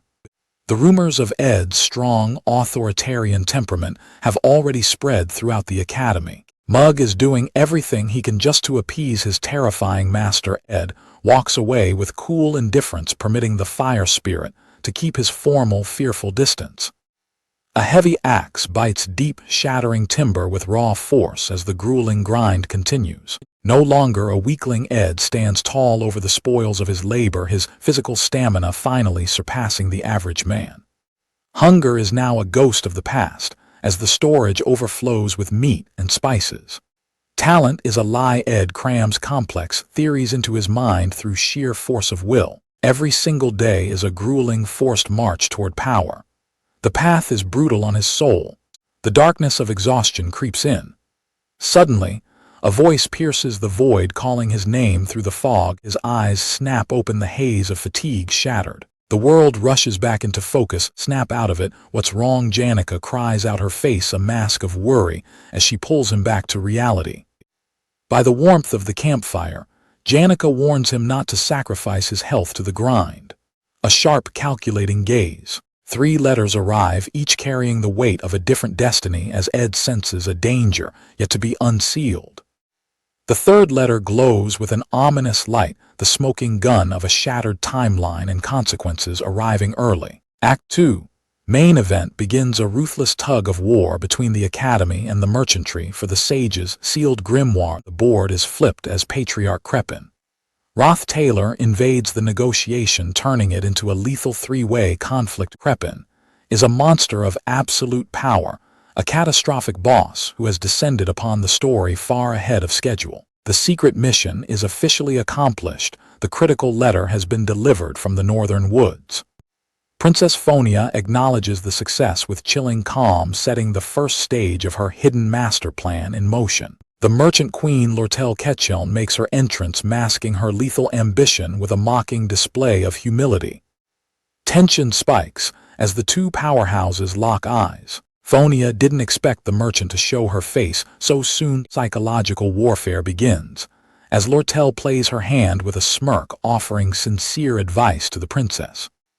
The bombshell is dropped. 𝒟𝐿's interference is the shadow of 𝒟𝐿's own father looming over the board. Even in exile, 𝒟𝐿's greed knows no bounds. The legacy of his obsession over the grimoire will not be stopped. The revelation leaves the princess reeling from a web of conspiracy far more tangled than she ever anticipated. Suspicions turn toward the fallen noble. Could 𝒟𝐿 be a double agent selling out the Academy to crawl back to his family's favor? The stoic knight remains unconvinced. He knows that if Ed wanted to betray them, he wouldn't be living like a commoner in the woods. Sylvania Academy is on the brink of total collapse. Financial ruin has pushed Principal 𝒟𝐿 to a desperate secret plea for salvation. The unthinkable is happening. The sage's sealed grimoire, the very heart of the Academy, is about to be auctioned off to the highest bidder. The letter reaches Ed's hands, carrying the weight of his father's sins. It's a direct invitation into the lion's den from the monster himself. A nightmare scenario is unfolding if the Act 4 final boss claims this relic, now clearing the game, will be a mathematical impossibility. Vow is etched in stone. No matter what happens, Ed must exclude the Patriarch from this episode, or watch the entire world burn. The princess sees through the facade. Why are the merchantry and the 𝒟𝐿 competing for a grimoire that should have already changed hands? 𝒟𝐿 drops the bombshell. She has zero intention of selling to the 𝒟𝐿 family. She's cutting the strings of her father's business connections once and for all. A cold, calculated alliance is born. 𝒟𝐿 plays the enemy of my enemy card. She promises to keep the 𝒟𝐿s in check while she secures the prize. It's a win-win for the merchant queen. She claims the sage's grimoire and ensures her poor senior Ed stays far away from the crossfire. 𝒟𝐿 claims she's protecting Ed's new life from his family's shadow. The princess senses a sharper edge beneath the merchant's smile. Phonia remains skeptical. Can a shark like 𝒟𝐿 truly feel worry, even if Ed is useful? Kindness always comes with a heavy price tag. Dark, suspicious thoughts. The princess pushes for the ultimate truth. If Ed refuses to cooperate, if he remains silent and defiant, what then? The mask shatters, revealing eyes of predatory steel. Then 𝒟𝐿 have no choice but to use him, 𝒟𝐿 declares without hesitation. A heavy, suffocating silence falls. The stakes for Ed's survival plummet into the abyss of merchant greed and ambition. Deceive and exploit. The merchant's dark creed is laid bare, and 𝒟𝐿 trembles with an unhinged, terrifying energy. Shock paralyzes the princess. The shift is like facing a cornered beast that's finally decided to bite back. A chilling glare. 𝒟𝐼𝒮𝒞 erupts in a manic fit of laughter with demonic eyes. She mocks the concept of exploitation. Who's exploiting who again? The knight roars at the sheer insolence shown to royalty. The princess is frozen, realizing 𝒟𝐼𝒮 is a monster in training. Phonia stares into the abyss of those shimmering eyes. The girl across from her has shed her humanity for the ultimate deal. 𝒟𝐼𝒮 leans in, sealing a temporary pact with a chilling smile. Just for this matter, we are allies errant. We merchant's eyes glow with lethal intent. Play with her and you'll find yourself being played instead. The knight roars for justice. But a simple hand gesture silences the pride of the crown. Phonia calculates the threat of the Rothstalers versus the girl who refuses to bow. This is the shadow she needs to fear. 𝒟𝐻 walks away, leaving royalty in the dust. The princess wonders if she'll ever see that mask slip again. The invincible merchant's mask shatters in a heartbeat. Even the coldest heart falters when the unexpected arrives. Chaos reigns as Ed and Janica crash the scene. The political tension evaporates into a whirlwind of bright smiles. Welcome to the Elt Company. 𝒟𝐻 serves up cold water and colder stares to her unwanted guest. Ed takes the hit to keep the peace while 𝒟𝐻 trembles with suppressed rage. The battlefield of love is dangerous. The mask is back on, shining and fake. She hides her scheme behind a flawless, sweating smile. A treasure trove of high-tier magic gear glimmers in the light. This is a bribe for the ages. Janica calls out the blatant hypocrisy of the golden merchant ethics. Were thrown out the window the moment Ed walked in. Marketable profit, none of it matters compared to Ed's survival. The ultimate merchant has finally found something more valuable than gold. Ed is trapped in a debt of kindness he can never repay. Just come by regularly, she whispers, spinning a web. Hell, never want to leave. Janica's disbelief explodes into the room, but 𝒟𝐻 shuts her down with icy precision. This is a private contract between her and Ed. Outsiders aren't welcome. The crushing weight of survival is finally taking its toll. Ed's focus shatters as a chilling sensation begins to swallow his consciousness whole. Gravity vanishes as Ed sinks into a silent abyss. Even in the depths of a coma, the threats remain razor sharp. A relic lost in time. Priorities swirl in the darkness. Forget the grimoire. The survivalist's instinct fixates on a fluffy mattress and the simple comfort of rest, a cabin to clean and a fawn to prep. Even as he fades, Ed's spirit is still grinding deeper into the blue. He sinks, haunted by the smallest of tasks. Even Lucy's jerky weighs heavy on a soul that refuses to quit the silent academy grounds. Reality fractures as panicked voices echo through the void. The girls watch in horror as their anchor finally snaps and disappears into the dark. Princess Phoebe reflects on the enigma. From the quiet fishing camps to the roar of the Glaskin raid, his presence is impossible to ignore. Man covered in blood and driven by a singular focus. 𝒟𝐻's warning rings, true. Judging Ed Rothman lightly is a mistake. No one should make twice. The royal gaze narrows as Phoebe seeks one final confirmation to see if her insight was truly off the mark. The stage is set for a royal meeting, but the star is nowhere to be found. A royal command is absolute, yet Ed has done the impossible, leaving the princess completely blindsided. The demon of the academy has finally been brought to his knees by the brutal weight of overwork. The system delivers its merciless verdict: exhaustion, high fever, and total collapse. Even survivalists have a breaking point. Ed awakens to a living nightmare, suffocating heat and a body like lead. Even breathing is a battle. The source of the pressure reveals itself, a pint-sized witch using a legendary survivalist as a mattress. Despite the physical weight, there's an eerie lightness to the girl known as the Academy's slacker.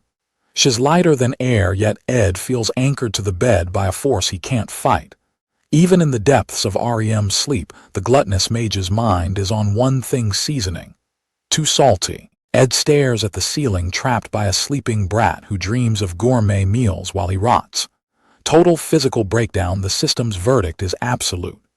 Ed is a prisoner in his own skin. The sleeping beauty finally stirs her first words, a demand for sustenance. Does she think of anything but food? The familiar logs of his cabin come into focus, but the luxury of the new blanket signals some serious coin spent on his recovery. A burst of emerald light heralds the return of consciousness. The healing process has finally begun. Lucy's magic stabilizes the chaotic storm of energy that nearly tore him apart after months of reckless overtraining. The legendary slacker claims she was bored to tears, acting as if saving his life was just another afternoon nap. Fending off the Academy's heavy hitters was a hassle she endured just so Ed wouldn't wake up to a war zone. "Don't get sick," Lucy warns, her voice heavy with the trauma of watching those she loved fade away. "Thank you," Ed whispers, acknowledging the silent vigil kept by the girl who supposedly only cares about food. The long-awaited awakening. Ed's eyes snap open to the voice of his silent guardian, the weight of the ordeal finally lifting. A concerned gaze. With the crisis averted, Lucy retreats into her usual shell, snatching her hat and pulling away from the bedside. The sage of the woods returns to the shadows as the recovery begins. Even in this moment of peace, the world outside doesn't stop moving for a single second. A sudden blur of movement streaks across the cabin roof. Ed stares back in confusion, the haze of sleep still clouding his mind as the room fills with unexpected guests. Enter 𝒩𝒜ℳℰ with firewood and news. The others are away, leaving only the crackle of the hearth and the smell of stew. 𝒩𝒜ℰ watches Ed with a gaze filled with unspoken questions. "Ed, how many times does this make it? A simple bowl of soup, a moment of fragile peace. Even a man who defies death needs the warmth of a meal to ground himself. The taste of survival is bitter." Ed's stomach churns as he realizes his current caretaker's culinary skills are lacking. 𝒩𝒜ℰ spirals into a cultural crisis, questioning the openness of this civilization and whether this is the natural order for strong men. The Iron Rule Lortel commanded absolutely no women. Her jealous aura looms in the background, a terrifying reminder of who runs the show. No rest for the weary as Ed chews through the latest gossip.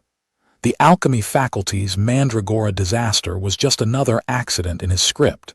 Steel flashes as Taylor and Clebius put an end to the Mandragora chaos. Act 2, Scene 5 is officially in the books. Deep in the dark, the demon of the sewers meets its end. Act 2, Scene 7 passes without a hitch, keeping the narrative on track. Ed awakens to a cold realization he's been out for 10 days. The world has moved on without its strategist. Confusion shatters as the truth hits. 10 days of sleep have turned his calculated plans into a mess of unpredictable variables. Time is the ultimate enemy. With his allies away, Ed realizes he is completely isolated as the end game begins. He fuels his weakened body, drinking deep to prepare. If the script has progressed 10 days without him, he's walking into a slaughter. "Hey 𝒩𝒜ℰ," the strategist's voice cracks with urgency. "A message must reach Lortel now, or the game is over. No more delays, no more rest." Ed knows he's out of time, and the weight of the struggle sets his resolve in stone. The curtains rise on Act 2, Scene 10, the one full of variables. The hunt for the sage's sealed grimoire has officially begun. Princess 𝒩𝒂ℎ takes her place on the board. Regal and unwavering, she remains the narrative's most dangerous wild card. Enter Lortel 𝒩𝒂ℎ, the merchant queen whose ambition is as sharp as a blade. In this war of grimoires, her greed is a weapon of its own. A shadow crosses the threshold, the man who broke the world's script. Every step he takes reshapes a destiny that was supposed to be written in stone. The patriarch of the Duke family, Rothtailor, steps into the light draped in noble corruption. Behind the jewels lies a heart as dark as the abyss. In the silence of the dining hall, Princess 𝒩𝒂ℎ masks the brewing chaos with a facade of calm. The calm before the storm has never felt so heavy. The Duke plays the diplomat, casting Ed Rothtailor aside as a foolish and thoughtless member who was rightfully disowned. Princess 𝒩𝒂ℎ accepts the apology with icy grace. Crepin Rothtailor steps into the light, a man bound by the same blood as Ed but far more dangerous. To the world, he is the paragon of nobility, dignified, compassionate, and wise. A duke who commands absolute devotion from every servant in his wake. But appearances are a deadly lie. Beneath the refined mask, a darker truth is laid bare to those who know where to look.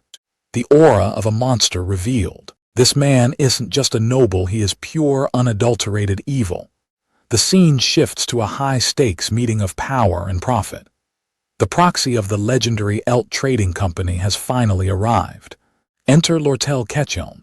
With a polite bow and a serpent's grace, she humbles herself before the seat of power, the only daughter of the Golden King 𝒟𝐿 himself. She isn't just a merchant, she's the heir to an empire built on insight and greed. Her philosophy is simple and ruthless: we follow wherever the scent of money leads us. A merchant's hunger for profit knows no bounds. The prize of the hour, the sage's grimoire. A legendary treasure of Sylvania Academy now sitting on the auction block. Desperate times call for desperate measures. To escape the shadow of financial ruin, the Academy is forced to sell its most valuable secrets in the dark. A princess stands as the witness while Vice Principal Rachel holds the gavel. The stage is set for a silent, shadow-veiled auction. No fanfares, no crowds, just the cold reality of the trade. Right here, right now, the highest bidder takes the ultimate prize. Every detail has been calculated and every past record scrutinized. 𝒟𝐿 has analyzed the history of forbidden trades to prepare for this moment. 𝒟𝐿 weighs the true cost of the grimoire. It's not just a book, it's intrinsic magical power and the ultimate luxury for the elite. The history of legends comes with a heavy price tag. From the 8,100 gold Book of Order to the 7,020 gold magic travelogue, the stakes are astronomical. She knows the transaction records by heart. 𝒟𝐿's gaze turns cold as she calculates the true price. She doesn't just know the books, she knows the hearts of the men bidding for them. The ink is poised, the tension thick enough to cut. A single stroke will decide the fate of the forbidden grimoire. 𝒟𝐿 Rothtailor prepares his final offer, his face a mask of aristocratic confidence. He believes the prize is already his. The gavel is ready to fall. The bids are in, the auctioneer announces as the air in the room turns to ice. Princess Phonia knows the brutal truth of this auction. In a world with no limits, the only way to win is to crawl inside your opponent's mind. 𝒟𝐿 plays the perfect merchant, feigning a limit for profit. It's a masterclass in deception, baiting her prey with a false bottom. 8,500 gold coins. 𝒟𝐿 takes the bait, overpaying exactly as 𝒟𝐿 orchestrated. But 𝒟𝐿 Rothtailor isn't after wealth, he's after something far more sinister. Now the stage belongs entirely to 𝒟𝐿. The room shatters in disbelief. A bid so massive and reckless, it leaves the princess frozen in shock. 9,400 gold coins. The 𝒟𝐿 Trading Company claims the sage's sealed grimoire. 𝒟𝐿's victory has abandoned every rule of business, proving profit was never her goal. Let's return. 𝒟𝐿's defeat is absolute, his face twisting with a quiet, lethal fury. As the shadows of the Rothtailor house depart, the real mystery begins. What could be worth more to a merchant than a staggering loss of 9,400 gold? Cold, analytical gaze. Princess Phonia's mind races as she recalls 𝒟𝐿's haunting words. We are allies, the merchant had claimed, but her eyes tell a different story. Could this all have been a desperate play to keep the forbidden scroll from a monster like 𝒟𝐿? No, 𝒟𝐿 doesn't move for justice. Behind that smile lies a goal far deeper than anyone can imagine. The truth dawns: a mastermind lurks in the darkness, manipulating 𝒟𝐿 to dismantle the Rothtailor name from within. 𝒟𝐿 plants the seed, even cast out and broken Ed worked until he collapsed. He was desperately trying to salvage what remained of his dignity. A hero forged in the wild, Ed Rothtailor stood against the crushing darkness until his very last breath. Guilt tears through the princess like a blade. How could I drive such a person on the road to ruin the sun-drenched academy grounds? The deal is sealed in ink. 9,400 gold coins for a grimoire that holds the power to change everything. The merchant's mask falls away. Denying the resale was a calculated lie to drive up the stakes for Duke 𝒟𝐿. Ed played right into her hands. Offering anything is a fatal mistake, giving 𝒟𝐿 total control. Those cold green eyes see right through the play. She's counting her new leverage over him. Total submission for 900 coins, that's the greatest bargain of 𝒟𝐿's career. Victory has never felt so sweet. 𝒟𝐿 clutches the certificate, knowing Ed is now hers to command. A NY thing. a look of pure predatory obsession that would make the princess cough up blood. A quiet hideaway. At the campfire, Ed breathes a sigh of relief thinking he's navigated the storm safely. 𝒟𝐻 bet on her charms, but Ed bet on information, and he's already dreading the fallout. The peace is shattered. A voice rings out across the camp. Ed, you're awake. 𝒩𝒑 storms the camp breathless. She didn't wait for lunch to sprint from the faculty building. Panic flashes in her eyes as worry overflows. The usually composed student is losing her cool. Jix spills the truth. 𝒩𝒑 was a crying mess storming academy boardrooms while Ed was out. The embarrassment is lethal as she tries to silence the gossip by dragging Jix away. A silent, fiery observer lurks in the shadows. The spirit Mug is waiting for the perfect moment. Please kill me, Master Ed. Mug bursts out in a hysterical display of pure loyalty. The spirit's devotion knows no bounds. He drained mana from 𝒩𝒑 to keep a watchful vigil over his master. The cold, hard truth drops like a hammer. Ed has been out of commission for 10 whole days, 10 days. The realization hits Ed like a physical blow, his mind racing through the consequences. A survivalist's nightmare unfolds. 10 days of rotting meat have turned his stores to waste. His hard-earned progress has been wiped out by nature, leaving only broken nets behind. All food supplies are gone. The grind to survive begins again from absolute zero. A hollow, exhausted stare. I'll help you. 𝒩𝒑 and Jix stand firm, refusing to let Ed rebuild alone. Jix steps up with the grit of a true ally, ready to put in the work to fix the camp. In this world, you just handle the chaos as it comes. It wasn't long ago that a crude pile of sticks was the only thing standing between Ed and the abyss. But Ed is a survivor who has resolved more issues than anyone can imagine, and he's just getting started. Amidst the wreckage, Ed finds a rare moment of peace. Everything will somehow work out, he resolves. The weight of the struggle is undeniable. Looking at Ed, 𝒩𝒑 sees that he is clearly reaching his limit. Vulnerability is a weapon. As Ed struggles, 𝒟𝐻 sees a window for 𝒩𝒑 to finally bridge the gap between them. The tactical advice begins with the red fox away on business. The field is wide open. A final directive. It's time for 𝒩𝒑 to take control of the camp and her future. The high-ranking wind spirit delivers a ruthless lesson in romance.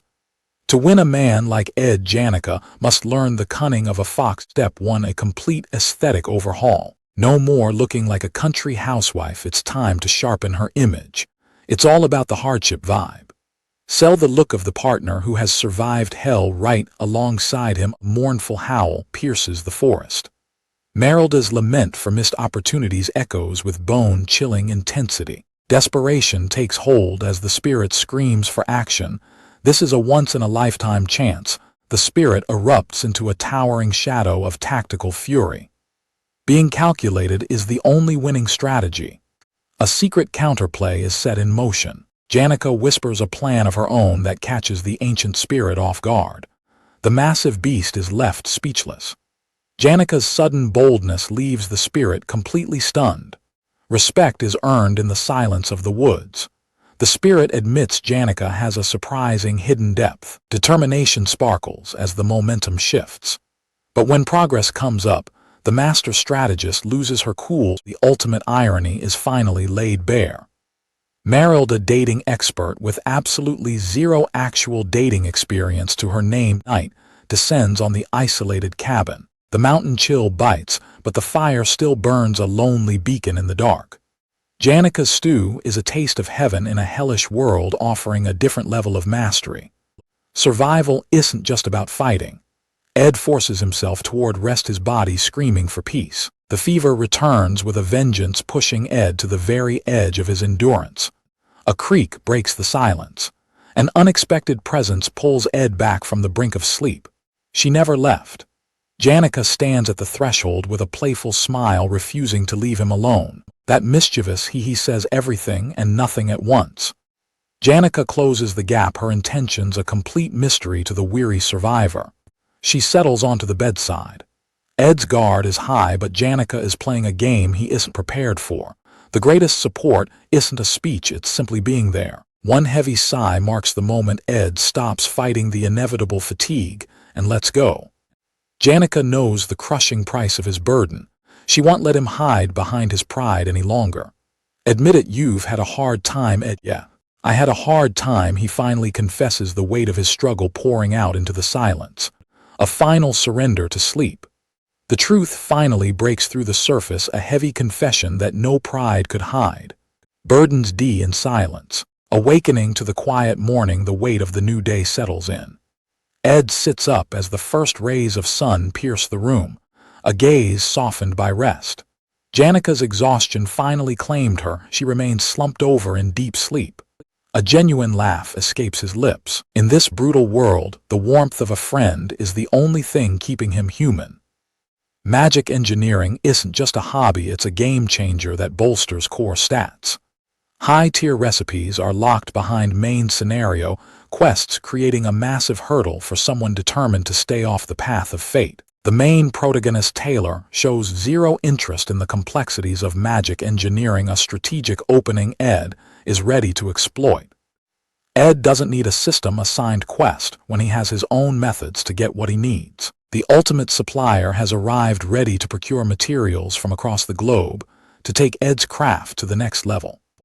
The red-haired noblewoman masks her chronic fatigue with elegance, appearing in the forest, despite her skin and hair suffering from her duties. Even through the exhaustion of her high-stakes life, she traveled to the northern forest for one reason, Ed. Light streams through the cabin window, marking the end of a long night and the start of a dangerous new phase. My hair is dry and my skin is rough. It was such a struggle getting it back to normal. A silent tension. The old guard is ousted and 𝒟𝐿 is seizing the throne to rebuild a new empire from the ground up. The merchant princess drops a bombshell offer. She doesn't want a subordinate, she wants Ed as a co-executive. A mischievous blush colors 𝒟𝐿's cheeks as she begins to weave a dangerous fantasy. Imagine this. A D-life, D assets, and a thin wall between their offices. It's a vow disguised as a contract. 𝒟𝐿 laughs it off as a mere ramble, but the tension in the air says otherwise. Ed watches her, sensing the gravity beneath the humor. Ed challenges her logic, questioning why the most powerful merchant in the land would give everything to him. The hood goes up, veiling 𝒟𝐿's eyes as the mood shifts into something heavy and hidden. You don't even know anything. She anticipates his rejection, mocking the idea that her heart is just the fleeting emotions of a young girl. Her voice carries the wisdom of a lifetime spent in the shadows. 𝒟𝐿 stands atop a mountain of gold, a lonely queen in a world built on backstabbing and greed. When survival means betraying or being betrayed, one thing becomes priceless. In a sea of lies, 𝒟𝐿 reveals her true ambition. The only thing worth more than an empire is a person who will never betray you.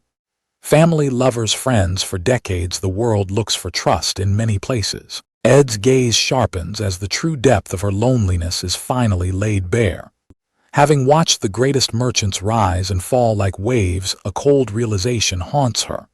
The fear that her turn to crash is coming is a shadow she can never outrun.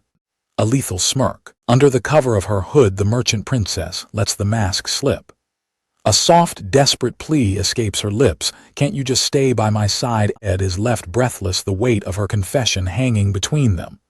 For the first time, the cunning merchant looks truly fragile. The tension breaks with a sudden burst of laughter. 𝒟𝐿 plays it off as a grand performance, but her mask can't hide the truth anymore. I almost had you. The mask of innocence is a lethal weapon. The merchant princess knows exactly how to shatter a man's resolve with a single calculated glance. Silence hangs heavy. A tense standoff amidst the fading light. Two players locked in a high-stakes game where even the silence is heavy with unspoken intent. Ed draws a line in the sand with unwavering resolve. Graduating from Sylvania. He won't be moved, not even by her. Cold determination masks his face as he faces the unknown. If the future is unwritten hell, write it on his own terms, no matter what he owes her. The predator smiles in the shadows. She has all the time in the world to wait because in her mind, he truly has no choice. A free pass held like a winning hand. The merchant princess is already calculating the perfect moment to cash in her ultimate favor. A parting shot with a hidden sting. It was great seeing you again.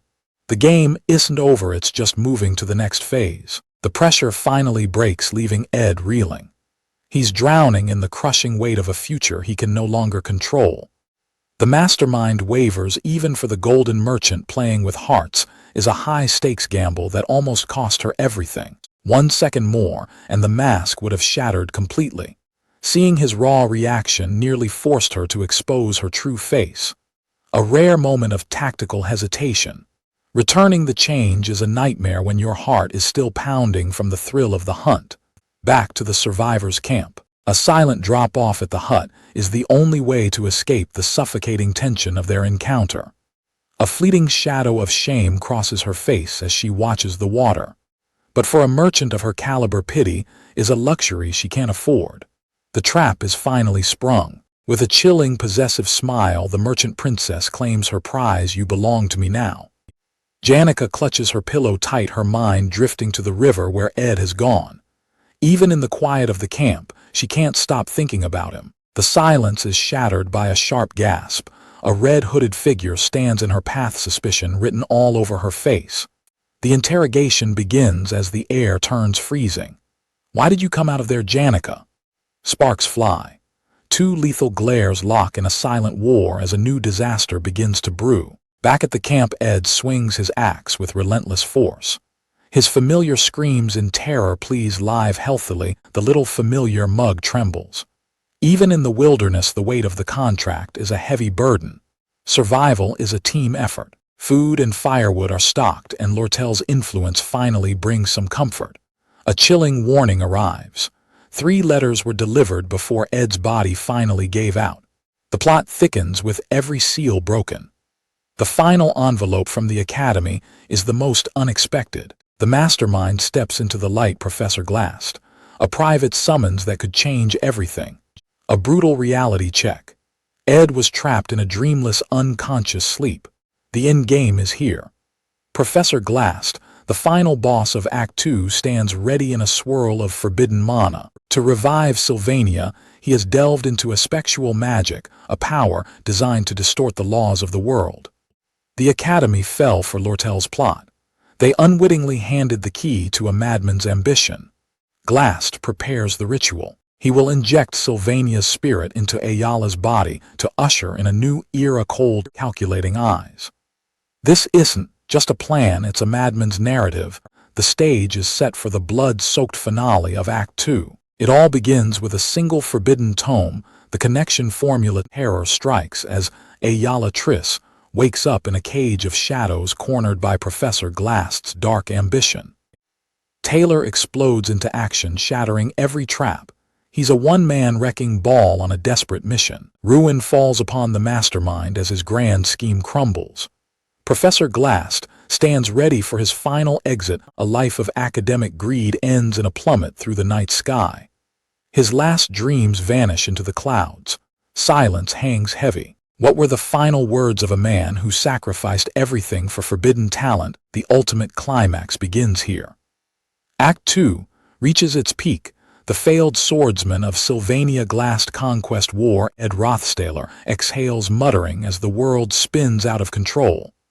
"This wasn't my original plan. It's your fault." Ayala screams, her finger pointed at the one she blames. Behind the bars, the presence of a true nightmare looms in the dark. Pure terror waits in the depths, a monstrosity made of fire and malice. The demon is ready to strike. Ayala weeps in pure hatred. "Aren't you being way too mean?" Ed asks, unbothered by her venom. Every breath is a struggle as the final act ignites. The grand finale of the Glassed conquest war starts now. 3 days ago, the clock starts ticking in a secluded cabin. The calm before the storm is about to shatter. 10 days spent on errands, but the hunger for growth remains. Every second not spent training feels like a life wasted. The Glassed conquest war looms on the horizon, and magic engineering is the key to his survival. A sudden realization, a flash of inspiration. He's finally found a way to bridge the gap.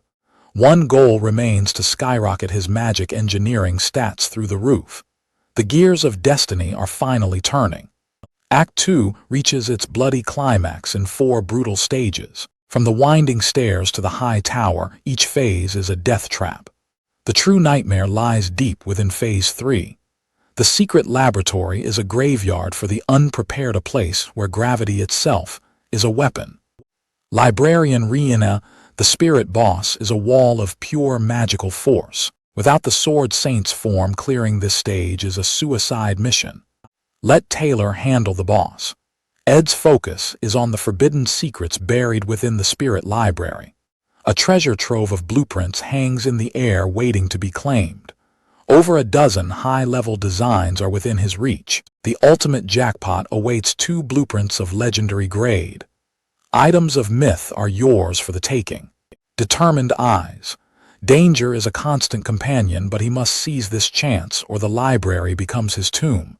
He won't face the darkness alone. With a loyal ally by his side, the impossible suddenly seems manageable. The ranks of Class A are swelling with elite talent. Adele and Ayala are moving up, shifting the balance of power in the academy.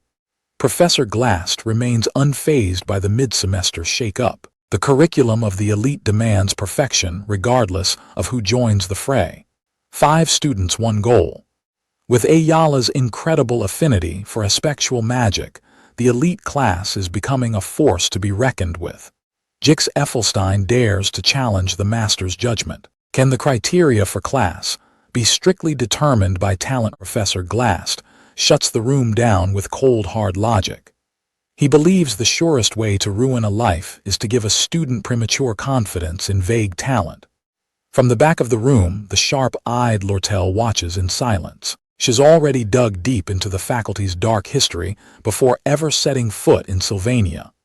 Glast turns the blade back on the challenger with a cutting question. Students who put in effort might bloom. Their efforts. 𝒩𝒜ℳℰ, the professor's obsession with talent isn't just a philosophy, it's a scar. It all stems from a tragic history involving his own flesh and blood. His daughter Muri was nothing more than an average mage. Yet Glast fueled her with the endless faith of a blind parent. Muri didn't feel a father's love, she felt the suffocating pressure of expectations. A father's trust became a daughter's death sentence.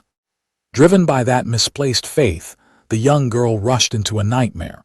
She joined a monster raid far too early, facing a beast she was never meant to fight. The trembling hand of a father meets the cold reality of a shroud. In the end, his faith was the very thing that crushed the life out of her. A man shattered by grief, weeping over the consequences of his own arrogance. From that day on, Professor Glast was never the same. For years, he buried himself in the libraries of Sylvania Academy. He claims to be researching aspectual magic, but the truth is far more obsessive.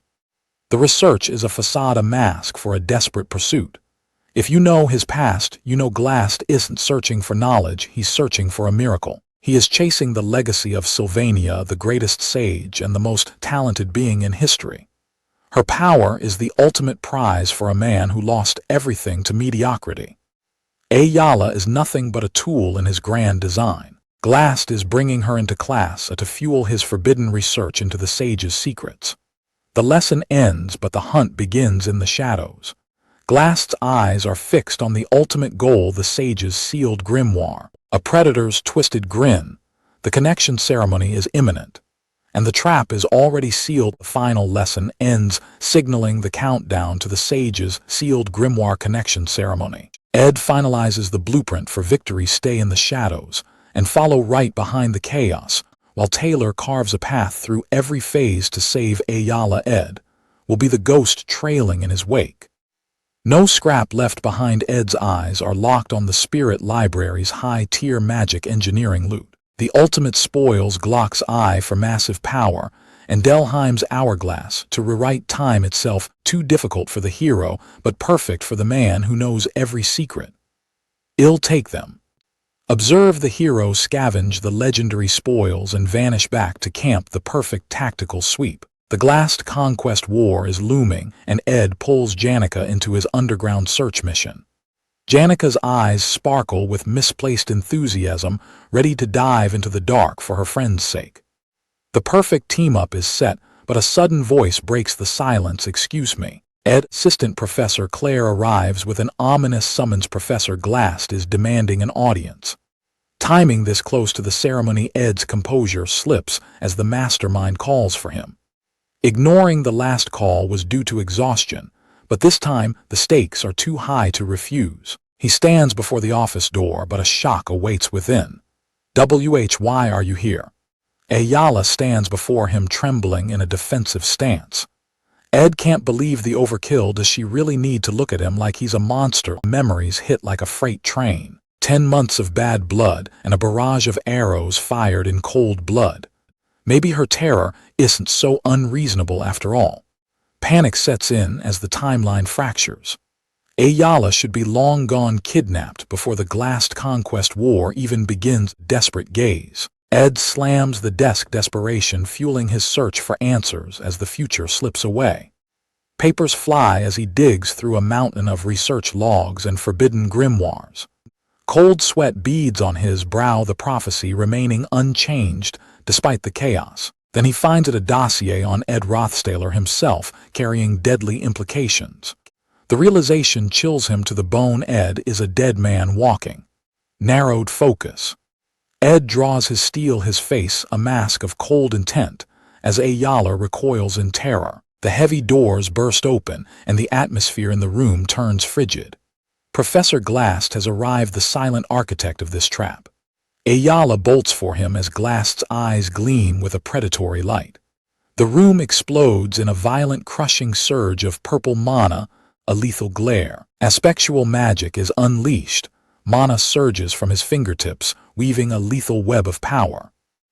Trapped, 𝒩𝒮𝒄𝐼𝒮𝒞 is ensnared in the absolute shackles of a time prison, her body frozen as the world screams to a halt around her. A hair's breadth from death, Ed twists through the air, barely evading the crushing pressure of Glast's magical onslaught. The glimmer of a lethal blade descends, a divine dagger meant to seal the boy's fate. Gravity turns into a death sentence as Ed falls, reaching desperately for a weapon that remains just out of reach. A blinding flash and a deafening roar, the impact is absolute as the dagger finds its mark, reflecting in Ed's widening gaze. The room erupts in a hellish inferno, throwing the blonde student back like a rag doll. Glast's voice cuts through the chaos. You're very quick to catch on to what's going on. Bathed in a terrifying purple aura, the professor questions the boy's impossible foresight. The mastermind remains unsettled. A few documents shouldn't have been enough to expose his true intentions. Is there a reason you must restrain me? Ed demands, but the professor offers no mercy. Cornered and gasping for breath, the boy reels from the absurdity of it all. A lethal glare. The professor's cold logic is absolute. Any interference is a threat to his grand design. Exhausted and outmatched, Ed wonders if simply letting himself be kidnapped is the only way forward. A predatory gleam flickers behind Glast's glasses. Ho! He senses a shift in the boy's resolve. The tension reaches a breaking point. Have you decided to fight back, or did you come up with some plan? A massive magic circle erupts from his palm. Good, Glast sneers. It's not such a bad deal for you either. Absolute authority manifests as the legendary high-tier magic time prison reality warps and freezes. Ed Rothstaler lies incapacitated as Glast looms over him. A glowing orb containing another captive hovers above. Assistant Professor Claire stares at the records in disbelief. It's like he lives 48 hours in a day. I can't imagine the effort he exerts. She hadn't expected his academic record to be so impressive. This isn't raw, innate genius, it's the desperate, grinding strategy of the weak. Every move is a calculated product of effort. Glast gazes at Ed's unwavering expression. That phantom of resolve strikes a chord, dragging a buried memory back to the surface.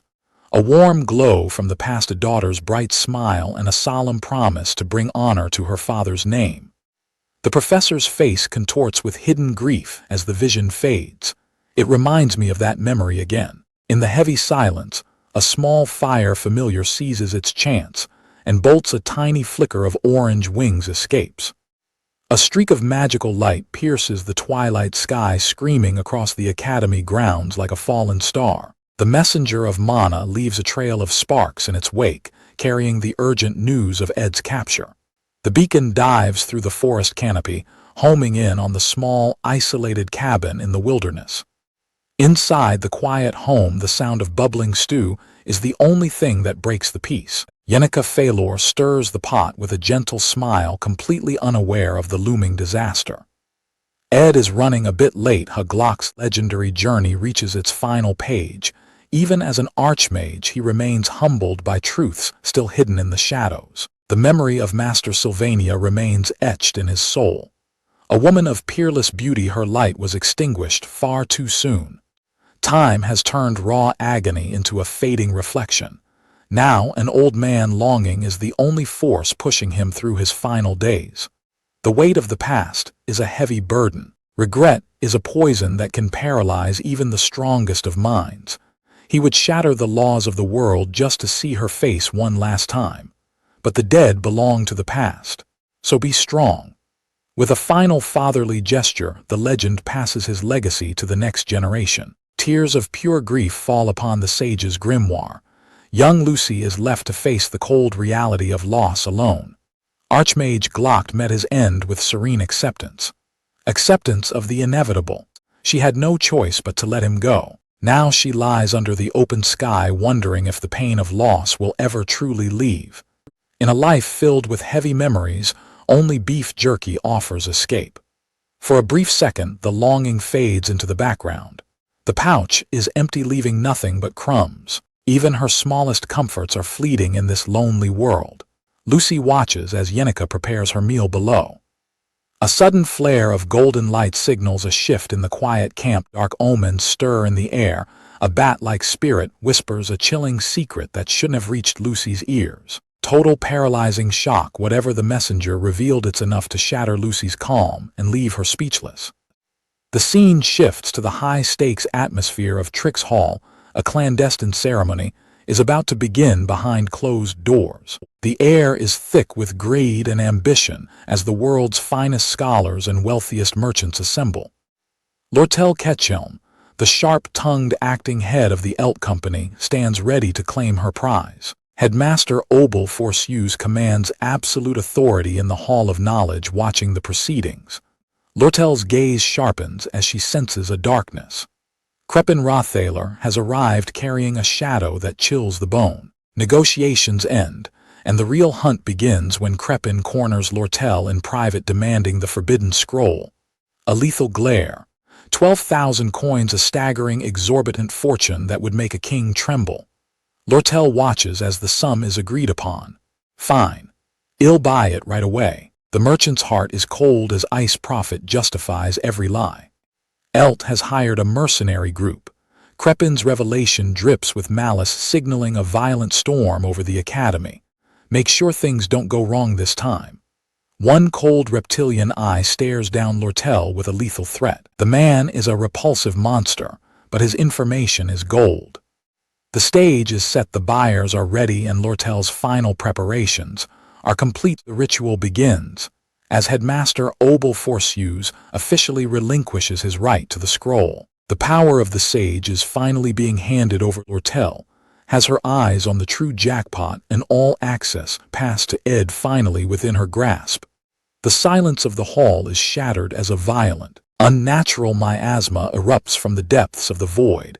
Disaster strikes with a blinding explosion of dark energy, tearing the ceremony apart. Demonic shadows materialize, turning a grand deal into a living nightmare. 𝒟𝐿's ultimate prize vanishes before her very eyes as the story's relentless gears keep turning. The heist is complete. Professor Glast has seized the grimoire.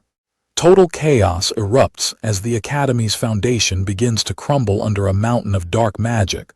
A blinding flash consumes reality, setting the stage for a catastrophic climax that will change everything. The 𝒟𝐻 Academy Survival Guide. The final scene of Act 2, the Glast subjugation battle, officially begins. Quiet Ed commands as the monster in the underground waterway looms in the shadows.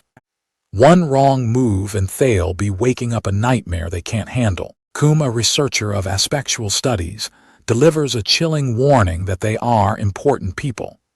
Ed hits the cold stone floor, the weight of imprisonment sinking in. 𝒟𝐿 notes they are too valuable for experiments, but for what purpose? There is nothing left to do now but play the deadly game of patience. The plan is set wait for Taylor to lead the subjugation squad and spark a riot. Once the library is in ruins, the real mission begins. The goal is to sweep up the replica magic engineering recipes and vanish with cold efficiency. Everything is perfect except for one annoying variable he's stuck with her. If you take even one step, he'll scream. 𝒩𝒑𝒓 is a cornered animal in frantic desperation. 𝒩𝒑𝒓 stares in shock, her tears glistening in the dim light. Ed knows she's an essential piece. Lies your Ed are 𝒩𝒑𝒓's accusations are cut short as Ed commands her to sit down. 𝒩𝒑𝒓's grief boils over. Taylor, do you even have the right to say his name? The gaze of a man who knows exactly what he's doing.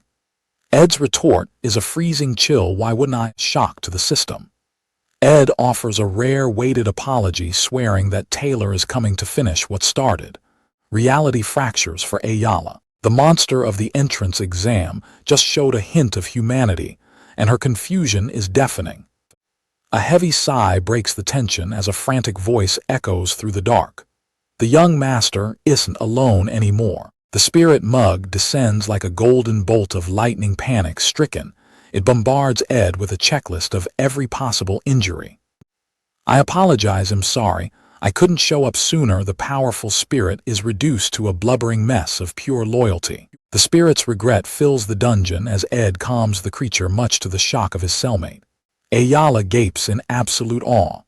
The man who is supposedly terrible at basic magic handles a high-level spirit with effortless grace.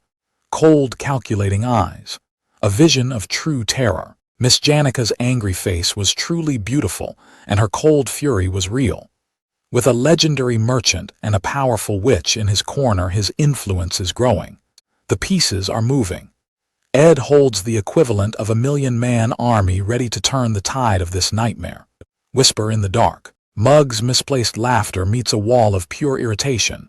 You rascal. Ed's patience has finally reached its breaking point as he hurls the spirit. No more games. Ed launches the next phase of his plan with clinical precision. Chaos in the cell block. Ed slams the bars, demanding release from researcher Come. The masked researcher sneers at the mere student, oblivious to the storm brewing beneath the surface. Ed's warning is cold and final. It's not me but you who will be in trouble. A heavy silence. Dismissing the threat with a mocking laugh, the captor disappears into the gloom, leaving the prisoners alone. Ed's gaze sharpens with a lethal glow. Shut up. From now on, answer with a yes or a no. The sudden shift in the atmosphere leaves his companion frozen in fear. Stunned by the icy intensity in his eyes, she can only stare in disbelief at the man standing before her. The person she thought she knew has been replaced by a cold, calculating strategist. Ed lays out the brutal reality. Sell me out immediately. Hell, play the escapee while she plays the victim. Please don't argue. With the weight of their lives on his shoulders, Ed shuts down any room for debate. One final crushing demand, why yes or no. Trembling under the pressure of his unwavering resolve, she yields with a whispered yes.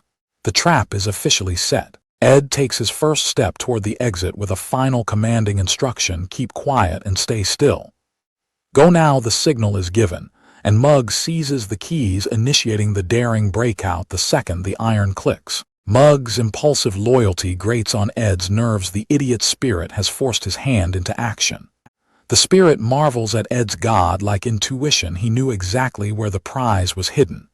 Into the dark, Ed bolts down the corridor with a singular explosive focus. He'll handle it. The system pulses as Ed calculates his odds with cold precision. He is no longer a prisoner, he is the master of the board. While he can manage minor variables alone, the true threats require heavy hitters like Janica or 𝒟𝒏𝒁 to ensure total victory. Every second counts as Ed races against the clock. I have to stop Lucy from coming here. Chilling dark haze. The peace of the gym is shattered as Taylor bursts in. The training stops. The real battle is about to begin. Bloodied and breathless, Taylor collapses. This isn't just a request, it's a frantic plea for survival. The mission is clear: we need to rescue 𝒩𝒑𝒓. Episode Roman 2 begins with the high-stakes glass chase as the battlefield is laid out. Ed knows every inch of this death trap, and he's ready to exploit the treacherous reverse run through the Academy's most lethal zones.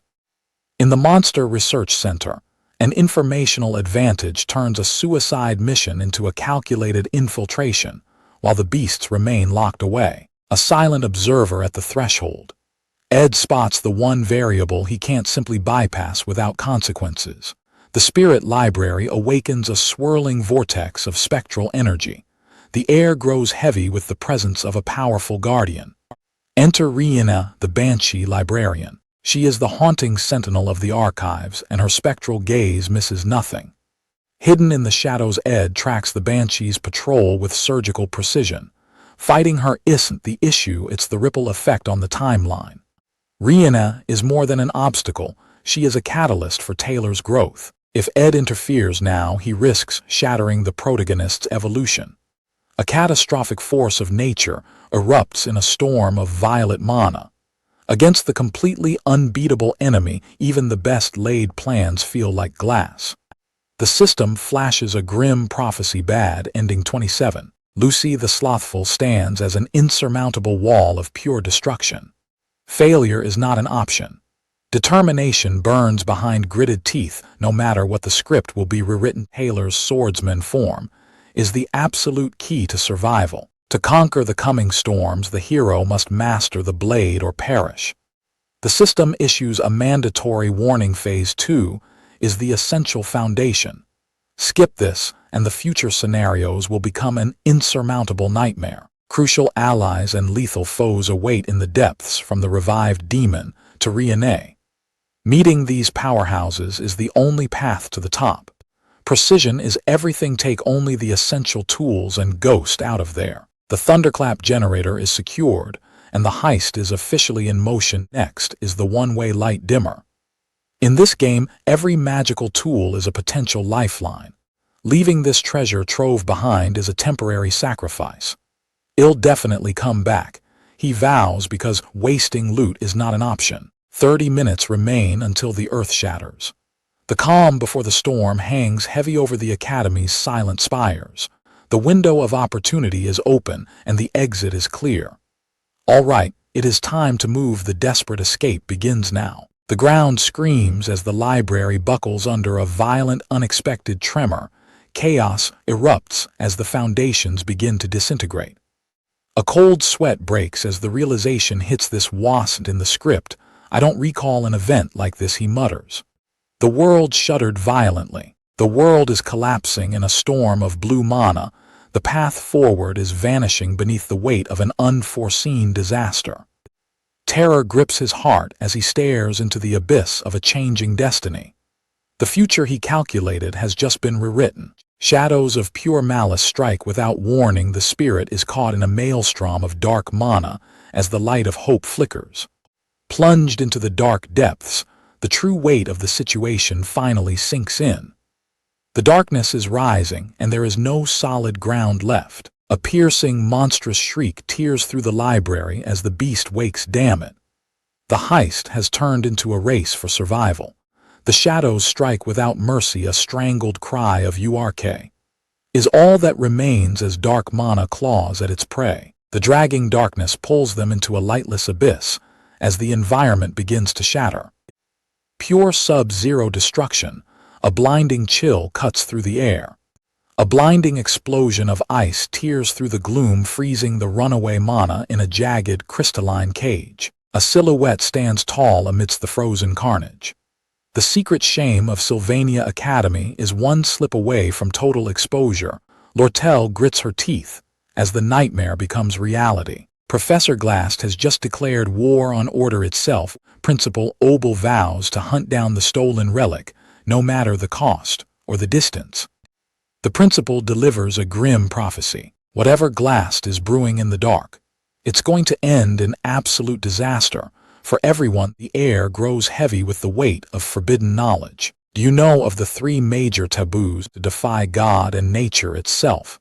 Pursuit of immortality, resurrection of the dead, and time travel, the forbidden trinity of sins. This isn't just research, it's aspectual magic fueled by a madman's obsession to break the laws of life. The final piece of the puzzle falls into place. If he has truly perfected the magic for resurrecting the dead, the world is in peril. 𝒩𝒂ℰ looks into the darkness and asks the riddle that chills her to the bone: who would Professor Glast want to bring back to life? Most realization hits like a sledgehammer. Silence falls as the horrific truth behind the stolen grimoire finally clicks into place. Bam! The heavy doors are blown wide as the situation turns catastrophic. We have a huge problem. Principal 𝒩𝒂ℰ. Total chaos erupts. Reports scream that Taylor is in pursuit as Glast vanishes into the dark underground waterways. It's not just a heist, it's a kidnapping with 𝒩𝒂ℰ in his clutches. A disaster could swallow the entire academy. The bombshell drops. Ed Rothetiller is missing. Shock freezes Lortel's heart as the true scale of the disaster hits home. The ground screams with violent vibrations as a blood-curdling roar echoes from the depths. Pure, unadulterated shock. The greatest mage of the era is on the move. 𝒩𝒂ℰ is the only one powerful enough to rescue Ed from the abyss. The sensible move is to wait, but Lortel's resolve is snapping. She won't sit idly by while her ally is in danger. A familiar, terrifying sound erupts. It's coming from the entrance to the underground waterway. High above, a colossal dragon of pure flame incinerates the sky in a display of raw spirit-fueled destruction. High atop the flaming beast, 𝒩𝒑𝒂 sheds tears of despair as the situation spirals into a full-blown catastrophe. I wish to go as well. Lortel Ketchum discards her merchant's mask for the cold resolve of a mage ready for war. A single step forward, the calculation ends and the hunt begins. Minimize the negotiation personnel and follow me. The golden daughter of the Ketchum Merchant Guild officially joins the battle. Prepare for the arrival of a legend in the making, a combat alchemist whose talent is feared across the entire faculty. Behold Dorothy, the third-year top student of the alchemy department. Her combat prowess is a formidable nightmare. She was a nobody until Professor Glast recognized her hidden spark. To Dorothy, this man was her only savior from the shadows. Dorothy's loyalty is absolute, even if she can't fathom the dark purpose behind Glast's extreme actions. She clings to the belief that her mentor has a reason for this madness, despite the chaos he has unleashed. Her mission: guard the entrance at all costs. But the top student of alchemy begins to tremble under the crushing weight of the situation. Terror strikes deep as the flames of war lick at her feet. Isn't this going way too far, Professor? The ground shakes with a guttural roar as a behemoth of fire manifests. Dorothy looks up, a mere insect before the dragon's breath. Answer me. The gentle 𝒩𝒂ℰ is gone, replaced by a silhouetted queen of flames demanding blood. Whereas 𝒩𝒂ℰ's eyes burn with a terrifying intensity that would make even the bravest knight recoil in fear. 𝒩𝒂ℰ, the alchemist's mind snaps, collapsing into a heap of tears and foam under 𝒩𝒂ℰ's wrath. Even a legendary summoner has her weaknesses. 𝒩𝒂ℰ stands paralyzed by her most difficult enemy: directions. Left, left, right. Or was it right, left? 𝒩𝒂ℰ's brain short-circuits while Dorothy lies defeated by sheer navigational confusion. A mental stalemate. Kindness amidst the chaos. 𝒩𝒂ℰ tries to cover the fallen Dorothy, only to be found by Lortel's watchful, mocking gaze. 𝒩𝒂ℰ failover. Aside from the anomaly known as Lucy, she stands as the undisputed titan among all of Sylvania's top students. Her force is as brilliant as it is terrifying. She will ensure Ed's safety, even if she has to burn the entire waterway to cinders. The dream of the perfect rescue: a warm hug, a soft smile, and the promise of a home-cooked meal waiting at the end of the nightmare. 𝒩𝒂ℰ, you are amazing. In her head, Ed looks at her with eyes full of love, finally acknowledging her as his true savior. Let's get married. The delusions of a love-struck summoner reach a fever pitch. She walks down a flowery aisle that only exists in her heart. No way. Lortel's logic fails her completely when it comes to Ed. The world's most rational merchant becomes a screaming ball of pure jealousy. The gloves are off. First, he'll get rid of 𝒩𝒂ℰ. Lortel's eyes turn cold as she plots to claim the rescue and the man all for herself. Why are you telling me that? The air grows heavy with a murderous aura as Lortel drops the act and challenges 𝒩𝒂ℰ head on. 𝒩𝒂ℰ's gaze turns lethal. Usually, airheaded her mind sharpens into a blade the second Ed's safety is on the line that isn't important. Janica shuts down the excuses as the fire in her eyes matches the urgency of the moment. A tense standoff. A cold logic takes over as Janica calls out 𝒟𝐿's dangerous gamble. Every second spent arguing is a second Ed doesn't have. The lethargic Lucy remains useless, yawning in the face of a crisis. This rescue mission falls squarely on the shoulders of the rivals. The flames of rivalry erupt. Both stand alone, driven by a singular burning obsession to be the one at Ed's side. The truce is temporary, but the competitive edge is sharper than ever. So there's no other competitors, right? The search splits. Janica takes the east, 𝒟𝐿 takes the other, and the hunt for Ed becomes a high-stakes sprint. One mission, two desperate hearts. Nothing else matters except pulling Ed back from the brink of disaster. 𝒟𝐿 tears through the darkness, her jaw set, and her focus unwavering. Janica pushes her body to the limit, the sheer desperation clear in every frantic stride. Will be the one. The clash of wills reaches its peak as they race to claim the title of savior. An earthquake, the ground shatters as Ed looks up in terror. Is help finally arriving? Sudden violent tremor. A blinding explosion of blue light and mana tears through the cavern. Who will be the first to reach Ed? Blue mana shatters the barrier with overwhelming force as the resonance of power screams through the air. A thunderous impact rocks the cavern as the ceiling finally gives way. A new player crashes onto the battlefield. Ed braces for the worst, sensing a presence far more terrifying than a cave-in. I wish it was just an earthquake, he mutters. From the heart of the destruction, a powerhouse emerges. The slumbering monster of the academy has finally awakened. Casual yawn from the sleepy genius. Lucy sits perched atop the ruins she just created with effortless ease, having torn open the ceiling to find her way. With a bored wink, the academy's strongest declares an end to the struggle. It's game over now. The dust settles as evening falls over the quiet woods, but at Sylvania Academy, the real storm is just beginning to brew. High above the campus, the architects of this ordeal watch the sun set. The stage is set for a trial that will push every student to their limit. The masters of Sylvania watch with cold calculation. Flowers only bloom where the leaves fall. The monocled veteran questions the test, but the principal remains unmoved. This generation of students is a rare find. Bonds are forged in the fires of conflict. This rare crop of talent is destined to rewrite the history of the magical world. A constellation of rising stars fills the halls. Expectations reach a fever pitch as the golden age truly begins. Cruelty masquerades as mentorship. The principal clenches his fist, anticipating trials so brutal even geniuses will struggle to survive. A leaf is crushed, a silent warning felt deep in the bones. It feels like someone is warning me, the principal notes. A devastating impact carves a path through the earth. The forest stands silent before a void of pure, unbridled destruction. The dust settles on a bottomless abyss where life once thrived. The ceiling shatters as a monstrous force pierces the sanctum. No sanctuary is safe when the sky itself begins to fall. Amidst the ruins, a fallen star flickers with a blinding blue light. Hey! Frustration boils over as he tries to snap the powerhouse back to reality. Hey, hey, hey, hey, hey, the monster awakens, and she's hungry for more than just a fight.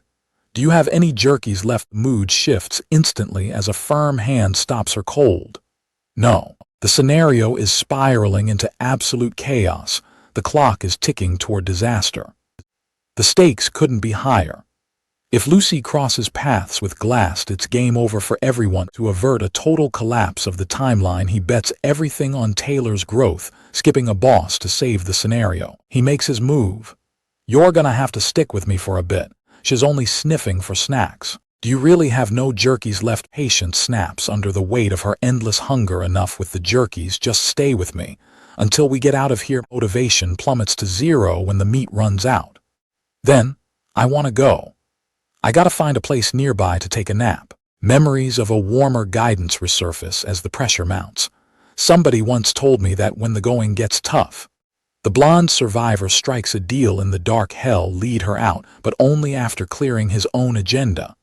I have some things I need to take care of before I leave. With a weary sigh and a final "all right," the pact is sealed within the cold silence of the underground depths.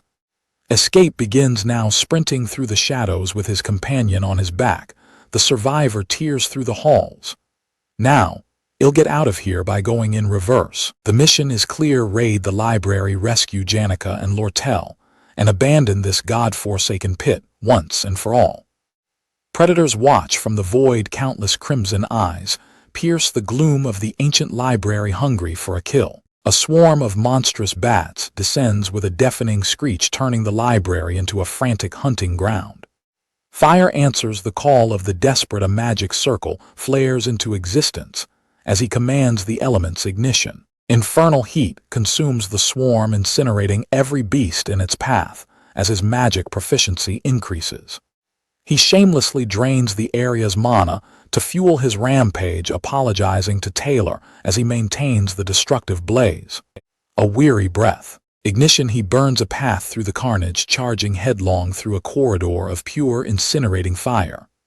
The roar of the flames echoes through the stone, a violent symphony of destruction and raw, unbridled power. System elemental magic and mana resonance proficiency has increased. He grins through the sweat. This is the real thrill of mob hunting. In the heat of the chaos, 𝒟𝐿 experiences a sudden piercing epiphany that changes the weight of the moment. Her unique insight pierces the shadows, sensing the concealment spell that even Professor Glass acknowledged.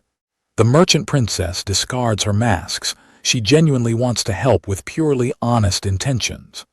Her resolve hardens with a tight grip on her cloak. This isn't just about survival anymore, it's about loyalty. A treasure more precious than gold takes root in her heart. 𝒟𝐿 stands at the threshold of a bond money cannot buy. Thunderous rhythm echoes in her chest. This is the violent, unmistakable sound of a heart finally awakened. Boom! The barrier shatters in a blinding flash of raw power and flying stone as the wall is obliterated from within. Through the settling dust and surging light, a lone shadow emerges from the chaos. Frozen in absolute disbelief, "Oh, 𝒟𝐿, you're here." He steps out with the sleepy powerhouse, Lucy, tucked in his arms, oblivious to the carnage. Draped in stolen artifacts and mythical gear, Ed stands as a walking treasure trove. He looks like a man who just plundered a god's vault. The grave danger that terrified 𝒟𝐿 is dismissed as a mere footnote. Her mind is racing in circles. Ed's nonchalance in the face of death is staggering. He remains perfectly calm amidst the wreckage.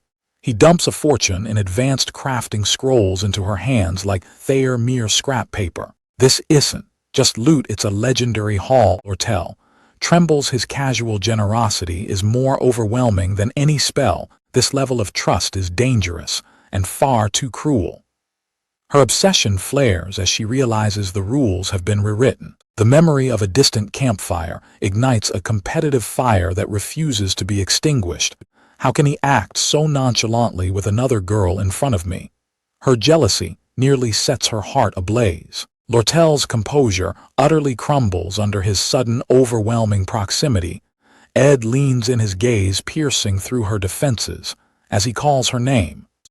A sharp, breathless intake. Ed's sincere gratitude is the ultimate blow that finally claims 𝒟𝐿's heart. The shrewd negotiator has been reduced to a blushing wreck by a single gaze. The romantic tension is brutally severed by a frantic arrival, signaling the end of the peace. The atmosphere shifts from love to war in a heartbeat. A crisis is brewing that even Ed Roth Taylor can't ignore. Heavy silence falls over the cold stone walls. Something is moving in the dark, and it's coming for them. The elite first years storm into the depths, weapons ready. Everyone, do not let your guard down. The gloomy Clebius is already paralyzed by fear. Do we really need to go further? He whines. Alvira explodes with alchemical fury at his spinelessness. The mission is clear: they must save 𝒟𝐿. And Ed jicks the spear of grass, forces the trembling coward forward. Don't back out now, he commands.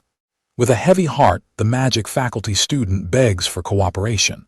I have to save 𝒟𝐿. Please do me this favor. A steady target sighted. 𝒟𝐿 senses a disturbance in the flow of fate. I feel something up ahead, she warns. Her prophecy carries the weight of a death sentence. A very tough opponent is waiting in the shadows. The corridor narrows as they approach the epicenter of the threat. There is no turning back now. Boom! A violent explosion rocks the foundations as a piercing scream echoes through the halls. The heat of judgment is closing in. It was just a simple whim. The culprit grovels in the dirt. 𝒩𝒂ℍ stands tall over her fallen prey. The rescue party freezes. Their ally has become their nightmare. Did I grill Assistant Professor Claire too much? She wonders, oblivious to the aura of death she's radiating. A primal learned fear paralyzes the party as rationality gives way to pure survival instinct. The gap in power is absolute, and a single misunderstanding is about to turn lethal. Taylor roars with desperate resolve, ready to throw his life away to save 𝒩𝒑. A heavy silence falls as a new shadow enters the fray, stepping past the trembling heroes. With a single bone-chilling command, Ed cuts through the panic. That's enough. A lethal glare. Elvira and Taylor watch in stunned silence as the man they once doubted takes point. Relief and terror clash as an ally rushes to his side, frantic for his safety. Ed, are you okay? Bearing the weight of an ally on his back, they have finally realized the true nature of his fighting style. The tension snaps as 𝒩𝒂ℍ blinks, the murderous aura dissipating in an instant. A navigation error with explosive consequences has left the party in shambles. Ed Roth Taylor is a monster in the making. The ultimate underdog has evolved into an apex predator, with 𝒩𝒂ℍ's fire dragon looming. The battlefield is about to become an absolute inferno. Ziggs trembles as he realizes the horrifying truth. 𝒩𝒂ℍ was a wall, but with Ed Roth Taylor by her side, that wall has become an impenetrable fortress. The tactical calculation is finished. Every path to victory has been systematically cut off, leaving only despair in its wake. The verdict is cold, final, and absolute. My chances of winning are 0. A steady hand on a shoulder signals a shift in the tide. The mission for the objective truly begins. Go Taylor. 𝒩𝒑 is waiting. Ed sets the wheels in motion, sending Taylor to catch Professor Glast. The team moves like shadows into the darkness. It's time for everyone to play their roles in this high-stakes gambit. Ed's eyes burn with a singular, icy focus. You handle the scenario. Ed vanishes into the night, a phantom hunter ready to dismantle anything that deviates from the plan. The storm finally breaks as news hits Arkan Island. The Golden King 𝒟𝐿 has unleashed his mercenaries. Fate has been rewritten. The original story's mid-boss is obliterated before he can even recover. The Golden King 𝒟𝐿 has fallen from power, but the timing is all wrong. 𝒟𝐿 watches with a serpent's grin. The board is set, and the game has only just begun. The loophole has been exploited. The hooded strategist moves out, leaving only the essential personnel behind. The trading company is defenseless and ripe for the picking. It's a desperate race to secure a hoard of magical engineering formulas. Amidst a mountain of artifacts, one stands above the rest. The best tool in the entire arsenal is finally within reach. 𝒟𝐿 must be dealt with exactly as the original story demands. The script of fate will not be denied. A cold command is whispered into the dark jiks. The rescue mission is a go. Ed surges forward with a single goal: find 𝒩𝒑 and get the truth. The burden shifts to Taylor's shoulders. He is the only variable capable of sorting out this chaotic scenario. Through the shadows of the tunnel, they sprint toward a collision with destiny. Right, Taylor. Hollow words are useless now. The only thing that matters is the strength to survive what's coming. A final weighted parting. Good luck. The time for action has arrived. Trials that would shatter ordinary human willpower loom ahead. The protagonist stares into the abyss, prepared to endure the unendurable. Glast's magic towers will soon choke the sky with dreadful spells. The coming pain will be absolute, but the march forward is non-negotiable. There's no time to wait. Ed leaves 𝒩𝒂ℍ behind, pushing his body to the limit in a desperate rush against the clock. Frustration boils over as the nightmare repeats itself again. The struggle to change fate is never ending. Taylor's growth must be absolute to stand a chance in the future. Only after mastering every unique skill can he hope to stand against that guy. A desperate cry echoes. 𝒩𝒂ℍ pleads for Ed to stop, but the gears of fate turn. The stakes are suicidal. Ed knows that standing still is a death sentence. Janica's heart breaks as she screams, "You collapsed from overwork." Just days ago, a chilling silence falls as Ed acknowledges the logic. Janica's right. Rest is a luxury for the dead. Ed cannot afford a moment of peace. The atmosphere curdles. "What do you mean by that, Ed?" The pressure is on. Ed fumbles for a reason, masking his knowledge with a lie. Janica spins a frantic web of logic to rationalize the chaos of the moment. Hearts racing. A heavy, unreadable silence. Ed's mind is miles away as the girls scramble. He plays the part of the fool. "Yeah, you're right. The games are over." Ed's eyes sharpen with a lethal singular focus. All that aside, the real battle is finally here. A lethal stare. Total devastation is beginning to unfold in the dark. The tunnel has become a graveyard of stone and rubble. Seniority is sacrificed at the altar of survival. Janica looms over the scene like a dark omen. The air turns ice cold. No more words, only the race for survival. Ed hauls his burden through the tunnels as the clock hits 0. "Did you do this?" Her voice is a low, terrifying whisper. "I'm not a heartless person." Lortel's desperate pleas echo in the dark as she crumbles. Silence reigns over the wreckage as it sinks into the frigid depths of the waterway. The cost of the struggle lies face down. Broken bodies are left behind like discarded pawns in a losing game. The Crimson Mage sneers at the new arrival. "You were faster than I expected." Lortel's father stands like a titan amidst the carnage in a display of absolute authority. A masterclass in cold calculation. He taught her to erase every record but never how to hide her heart from him. Loyalty is a fragile thing. A single threat was all it took for her own personnel to lead the lion straight to her den. Behind a mask of perfect poise, Lortel forces a masterly smile, the expression her father spent years carving into her soul. With a chilling snap of his fingers, the verdict is delivered. "It's a waste to ruin you with torture, Lortel. The dead don't stay down." Red eyes ignite in the gloom as the fallen mercenaries surge forward. A lethal gleam in their eyes. The ambush is sprung, the bodies in the water rise like vengeful ghosts. They strike at Ed and his allies with blinding supernatural speed. Magic flares against the steel. "Where do you think you're attacking?" the Crimson Mage screams. She unleashes her fury to parry the sudden onslaught. These aren't just mercenaries anymore, they are monsters fueled by a singular dark purpose. High above, hooded archers materialize on the cliffs like omens of death. This time it's different, the father declares. A rain of azure death descends from the shadows as the archers let fly. Two legends stand tall against the encroaching darkness, ready for the storm. Arrows rain down like a death sentence, but Janica and Ed move in perfect sync. Death whistles past Ed's ear, a hair's breadth from disaster. With a child clinging to him, every movement is a desperate gamble against precision. Light pierces the gloom as ancient power awakens. A spirit bird takes flight, the ultimate defense magic manifesting. Wings of spectral light shatter the incoming volley. The spirit's protection is absolute, shielding the party. Janica senses the lethal precision of their attackers. "Be careful, Ed. Their movements are definitely well coordinated." Ed's eyes sharpen, acknowledging the warning with grim focus. "Thanks, Janica," he mutters.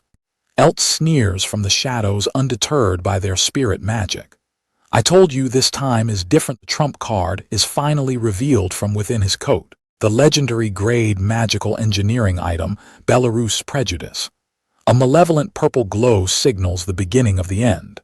A lethal realization. The trap is sprung, a terrifying field that suppresses the surrounding mana for 10 minutes. This is the high-ranking variant of Alvira's restriction magic, a masterpiece of engineering designed for total magical neutralization. With a veteran mercenary army acting as a human shield, Elt has all the time he needs. The countdown to total powerlessness begins. Math is simple and devastating. In a world of steel and blood without mana, they are nothing more than prey. Panic flares as the gravity of the situation hits home. If that thing activates, we're done for. Elt's chilling laughter echoes as the noose tightens around the Academy's elite. Surrounded and outnumbered, this is a massacre in the making. For Elt's survival is the only currency that matters. Hell pay any price, sacrifice any pawn as long as he remains the last one standing. A third-rate villain can shake the entire world through a single butterfly effect. Ed knows this truth intimately. Allowing Golden King 𝒟𝐿, the mid-boss of Episode 2, to survive is a gamble with the world's fate. He is a variable far too dangerous to be left alive. He built his golden throne on a mountain of corpses. Destiny says Hell be backstabbed and discarded, but the narrative is starting to warp. An absolute villain who stopped at nothing to seize glory. Every ring on his finger is a testament to a life ruined for hollow gain. The time for playing a part is over. Ed has no intention of bowing to a mid-boss. He's taking control. Wake up now, Ed commands as the world shifts around him. He is the one writing the ending now. A single decisive step forward shatters the tension. There is absolutely no turning back from the chaos to come. The trump card is finally being played. The most terrifying force in the academy is summoned to the front lines. Lucy. Shadows begin to shift. God, you people are noisy. The slumbering monster finally opens her eyes to the world, a piercing, lethal gaze. Reality itself buckles as a blinding surge of mana erupts. The silence is vaporized by a roar of pure, unbridled energy. The tide of enemies is reduced to mere insects with a single flick of her wrist. Lucy turns the battlefield into a graveyard. Lucy, the slothful, has entered the fray. The world is about to remember why she is the ultimate peak of magic. The sleeping giant finally awakens. The script is officially thrown out the window as the true powerhouse takes center stage. The legendary Glock's travelogue was forged in a humble matching cabin, a legacy of god-tier power hidden in an unassuming place, a legacy known by almost no one. Talent and the blessing of the stars are only the start. Always continue to learn. The peak is a lonely place to stand. Overwhelming strength is bound to come with bitter solitude. The terms of the contract are set in stone. Instead, promise me 3 things. A mentor's final wish: do not kill anyone. Keep those small hands clean even if it's by accident. 𝒟𝐿 brought the heavy hitters, grizzled veterans of 1,000 wars. These are men who have made a career out of surviving the impossible. Surviving the mercenary life is the ultimate proof of strength. Their eyes have seen the line of death and crossed it multiple times. Instincts honed into second nature suddenly flare white-hot. Situation awareness sharpens as the threat level spikes. The very soul of a veteran screams a single desperate command: stop right here. Lucy stands at the center of the storm, purple mana erupting with terrifying intensity. The slothful mage has issued her final warning. Pure panic ripples through the experienced ranks. Have you all gone crazy? Move, damn it. Youthful arrogance is a death sentence. The young mercenaries lack the survival instinct to fear the monster standing before them, a roar of defiance, but it's the cry of the doomed.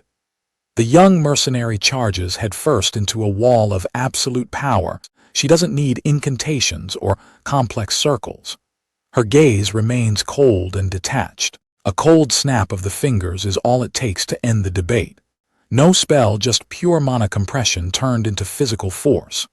The air itself becomes a crushing violet tidal wave. The battlefield shatters under her overwhelming presence. The reckless are pulverized by the raw power of the ultimate peak. The negotiation ends before it can even begin. Pure, unadulterated mana compression yields only one result: absolute violence. The predator has found her prey. So you're the leader, huh? A chilling question that signals the start of the hunt. Mercy isn't on the table today. The time for talk is long past. The final verdict is delivered with cold certainty: then I guess I just have to take you down. The mastermind is cornered, gasping for air as his grand design crumbles before him. Desperation flickers in Professor Glass's eyes as he prays for his trump card to activate. Just a little more, the world begins to groan under the weight of a catastrophic awakening. This isn't just an earthquake. The sky screams in agony as violet lightning strikes with divine fury. The storm has arrived. The nightmare manifests. The descent of the magical realm begins, piercing the heavens with pillars of impossible power. Glass's forbidden magic takes hold, rewriting the fabric of existence. The laws of nature are now a playground for his madness. Chaos reigns supreme. A tower that swallows the sky has emerged. This is the final stage of Episode 2, Bloody Climax. The gears of destiny are turning exactly as written. The scenario progresses without a single hitch. The hero has done his part. Taylor has conquered the depths and claimed the strength needed for the coming war. The pieces are set and the party is complete. The impossible mission to stop Glast finally becomes a reality. The final clash of destinies begins. A blinding light heralds a struggle where only the strongest survive. This alien magic defies all logic, leaving even top-tier geniuses like Janica and 𝒟𝐿 trapped in pure confusion. A desperate gamble. Professor Glast unveils his ultimate forbidden goal, the resurrection of the dead. The ritual's target isn't the legendary Sylvania. Instead, it calls forth her formidable disciple, the Archmage 𝒩�ဋ💏's sinister power, awakened. The magic towers pulse with a glow, acting as conduits to harvest and absorb aspectual magic. The original story is dead. Lucy Merrill wakes from her slumber, but this isn't the epilogue anyone expected. By the script, she should be harmlessly napping. Instead, the slothful prodigy becomes a wild card in a broken timeline. A cornered Professor Glast makes a desperate offer, dragging Lucy into the fray and shattering the balance of power. Disaster strikes. Bad ending. 27. Lucy the Slothful is triggered, and the player's entire party is instantly annihilated. Hope is a lie. Lucy Merrill is an invincible monster that no player could ever dream of defeating. Failure and blood. This broken scenario is being forcibly patched by an unexpected and powerful outside intervention. The legendary variable is unleashed. The item Belarus Prejudice is invoked to twist the thread of a predetermined end. The trap is sprung for 10 agonizing minutes. All mana in the vicinity is ruthlessly suppressed. The nullification field strikes like a thunderbolt, catching the unstoppable Lucy completely off guard. Now's your chance. Glast's desperate roar echoes through the air as he creates the only opening the party will ever get. In a single blinding moment, the invincible wall has cracked. The final clash to save the future starts right now. The magic sealing field strikes true, leaving the mages defenseless. Now these brats can't use magic anymore. The hooded assailant roars, lunging in for the kill. Wind blade, a lethal crescent of emerald energy, tears through the air, proving that the counterattack has only just begun. Standing calm amidst the swirling mana, the blonde variable makes his move. He isn't just following the script, he's rewriting it. Every container has its breaking point. The purple vessel shudders and cracks as a monstrous power surges from within. You cannot drain the sea with a single bucket. The overwhelming mana shatters the seal, exploding in a blinding flash of raw violet destruction. A small silhouette emerges from the wreckage, casting a shadow of absolute dread. Clear the way she declares. Lucy's eyes ignite with an eerie luminous purple. She has no interest in their games. She only has one place to go. 𝒟𝐿 is no amateur, but today, his veteran senses are paralyzed by pure terror as his perfect plan crumbles into dust. The shadow of a monster looms over the kneeling mercenary. His survival instinct now only serves to broadcast his impending doom. The warning of certain death rings loud in his ears. Pure concentrated magic gathers at Lucy's fingertips, ready to erase him. You know, don't you, that you can die? Lucy points the finger of death at his forehead, stripping away his last shred of hope. Just as the killing blow is about to land, the blonde boy intervenes to keep Lucy from crossing the point of no return. A heavy silence falls over the battlefield as the command is given. Do not kill anyone, he whispers, holding back the storm of magic. A distant memory serves as a shield for her soul, protecting those small, clean hands from being stained with blood. Air crackles with lethal intent as Ed Rothtaylor stares down the abyss. There's no turning back now. His resolve is absolute. With a sharp flick of his wrist, the command is set. One swift movement is all it takes to seal the fate of this chaotic battle. Lucy yields with a single chilling word. Okay. The storm of magic recedes, but the tension in the air remains razor sharp. Where are you going? Ed demands, but the conversation ends in a crushing, unresolved silence. "Are you sure you won't regret it?" she asks, her eyes piercing through the dark like a predatory phantom. Beneath a sky stained with purple mana, Lucy drifts away into the void. The power is fading, leaving only wreckage behind. Ed stands his ground, the exhaustion finally catching up. The cost of mercy is heavy, written in every line of his face. No. A final denial cuts through the air like a blade as she looks upon her dying master one last time. A blinding flash, a surge of mana, and then nothing. Lucy vanishes before his eyes, leaving only a lingering echo in the wind. Glock's travelogue reaches its end. "What's lost is lost," the master whispers, passing a heavy legacy to the one who must carry on. "So become stronger." Those words become a terminal command forged in the fires of loss and grief. A final dedication to the one who brought a full stop to his journey. A morning gaze. With a peaceful smile, the master breathes his last. A single name echoes in the silence of the room: Lucy. The evacuation is a success. All 57 lives have been pulled from the brink now, all eyes turn toward the horizon. Ed retreats into the shadows, leaving the subdued 𝒟𝐿 behind for now. The true struggle for survival is only beginning. 𝒟𝐿 stands ready. She's going to settle her blood debt and finish this once and for all. Lungs burning and body leaden, Ed drags himself to the highest building in Sylvania. He's pushed past his limits. Trix Hall looms against the violet sky. This is the epicenter of the nightmare. Flashbacks of betrayal and the theft of the sage's grimoire flicker through his mind. The past and present are finally colliding. While the academy mops up the wounded, Ed finds himself pulled back to the ground zero he thought had escaped. The doors swing open to a blinding, ethereal light. This journey has led Ed to his final destination. From the secret laboratory to this threshold, every piece has fallen into place. This is where Ed's journey must conclude. Under the glow of shimmering towers and a cold moon, the horizon burns. The final player is already waiting. The ghost of Glock Hall still lingers here. A legacy left behind still protects the survivors. Glock's traces are etched into the very stones of the academy. His memory is the silent foundation holding this world together. A single look at the glowing skyline confirms his intuition. He knew exactly where she'd be, watching the world from above. The entire academy is laid out below, a map of glowing magic and ancient stone. It is the ultimate stage for the final act of this tragedy. To Lucy, these halls are Glock's last remaining legacy. She stands as the silent, powerful guardian of her master's final gift. The air vibrates as the towers erupt with violent violet energy. The magical surge is reaching its absolute breaking point. Do you have any jerky left? Even at the brink of disaster, Lucy's only concern is her snack. Their casual banter keeps the world from ending.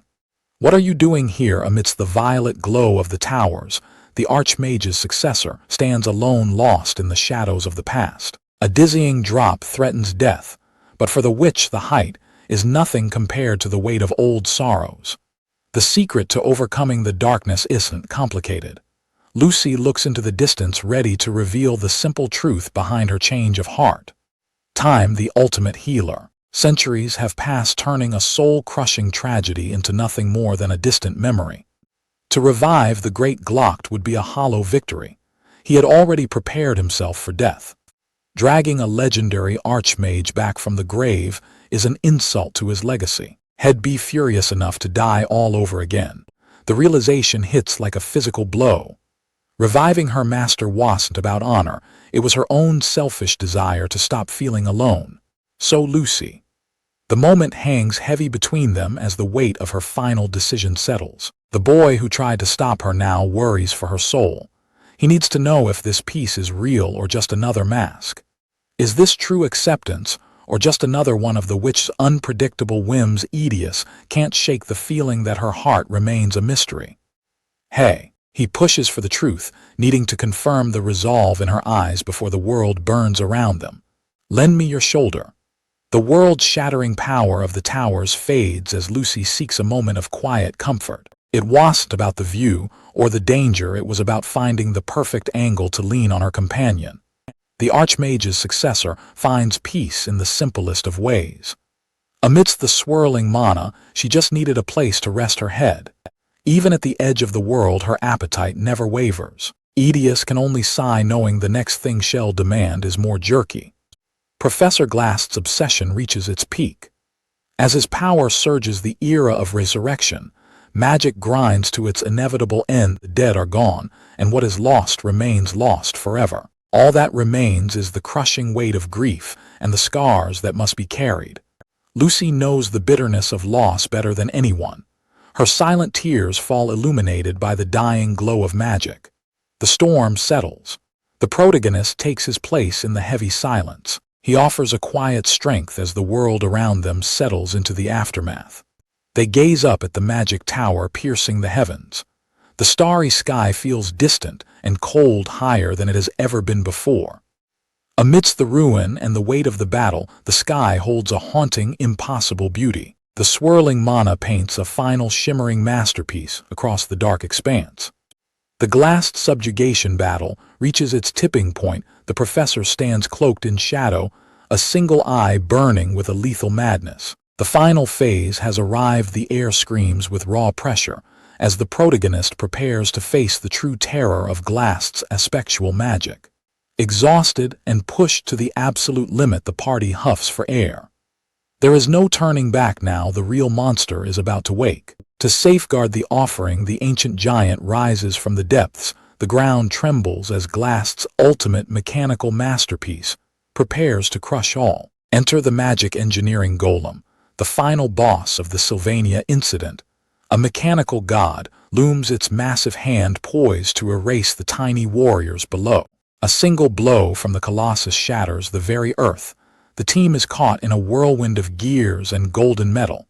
As the battle enters its most desperate stage, the battlefield erupts in a blinding flash of violet light. The sheer force of the golem's awakening sends stone and mana flying like shrapnel. 𝒩𝒑ℰ, the ancient weapon of aspectual magic, claims its price as the girl is pulled into the mechanical nightmare. The mission is clear: break through the iron shell and rescue 𝒩𝒑ℰ from the golem's heart. The fate of the Academy rests on this one desperate charge. Go Taylor! The roar of battle echoes as a shadow strikes with lethal precision. Dodging the crushing weight of a titan's fist, Taylor charges through the mana storm. 𝒩𝒑ℰ. Her name is the only anchor left in this chaos. The golem's iron grip closes in a world of swirling energy threatening to tear the air apart. One desperate leap stands between survival and annihilation. Darkness and blood stain a fractured memory. I stopped being able to see anything without glasses. A voice whispers from a past forged in violence. Give her back to me. Raging against his own failing sight, the warrior ignites a blade of pure lightning to reclaim what was stolen. A moment of cold clarity behind the lens. The focus shifts as the world narrows down to a single deadly point. Life as a teacher is bound to be static. In the silent sanctuary of his lab, the professor dwells amongst ancient secrets and heavy grimoires. The world moves on, but the scholar remains unmoving. He is a pillar of stillness amidst the turning of the ages. Seasons cycle through the great window, but the pursuit of forbidden knowledge never ends. Time itself seems to pause within these walls. Cherry blossoms dance in the spring air, a fleeting touch of beauty against the glass of a lonely study. It's raining. Weary eyes reflect the storm outside, burdened by a weight that no book can lighten. Tears from the sky wash against the ornate frame, isolating the lab in a cocoon of melancholy silence. It's snowing. The winter chill is broken by an unexpected guest, a persistent first year seeking a path to greater power. Driven by a hunger for magic, the young student stands at the threshold, begging to learn the secrets of the intermediate arts. The chaos of the academy never sleeps. A flustered colleague bows low in apology, bringing the static life of a teacher crashing back to reality. The wind begins to blow, carrying the weight of a quiet life soon to be shattered. In the stillness of his study, the professor remains the eye of the coming storm. Even a promotion to principal couldn't break the habit of a lifetime. A simple cup of tea, the final ritual before the highest-ranking dean faces the chaos outside. Buried in work, the scholar's life is a cycle of duty. Beneath the papers, A dormant power is starting to stir. A cursed grimoire rests in his hand, a heavy anchor to a history he wishes he could rewrite. The illusion of peace ignites into a blinding violet surge as the book awakens. Blood spills as the cost of forbidden power is paid. A floating catalyst channels magic that defies law. Reality fractures in a blinding explosion of violet light. A silhouette stands at the epicenter. Aspectual magic. A masterwork blade snaps like glass as time is forced to bow to a single will. The professor channels every ounce of his agony into a devastating high-tier spell that stains the air red. Don't disappear. A roar of raw emotion fuels a cataclysmic burst of mana. A figure wreathed in a toxic green aura stands over the broken remains of his foe. Terror strikes as legendary magic manifests. What? What is that? Desperate shield meets an unstoppable force. Mechanical defense clashes with raw reality warping energy. Locked within the multi-time prison, the targets are paralyzed in a cage of stagnant seconds. There is no escape. Dodge Taylor, the battlefield screams with warning as a monstrous glare focuses.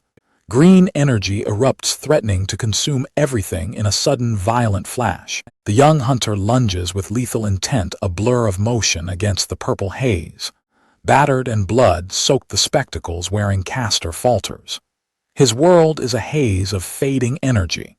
His vision begins to blur, the reality of the battlefield slipping through his fingers. In the darkness behind his eyelids, he acknowledges the end with a single heavy thought.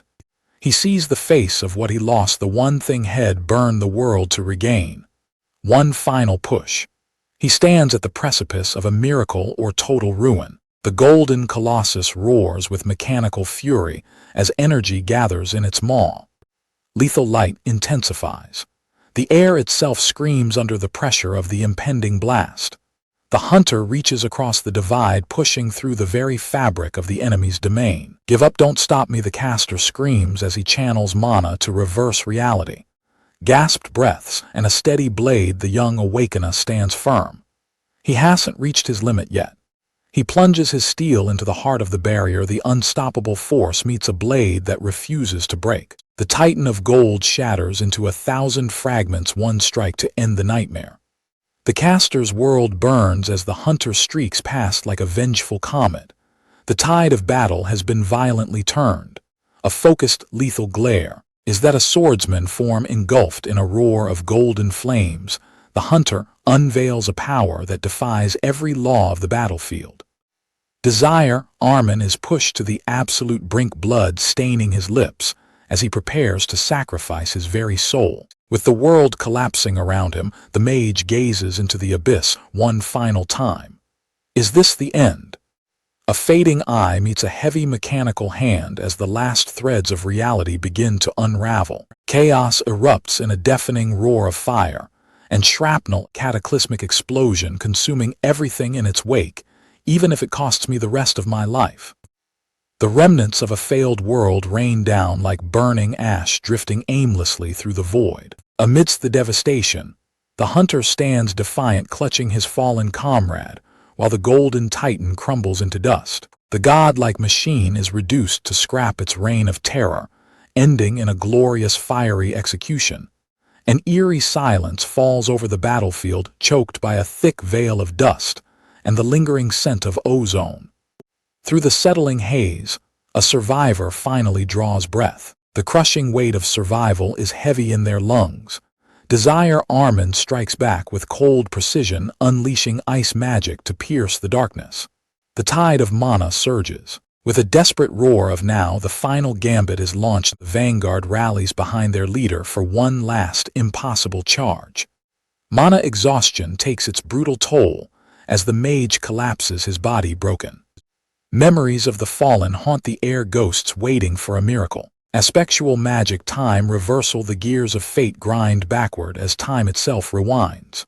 "All right, Professor," Glass mutters, blood staining his lips. "You won. One final step into the abyss." The ledge is left behind as the descent begins. Gravity claims its prize as a silhouette plunges from the glowing spires. Death looms as the professor falls through the neon-soaked night. It is a long way down. Even in freefall, the light behind his cracked lenses doesn't fade. A bloodied face and a heart full of regret. "I miss you," he whispers to a ghost. One final name escapes his lips as he reaches for the impossible. Muri. Desperation sparks the arcane magic circles weave around his falling form. A blinding burst of light. He fights the inevitable impact with every ounce of remaining mana. A flash of violet light tears through the darkness. The spatial leap is triggered in a moment of pure survival instinct. The air ripples near the forest floor as a magic circle manifests, carving a path through space itself. Aspectual magic spatial leap. The transfer is completed, but the price has already been paid in blood. A shattered gaze. The escape was way too late. Even magic can't stop the bleeding now. Seeing it firsthand, the truth is clear. Professor Glast will surely die here. "How did you get here?" he whispers. The student stands over the master with cold, judging eyes. "It's past your curfew, isn't it?" Conversational normalcy in the face of death. "I told you earlier, I don't have any jerky left." Just thinking about the old days, she whispers, a ghost of a memory flickering in her eyes. Perched on the brink of death, the reality of the height hits hard. Once bitter tears become a distant fading echo. A simple question breaks the silence. Why did the sorrow stop? The answer is something far more human. The truth is cold and unrelenting. Time erodes the foundation of grief until nothing but a hollow memory remains. A vision of the legendary archmage 𝒩�ဋ𝒂ℎ appears. Reviving the dead is a fool's errand, a desperate attempt to stitch together a buried past. Resurrection isn't salvation, it's an insult to a life well lived. To drag a legend back would only end in a second, more bitter death. Massive spires of light pierce the night. Wanting to revive him was just me being selfish, she admits, as the weight finally lifts. The tension shifts beneath the brim of a witch's hat. One name lingers between them, heavy with the weight of her choice. The transfer student probes the silence. "Are you really okay?" he asks, needing to know if the peace she's found is real. Suspended above the world, the magnitude of her decision looms large. Was this a calculated choice, or merely a fleeting whim? Gnaws at the edge of his mind. He has to know if the storm inside her has truly passed. In the shadow of the towers, she reaches out. "Lend me your shoulder," she asks, showing raw vulnerability. As her head drops onto his shoulder, the chaos of the night finally begins to settle. He can't help but sigh. In the end, her heart is still set on the simplest of pleasures, beef jerky. A pillar of blinding magical energy erupts, sealing the fate of the forbidden ritual. Professor Glast's obsession reached its tragic end. All that power was cast aside for a moment's peace and a shoulder to lean on. The dead remain dead, and what is lost stays lost forever. It is a cruel truth that leaves nothing behind but scars. Lucy knows the cold weight of finality better than anyone. Her tears are a silent testament to a heart that understood the price of loss. A weary observer. In the heavy silence, he watches the embers of fate flicker out. Sitting beside Lucy, he looks toward the sky where the magic tower once pierced the heavens. The aftermath is a haunting masterpiece. Even in devastation, the sky glows with a shimmering, cruel beauty. The ancient sentinel awakens, the massive magic engineering golem surges from the earth, fueled by raw aspectual power. Glast's ultimate weapon stands revealed, a mechanical nightmare forged through forbidden arts. The hunt begins in the shadows of Sylvania. The dark sorcerer unleashes his final trump card. The final phase has arrived. The atmosphere crackles with lethal intent as the protagonist prepares for the ultimate clash, breathless and battered. Every breath is a struggle in the presence of such overwhelming, crushing power. The magic engineering golem looms like a god of destruction, ready to erase anyone who dares to stand in its path. The air screams as the golem charges its weapon, flooding the battlefield with a blinding haze. A cataclysmic explosion shatters the silence, the sheer force of the golem's power tears through the air. The objective is simple but desperate: breach the core and rescue 𝒩𝒂ℰ before she is lost to oblivion. The mechanical titan brings down crushing judgment, its massive palm, a wall of golden destruction. 𝒩𝒂ℰ. The command shatters the air. A silhouette of lethal intent. leaps straight into the heart of the storm with Ayla's name. As his fuel, the hero ignites his own golden gauntlet for a desperate bone-shattering counter-strike. Vision fades to a blur. One final blood-red slash to tear her back from the abyss world of shadows and splattered blood, leaving only the cold, sharp glint of his spectacles. A dark, analytical gaze. A life carved from stillness buried deep within the dust of ancient grimoires and academic monotony. Seconds turn to hours and hours to years, spent endlessly within the silent sanctuary of his personal research lab. A world in constant motion. Spring arrives unasked and unnoticed by the man within. The heavy rhythm of the rain beats against the glass, matching the melancholic stillness of a professor lost in thought. A sudden soft interruption breaks the silence, stirring the weary researcher from his sea of endless equations. A spark of life. A student with eyes full of fire and ambition. She dares to seek the secrets of intermediate magic from a master of shadows. The youngest professor, a walking disaster of nerves and apologies, breaks the peace once again with a flustered plea for forgiveness. The wind begins to howl, carrying the weight of a storm yet to come. Amidst the quiet study, the scent of ancient ink lingers. Even the highest-ranking dean, now elevated to principal, cannot resist the ritual of a simple cup of tea. Old habits die hard when duty calls you away on business. Buried in a mountain of paperwork, the scholar remains anchored to the same desk while the seasons shift outside. He clutches the tome tight, hoping the ink can drown out the echoes of the past. Some wounds never truly close. The illusion of peace shatters as the forbidden grimoire awakens with a violent violet radiance. Magic circles erupt in a symphony of destruction. He coughs blood as the grimoire's power threatens his soul. In a blinding flash, a silhouette of death emerges from the arcane explosion, leaving no room for error. Reality itself fractures as steel shatters against the flow of time. This is aspectual magic, time travel that defies every law. Bathed in blood and raw mana, the professor unleashes the full weight of his trauma as a weapon of absolute devastation.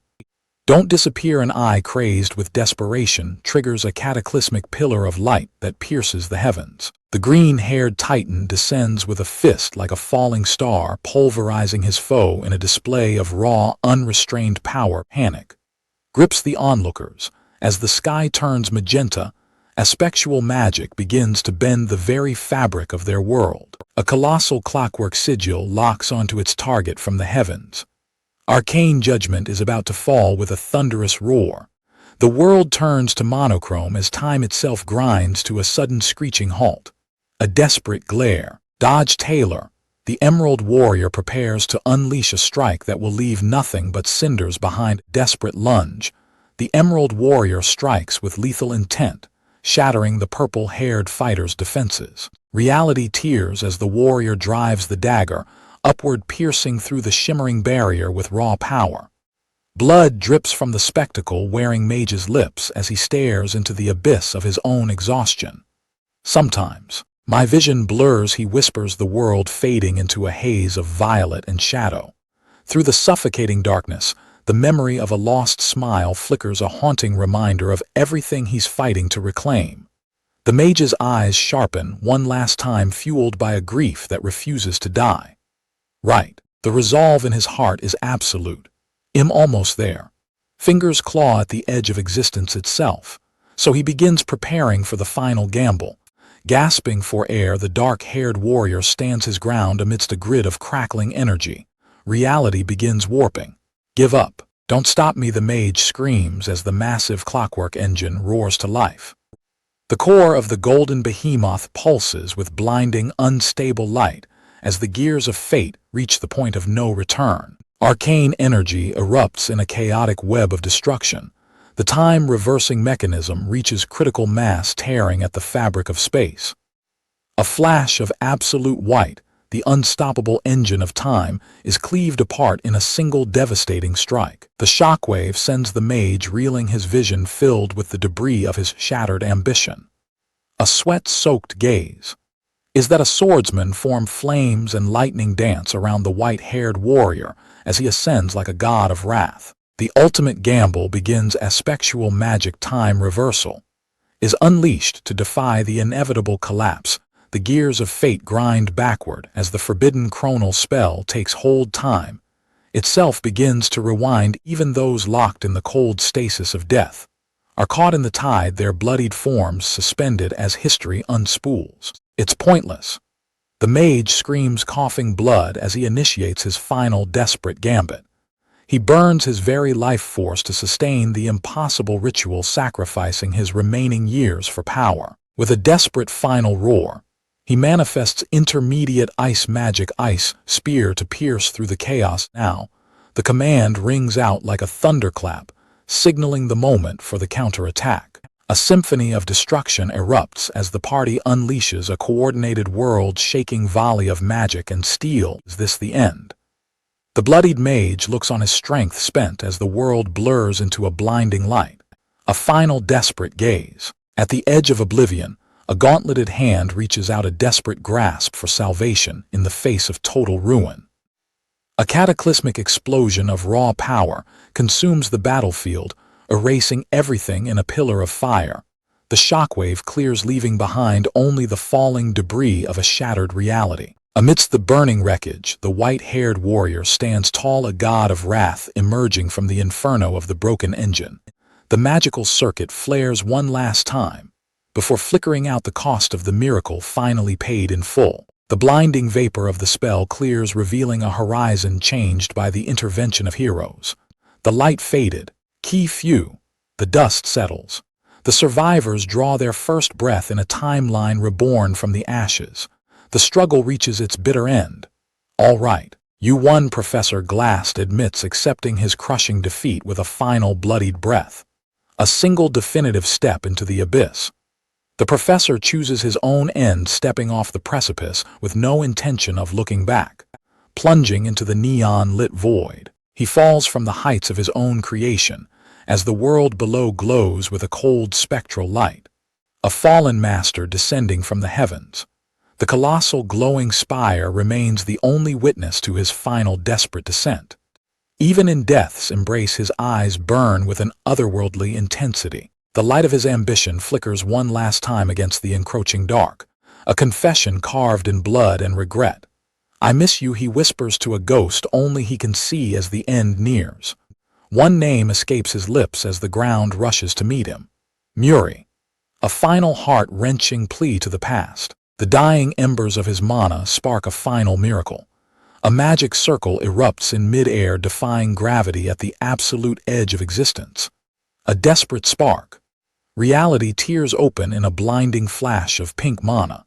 He forces one last spell to activate, a desperate gambit to escape the inevitable. The teleportation anchors in the silent moonlit woods. A portal of shimmering energy cuts through the darkness of the forest floor. Aspectual magic spatial leap. He forces his shattered body through the rift, clinging to life by a fraying magical thread. He made it out, but the price was his life. Even his mastery cannot stem the tide of his own blood. Death looms certain and cold, yet a new shadow falls upon him. "Oh, how did you get here?" he gasps, staring at an impossible visitor.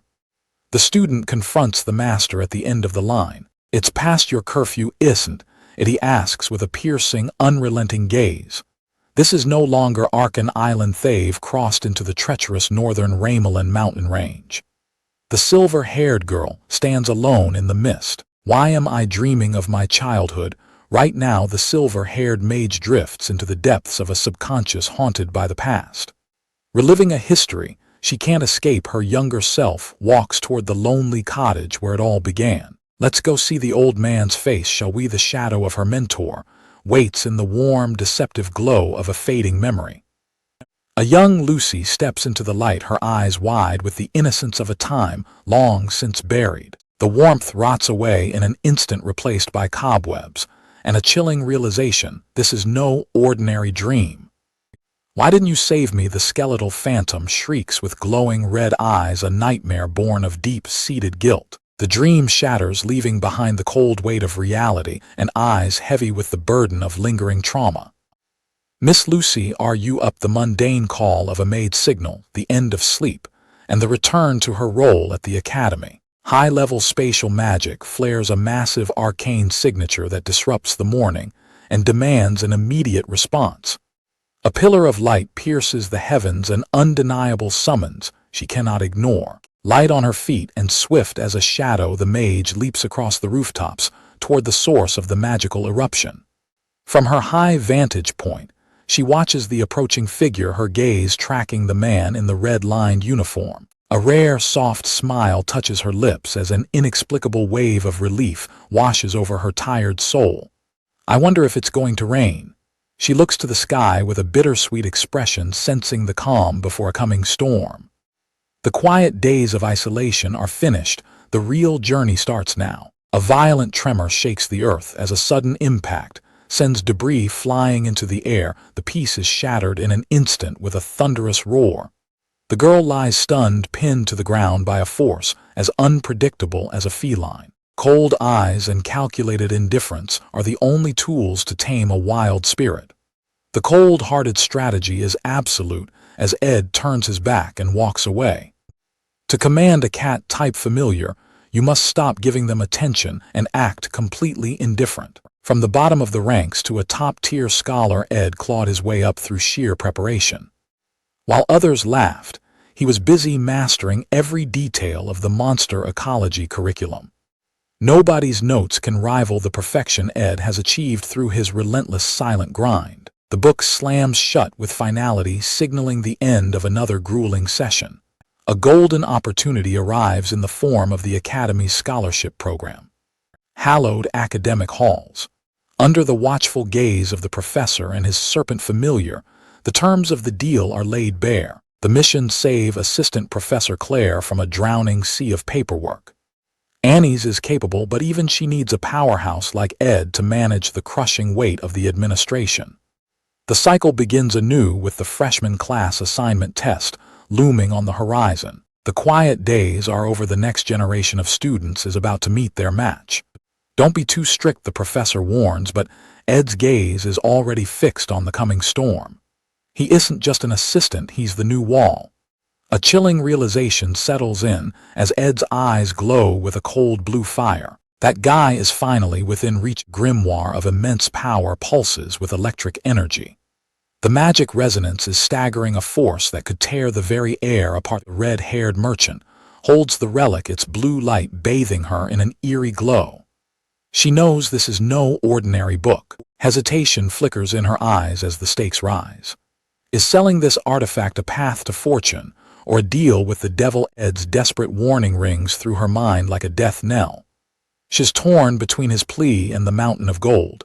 I need to be more ruthless, she whispers, stealing her heart. To a merchant, today's profit is more important than tomorrow's disaster. The offer is absolute, really anything for the sage's grimoire purchase certificate. Desperation and greed meet in a single dangerous contract. Her gaze hardens as the light of cold calculation takes over. The merchant has made her choice, and there is no turning back. A sinister chuckle escapes her as she begins to write. The gears of her newest scheme are turning, and the trap is set. Chaos erupts at the academy as the professor's absence leaves winter classes in turmoil. The schedule is a nightmare and time is running out. The pen scratches across the parchment with ominous finality. One more move and the board will be hers to control. She exhales a heavy sigh of relief. The camp is finally off her hands. The weight of work is crushing everyone. Cold sweat drops. Janica and Ed are buried in tasks, oblivious to the coming storm. A sudden gut-wrenching realization freezes her in her tracks.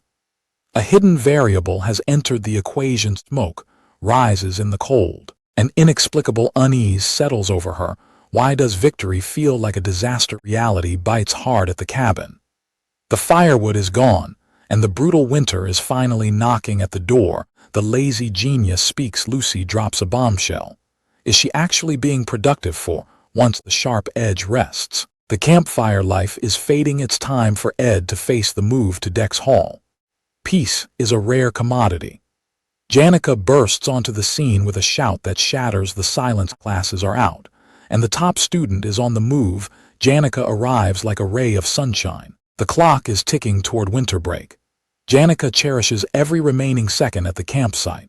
A dark aura flickers. Lucy's eyes turn sharp, an icy glare that cuts deeper than the winter wind. 𝒩𝒂ℍ offers her strength for the transition. Ed contemplates the mounting weight of things he has to do. The silver key. He clutches the key to Glast's secret vault. The hunt for forbidden knowledge is on. The moment of truth arrives with a bright Tata. 𝒩𝒂ℍ unveils a sealed letter. An application form for Dex Hall. Hesitation in this season means losing his spot for good. Ed's gratitude is met with a bold proposal. Let's fill it out together, a simple request that carries the weight of a life-altering pact. Sudden blur of motion interrupts the moment before the pen can even touch the paper. A force intervenes with lightning speed. The ground trembles under frantic bare footsteps. A small but unstoppable force is sprinting toward the heart of the camp. The lazy archmage has finally reached her limit. Lucy lunges into the fray, her eyes wide with a panic that defies her usual apathy. SD stop. Lucy throws herself between them, desperate to halt a future she isn't ready to face. The status quo is under siege. Don't take that. Lucy screams, her usual lethargy replaced by a desperate, wide-eyed panic. The protagonist remains unfazed, his gaze indifferent as the gears of destiny begin to grind. Master Ed's relentless grind is finally bearing fruit. Every ounce of steady experience is paying off in dividends of power. Flaring mana and rising smoke signal, a monster in the making. Your growth rate is truly remarkable. Ed's resonance is shattering the limits of a novice spirit sorcerer. His basic mana control has reached a tier far beyond his years. The surge of power is undeniable. Every fiber of Ed's being pulses with an increased magical capacity that demands to be unleashed, no more holding back its time. To step into the realm of intermediate magic, the air crackles with blue light as Ed crosses the threshold. Mastery remains just out of reach, leaving him drained and buried under his own research. Even a genius hits a wall. Total confusion reigns. The lazy archmage is clinging to Ed like a shadow, her bizarre behavior leaving everyone wondering what on earth is wrong with her. Lucy lurks in the shadows of the forest, her piercing gaze fixed on the group. Lucy, did I do something wrong? Forget the neat dresses. Lucy has gone rogue in her pajamas, driven by an unknown urge. She's escaped the dormitory at dawn to keep watch. The atmosphere is thick with tension as Lucy growls at 𝒩𝒂ℍ. Hostility radiates off her, turning a simple apology into a standoff. Is it raw hostility or pure fear? Lucy grits her teeth, staring down a threat that only she seems to recognize. Thud. The peaceful study session is obliterated as Lucy collapses onto Ed, the impact of her arrival sending shockwaves through the room. Hey! A voice calls out, snapping Ed's attention away from his book. The unexpected interruption has finally arrived. Heavy question hangs in the air as Ed holds the key to the future. What are you going to do if I leave? Survival is a brutal game of numbers and logistics. One missed fire, one cold night, and the academy becomes a frozen graveyard. Hey! A sharp call breaks the silence, snapping Ed back to the immediate pressuring reality of the girl before him. Lucy lingers in the shadows of the room, her gaze heavy with an unspoken weight that even Ed can't fully decipher. The game changer drops with a single breathy sentence. Let's go together now. No more talk, only action. Ed secures the rope to the ancient tree, preparing to breach a restricted zone where few dare to tread. The descent begins. Ed relies on raw grit and rope, while Lucy glides beside him with the effortless, haunting grace of high-tier magic. Ed's stubborn pride dictates the path. He must prove he can navigate these depths on his own strength with or without magical aid. Forget it. Ed sticks the landing, his boots hitting the floor of a forgotten sanctum filled with ancient dust. The scope of the hoard is staggering. Claiming these magical artifacts will require multiple trips and nerves of absolute steel. Dust clouds clear to reveal the impossible. A secret safe buried deep within the ruins holds the key to a truth long forgotten.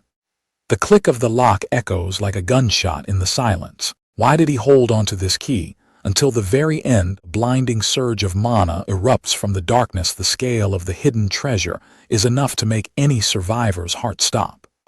Golden light reflects in Ed's wide eyes as he stares into the heart of the mystery. To have hidden something this powerful right under their noses. The finish line is finally in sight as Ed claws his way toward the surface. One final push and the suffocating darkness will be a memory. Every step is a grueling struggle against gravity and exhaustion. Ed knows he's pushing his physical limits to the absolute brink.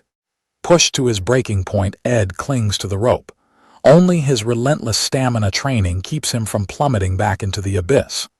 Lucy's gaze pierces through the gloom, her curiosity piqued. So what is that, she asks, sensing the immense power radiating from him. The past is dead weight. Ed focuses only on the treasure. One single item makes every scar and every drop of sweat worth the price. Deep within his robes lies the ultimate windfall of the secret library. This is the game changer that will rewrite his destiny. Professor Glast's cold philosophy echoes in the dark. Ed reaches for the power that will prove he is anything but mediocre. The ultimate prize is revealed: Glast's golden phoenix ring. This forbidden artifact distorts time to fuel the user's present. Borrow the overwhelming mana of your future self to cast high-level magic instantly. A novice reaches across the timeline to become a master. But godhood comes with a devastating tax. Borrow too much, and the backlash will leave the user unable to fight for a long time. The ring glows with a predatory heat on Ed's finger. In the chaos of battle, this is a one-shot ticket to absolute victory. When his back is against the wall, Ed will play his final card. A phoenix of future mana erupts, ready to incinerate anyone in his way. This is the key to spirit contracts. Janica commands her legion because she possesses a bottomless well of magic capacity. For a beginner like Ed, the lack of magic is a wall. The ring is the sledgehammer that will shatter that wall forever. Lucy stares in disbelief, realizing the complexity of Glast's creation. The legacy is far more terrifying and precious than she ever imagined. This divine sledgehammer is meant to shatter the wall of talent. The absolute limit of magic capacity is about to be erased. The bloody truth of Professor Glast's obsession is finally laid bare. He guarded this secret in total isolation until his final breath. Behind the mask was a father's desperate love. Every sacrifice was for one purpose: a final world-changing gift for his daughter. Under a shifting moonlit sky, the air grows heavy with unspoken words. A conversation begins, cutting through the silence of the night. Life is held together by the smallest threads. A single missing button becomes a constant, irritating reminder of what's gone. The absence of the mundane becomes an unbearable burden. The realization of loss starts with the simplest things. True value is only found in the void left behind. Ed sits exhausted, finally grasping that the insignificant things were actually his entire world. The time for games is over. With a sharp, focused gaze, Ed prepares to ask the one question he followed her into the dark to resolve. The crossroads of destiny stands before them. Are you going to go to Dex Hall? The question hangs in the air, demanding a choice. The stoic genius finally breaks. Can't you not go? It's a desperate plea from a girl who isn't ready to say goodbye. The silence is deafening. Lucy has uttered a line that no one ever expected to hear from her, leaving Ed frozen in shock. The mind battles between two worlds: the cold, harsh freedom of the camp, or the warm, structured luxury of Dex Hall.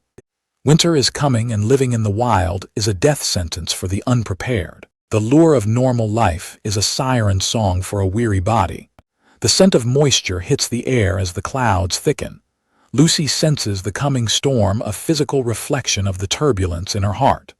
Nope. She is the ultimate mage, but even her legendary intuition isn't always right when it comes to the unpredictable soul. The countdown starts now. Edrot hits the dirt as a blinding light warns it's not time for that. Lucy stares into the void with chilling certainty. When the sky breaks, it won't be rain, it will be a storm that changes everything. Her violet eyes glow. The atmosphere shifts in a heartbeat. With a single anyway, the tiny archmage dismisses the weight of the world.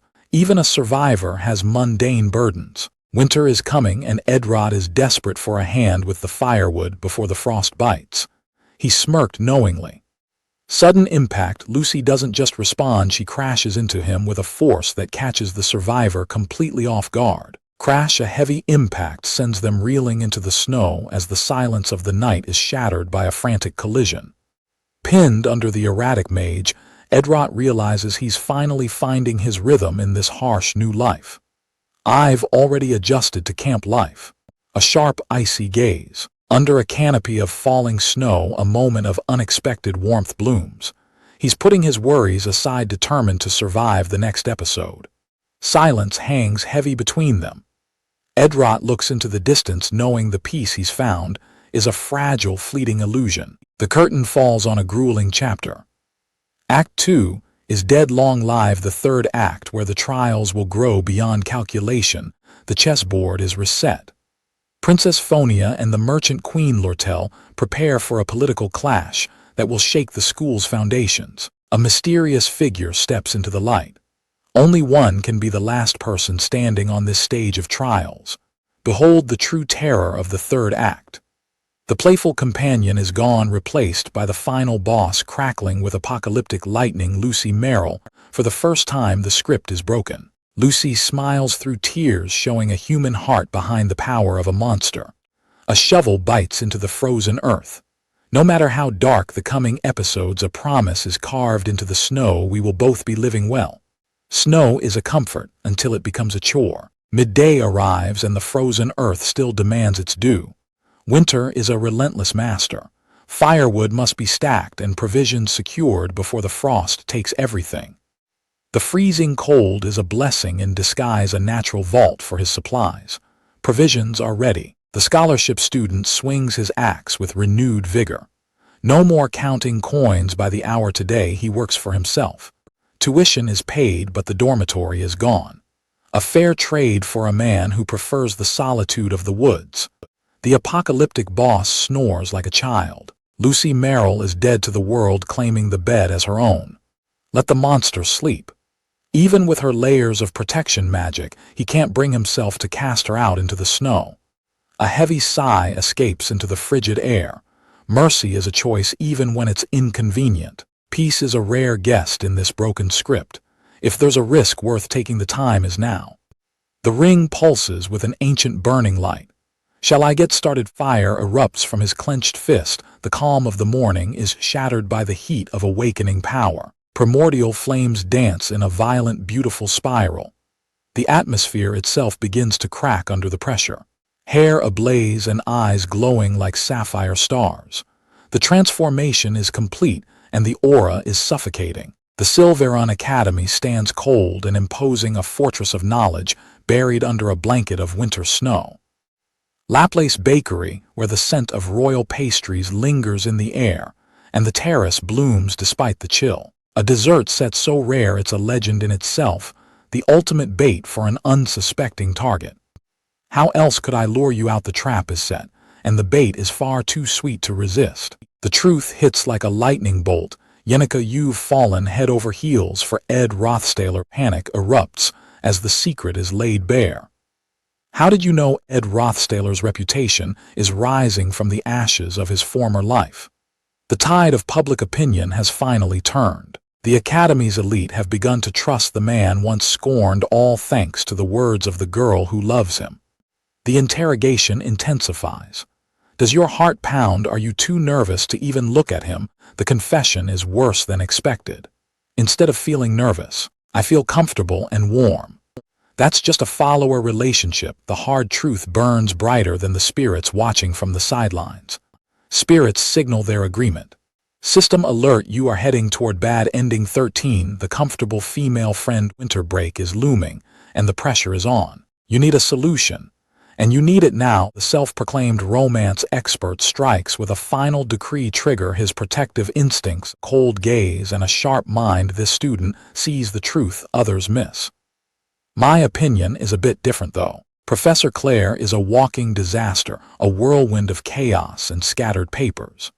How a mess like this climbed the academic ranks remains a total mystery. Scolded like a child by the librarian for overdue books, the professor bows in shame while the staff fumes with rage. Is it genius, or just pure luck. The elder professors can only agree on one thing when it comes to Professor Claire's true ability. She was a magnet for greatness, guided through her degree by legendary scholars like Glast and 𝒟𝐿. Her career was a path paved by giants. Now she holds the ultimate trump card, the perfect assistant. While Claire fumbles through practical work, a new powerhouse manages the heavy lifting, introducing 𝒟𝐿, the second-year prodigy of the magic department. Behind that serene smile lies a mind sharp enough to handle any crisis. The ultimate advisor.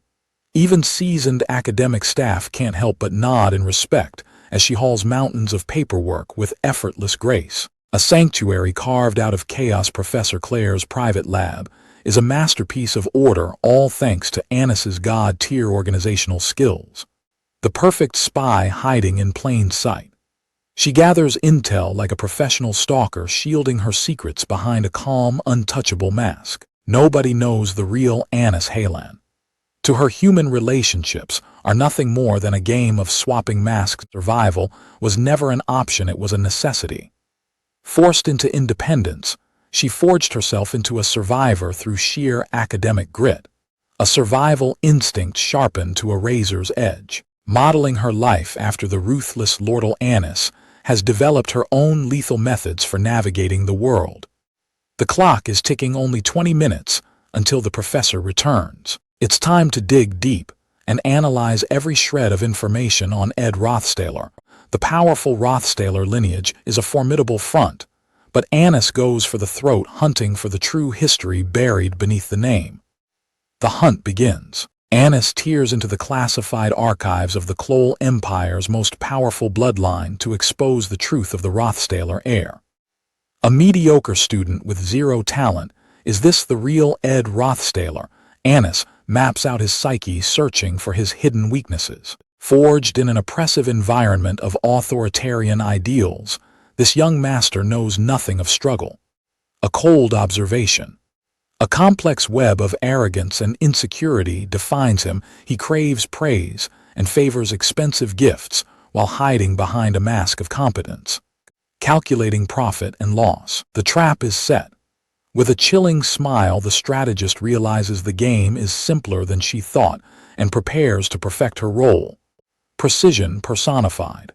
Anis is steps ahead, masking her lethality under the guise of the perfect student assistant. Ouch! Hot boiling tea hits the floor as the clumsy facade begins its delicate dance. Fear and frustration flash in her eyes. The weight of expectations and the threat of scolding hang heavy over the mistake. The unexpected reaction. Confusion ripples through her as she meets a gaze that doesn't hold the expected anger. Pure relief radiates from her like sunlight. The clumsy act achieves its goal, drawing out the target's nature through a mask of concern. Young Master Ed remains composed. He knows the grueling effort of maintaining appearances, especially when the holidays offer no respite. The sharp-eyed maid doesn't miss a beat. For her, serving a master who depends on her is simply another day in the life of a professional. The evidence is in the threads. Blonde hairs on Lucy's clothes, and the scent of white candles on Ed's. The maid sees everything. Lucy has been unusually clingy lately, and nothing escapes the head maid's watchful eyes. A terrifying intellect wasted on laundry. The maid's observational powers are lethal, and now she questions his cold, formal walls. A clash of wills over simple words. He clings to formality while she pushes for intimacy. The battle lines of their relationship are drawn. Ed knows the social hierarchy is a minefield. To a fallen noble, formal speech is a necessary shield against his own status. The headmaid's gaze is a sharp blade, but Ed refuses to budge.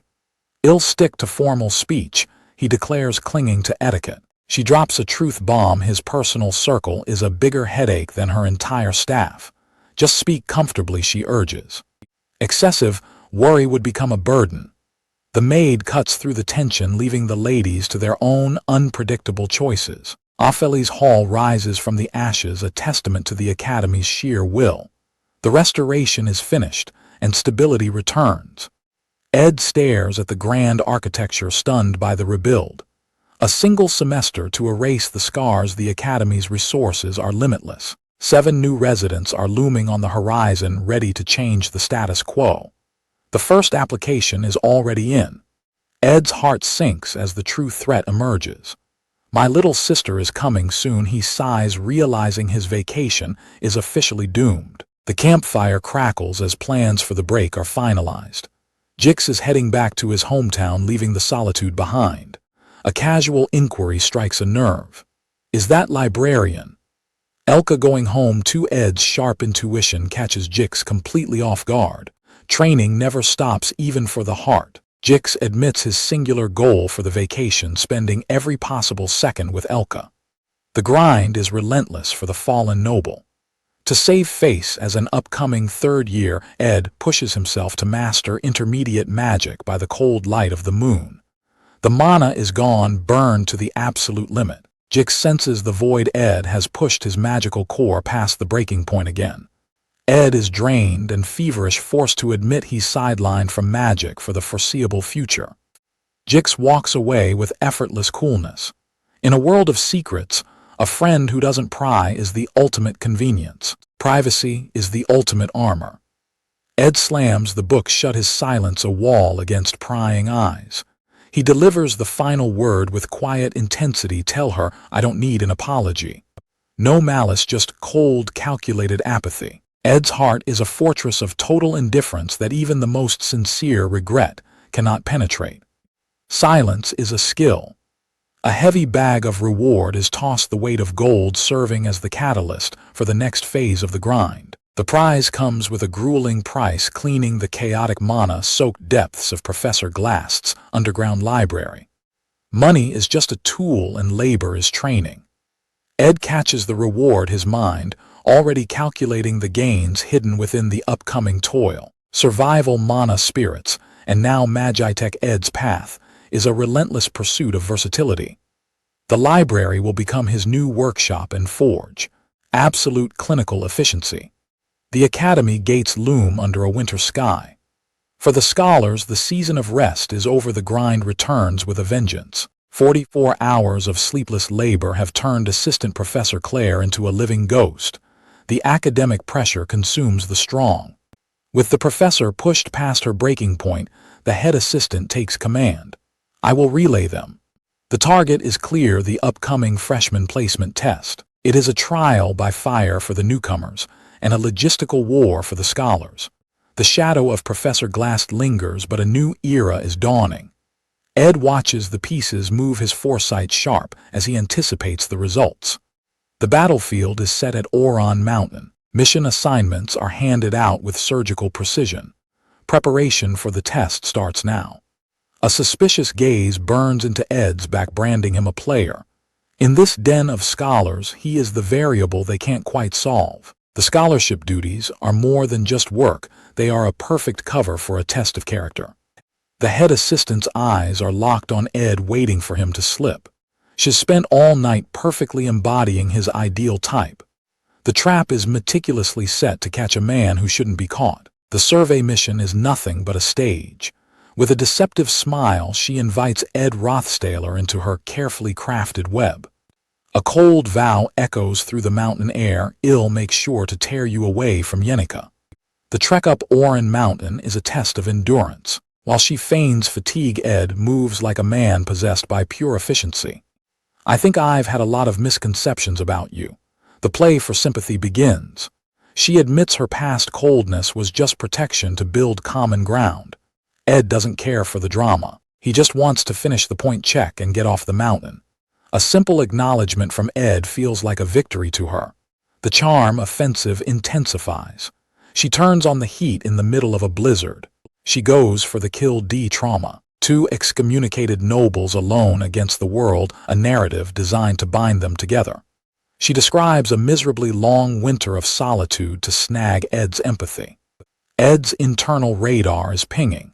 He sees a survivor, not the fragile student she's pretending to be. The physical contact is calculated. She grabs his arm, forcing a proximity meant to shatter his composure. She emphasizes their similarities with a forced blush. Ed remains suspicious. A sudden slip on the ice, the oldest trick in the book, is about to force a save. She slips on a non-existent stone, forcing Ed into a sudden protective embrace. A stone in this blanket of snow, the lie, is paper thin, but the physical contact is real. His body heat is overwhelming. Flustered, and losing her cool, the master manipulator retreats. She struggles to save her own crumbling composure under his unreadable gaze. This is ambiguous. Sitting alone in the cold, she questions if she's the one truly in control. He looks reliable and trustworthy from the outside, but she wonders, is it all just an elaborate act? It was a calculated mix of mature and cute, designed to hook him as the perfect facade. Did I get too immersed? The hunter is beginning to feel the heat of her own trap as her heart starts to race. Underneath that nerdy exterior lies a physique that's surprisingly muscular, a detail she wasn't prepared for. He's far more than a pampered noble. His competence and work ethic exceed every cynical expectation. Through her eyes, Ed Rothtaylor is a vision of perfection. I get it. She's finally seeing the dangerous charm hidden behind his stoic gaze. This is exactly how he does it. She's watching herself fall for the man she intended to manipulate. But different. She hardens her heart, determined to resist the gravity of Ed Rothtaylor. High atop Orin Mountain, Ed looks out over the majestic peaks, finding a moment of peace. Even for a survivor like him, some problems defy logic and have no easy solution.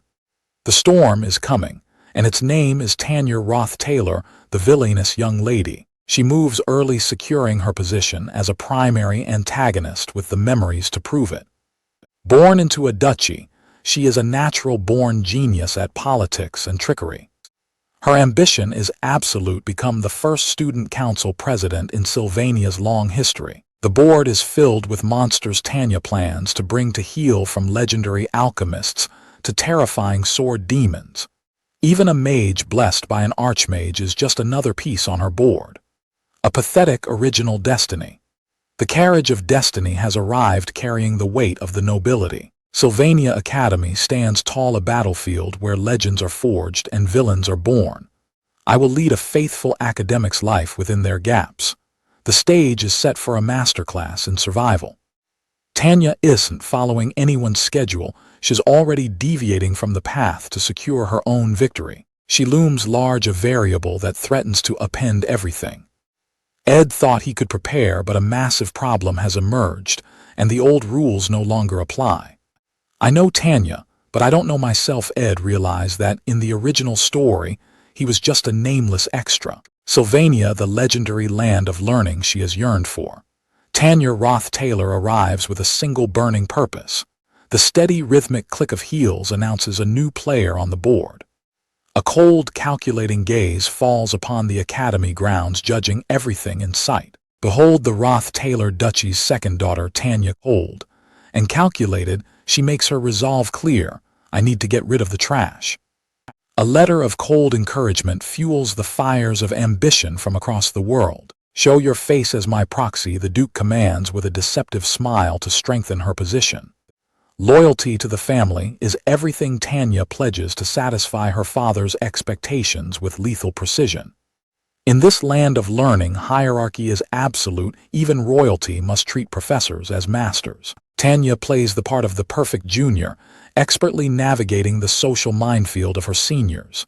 The tea is hot, but her insults are colder as she contemplates the blemish on her lineage. I've grown up with him. I know. Her eyes gleam with a dark realization of her brother's true pathetic nature. A mask of polite smiles hides a viper's tongue, ready to strike when the moment is right.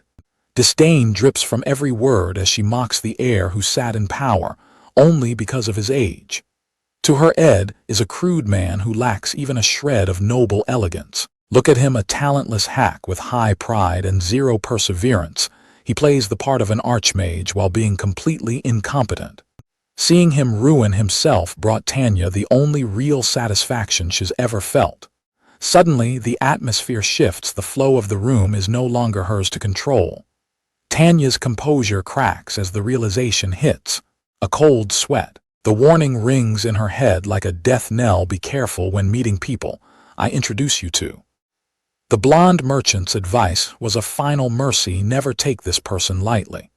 A monster masquerades as a lady waiting to strike. Terror paralyzes Tanya as she realizes the true nature of the beast she's cornered with.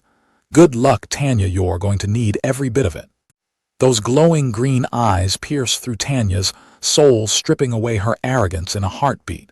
What's wrong? The predator whispers. A colossal spectral serpent rises from the shadows, ready to devour the foolish girl. Keep talking, the monster commands.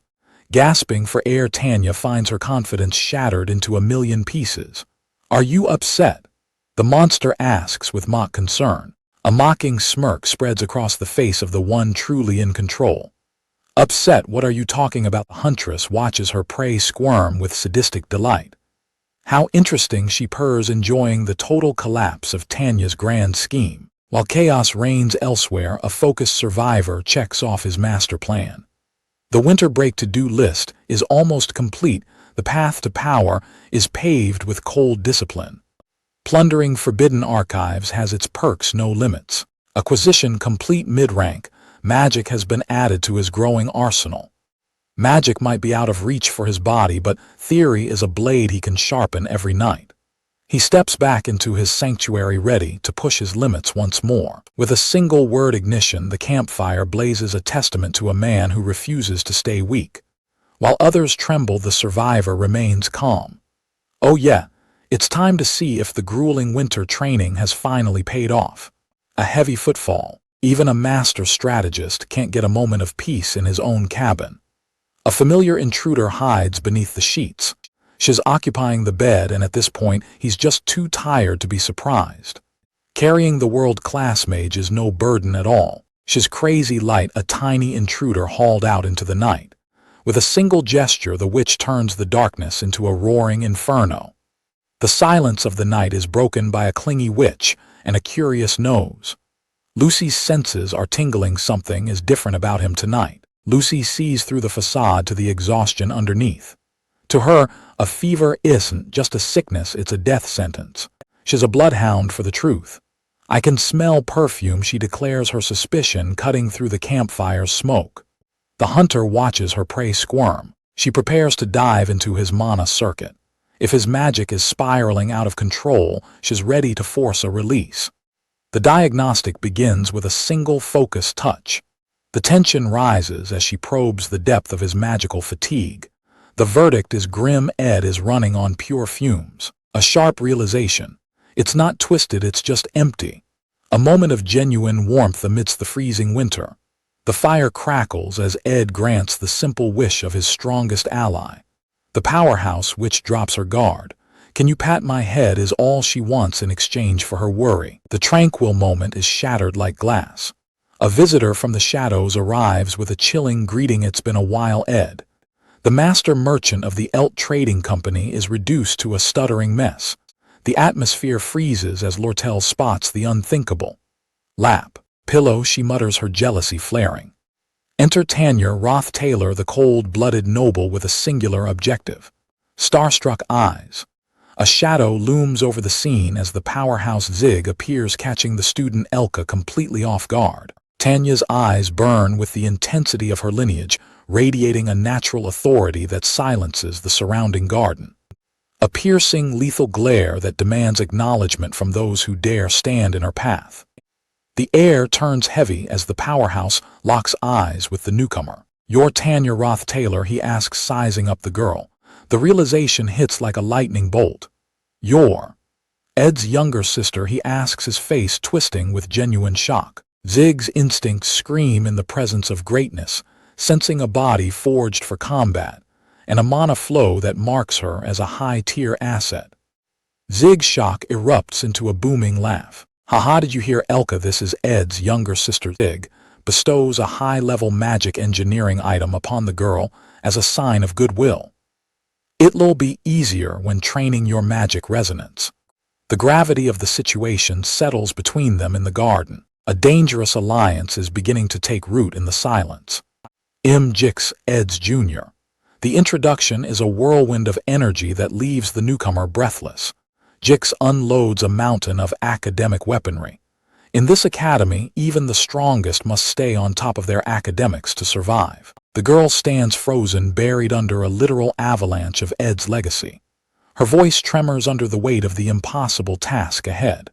A smirk of respect. Jix sees the same grit in her eyes that made her brother a legend. "You'll do great. Good luck." With a cheerful wave, the seniors vanish, leaving the girl to be crushed by the mass of their generosity. Family bonds are a battlefield, and Jix knows Ed's abrasive reputation better than anyone. Sarcasm drips like venom. What a blessing to be born into greatness, she thinks as her bones scream under the load. Confusion reigns in the silence. What the alone girl left in the dust, wondering what monsters she's just met. The scene shifts to the frozen heart of Authority Claire's office. Behind these walls, the gears of the academy grind without mercy. "Good work." A hollow praise echoed in the dim light of a mirror, reflecting a soul-crushing administrative duty. Exhaustion has a face, and it's Annie's, slumped over after a 48-hour marathon of paperwork. An eye twitching from overwork. 2 days and you're still standing. Your stamina is terrifying. A heavy, weary sigh. Incompetence is a plague, and the scholarship students are the carriers.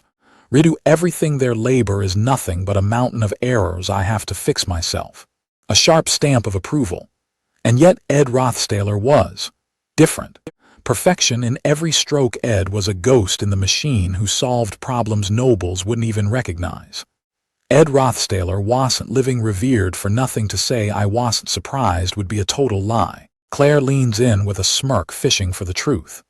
"You were with Ed, right?" He's similar to you, isn't he?" Sharp, observant gaze. Tailing him during the incident revealed a side of him the world wasn't ready to see. A survivalist's masterpiece built from raw grit. He didn't just survive, he crafted a base that puts professional labs to shame. From a fallen noble to a scholar so brilliant even the cold Professor Glast has to acknowledge his genius. Contracting a spirit through sheer solitary labor, it's a feat that shouldn't be possible for a man working alone. An eye for detail. His practical abilities have been honed to a strange, lethal extent in the wild. Claire catches the vibe, teasing the flustered student. "You have more similarities than you thought." Right, the verdict is in, and it's a total shift in perspective. He's definitely not a bad man. After meeting him, there are no flaws to be found, just a decent, honest, and hardworking man. He's the total package, outstanding looks, zero arrogance, and a charm that's winning over the faculty. The realization hits like a truck, a gentle soul, a built body, and he even smells good. Annie's "Are you spacing out?" The sudden surge of appreciation for Ed is making her short-circuit in real-time panic mode. Engaged, she slams the windows open to vent the rising heat, sending important papers flying into a chaotic whirlwind. A desperate sudden slam. The fever of her own racing thoughts is too much to handle. She's completely overexerted. Annie's is losing her grip. Her mind screams in panic as the realization hits like a physical blow. Weight, mental fever peaking. Desperation takes over as she gasps out a single terrified breath. "Oh, no." A panicked, wide-eyed stare. It's an absolute disaster in the making. This is real trouble that she can't escape. The silence is heavy enough to choke on. A single nervous gulp echoes through the room as the weight of the situation sinks in. A spirit's innocent presence. Janica breaks the tension with a cheerful smile. "Should we go eat snacks?" The radiant academy ace. Chaos erupts in the office as Janica searches for her companion. Annie's a nervous, beating sweat. Contracting a spirit alone in such a short time should be impossible. Yet he's done it. The puzzle pieces start falling into place. Janica must have used a talented and trustworthy spirit to bridge the gap. Information is the ultimate currency. A secret informant is reporting every single detail back to the ace herself. Under the glowing spirit tree, the failover legacy stands firm. Their motto of harmony and coexistence defines her very soul. Her kindness wasn't just a virtue, it was a beacon. That radiant consideration for others is what truly made Janica shine. Hidden tears of sorrow.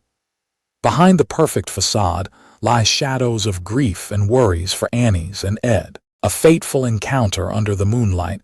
A new face approaches with an urgent greeting. "Nice to meet you." Janica, exhausted but determined, the newcomer pushes through her fatigue. "I wanted to introduce myself and talk." The merchant's daughter weaves her web of influence, 𝒟𝐼𝒮𝒞 knows the stakes among the incoming years. 𝒟𝐼𝒮 whispers with a predatory grin, for your goal you definitely need to bring her onto your side. Panic sets in as the spirit master's soul begins to burn. Are you okay, Janica? Tanya trembles. Confusion masks the horror as the heat intensifies. A calm voice offers hollow comfort. Don't worry too much, Tanya. A legendary flame dragon roars from the depths of her spirit, turning her consideration into a literal hellscape. Behold the spirit master's true form. She stands as a silhouette of destruction, staff in hand, ready to incinerate everything. Janica's eyes bleed crimson as she is possessed by the very spirits she once commanded. A rare moment of peace by the campfire. Ed shrugs off his immense labor with cold indifference. It's not even that close. Ed's blunt logic leaves the exhausted Tanya completely speechless. The tension is thick enough to cut. Ed's gaze is sharp and unwavering. Is there something else? Winter's magical silence presses down. Tanya hesitates, her unspoken words clashing with the bitter cold of the night. The logistics are set. This detailed winter break to-do list is the core of his survival strategy. A simple, blunt truth that leaves no room for argument. It's winter. Ed's logic is as unshakable as stone. The moon wanes into a sliver, a silent witness to the passing chaos. Time is a luxury they no longer possess in this frozen wasteland. Nature itself enters hibernation, but the players are wide awake. Tranquility finds everyone equally, yet every soul accepts the silence in a different, broken way. No rest for the apex survivor. The winter break to-do list is a gauntlet for godhood, from raising magic engineering levels to contracting with a high-ranking spirit. Transcendence isn't a choice, it's a survival mechanism. Tanya stares into the dying embers, realizing she is surrounded by those who have already surpassed the limits of humanity. 𝒟𝐼𝒮's mocking smirk says it all. Oh my, look at you acting like you don't know. Princess Phonia's blood runs cold as the cold truth hits. The game has changed, and she's already one step behind. The sage's sealed grimoire materializes in a digital blaze. It's official, the ultimate prize is now in her hands. With the grace of a predator, 𝒟𝐼𝒮 catches the envelope. Every piece is falling exactly where she wants it. Pretty fun, right? To a merchant of shadows, chaos is the greatest form of entertainment. Desperate deals and golden opportunities flash by.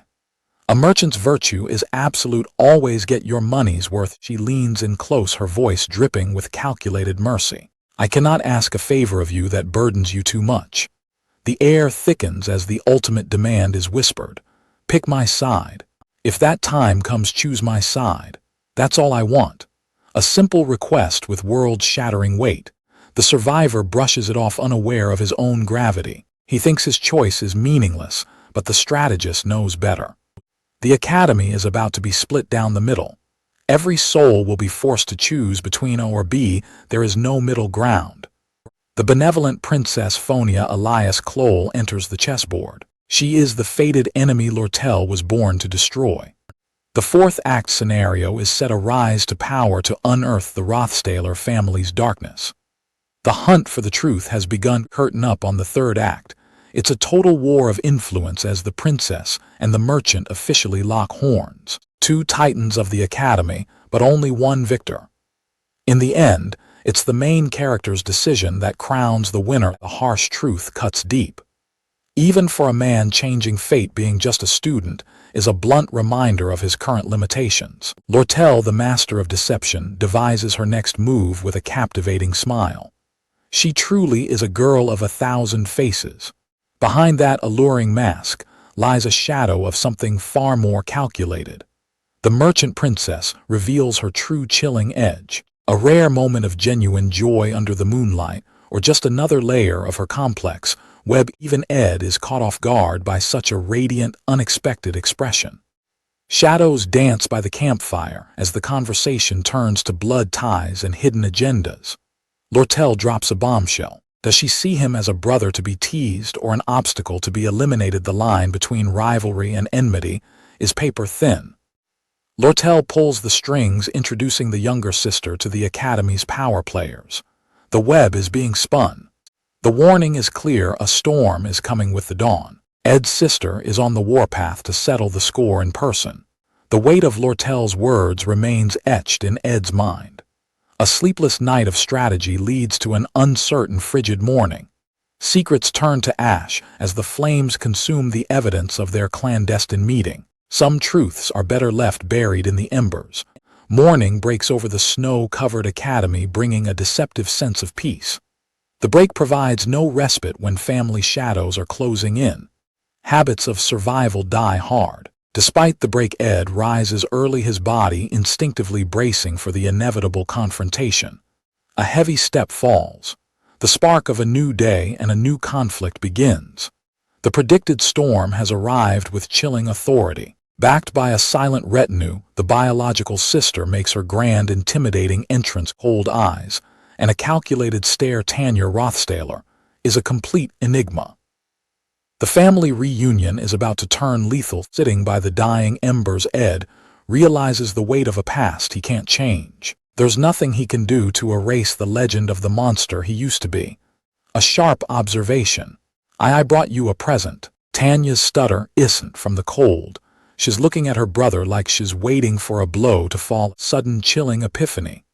It wasn't just a bad reputation. Ed had been a walking nightmare for his own flesh and blood. Good job, Ed Rothstaler, he laughs in self-mockery as the sheer scale of his past villainy finally sinks in. To Tanya, Ed Rothstaler isn't a brother, it's the memory of a predator. A shattered plate and a ruined meal. This is the old Ed, a tyrant who treated every slight as a capital offense. Every bite was seasoned with terror. Tanya learned to hide her contempt behind a mask of obedience. Your worldly wisdom and wit are truly outstanding. A smug lord looks down from a throne of arrogance. Ruthless and cold, a servant's head is pinned under his boot as easily as a common rug. A calculated movement. Please stop.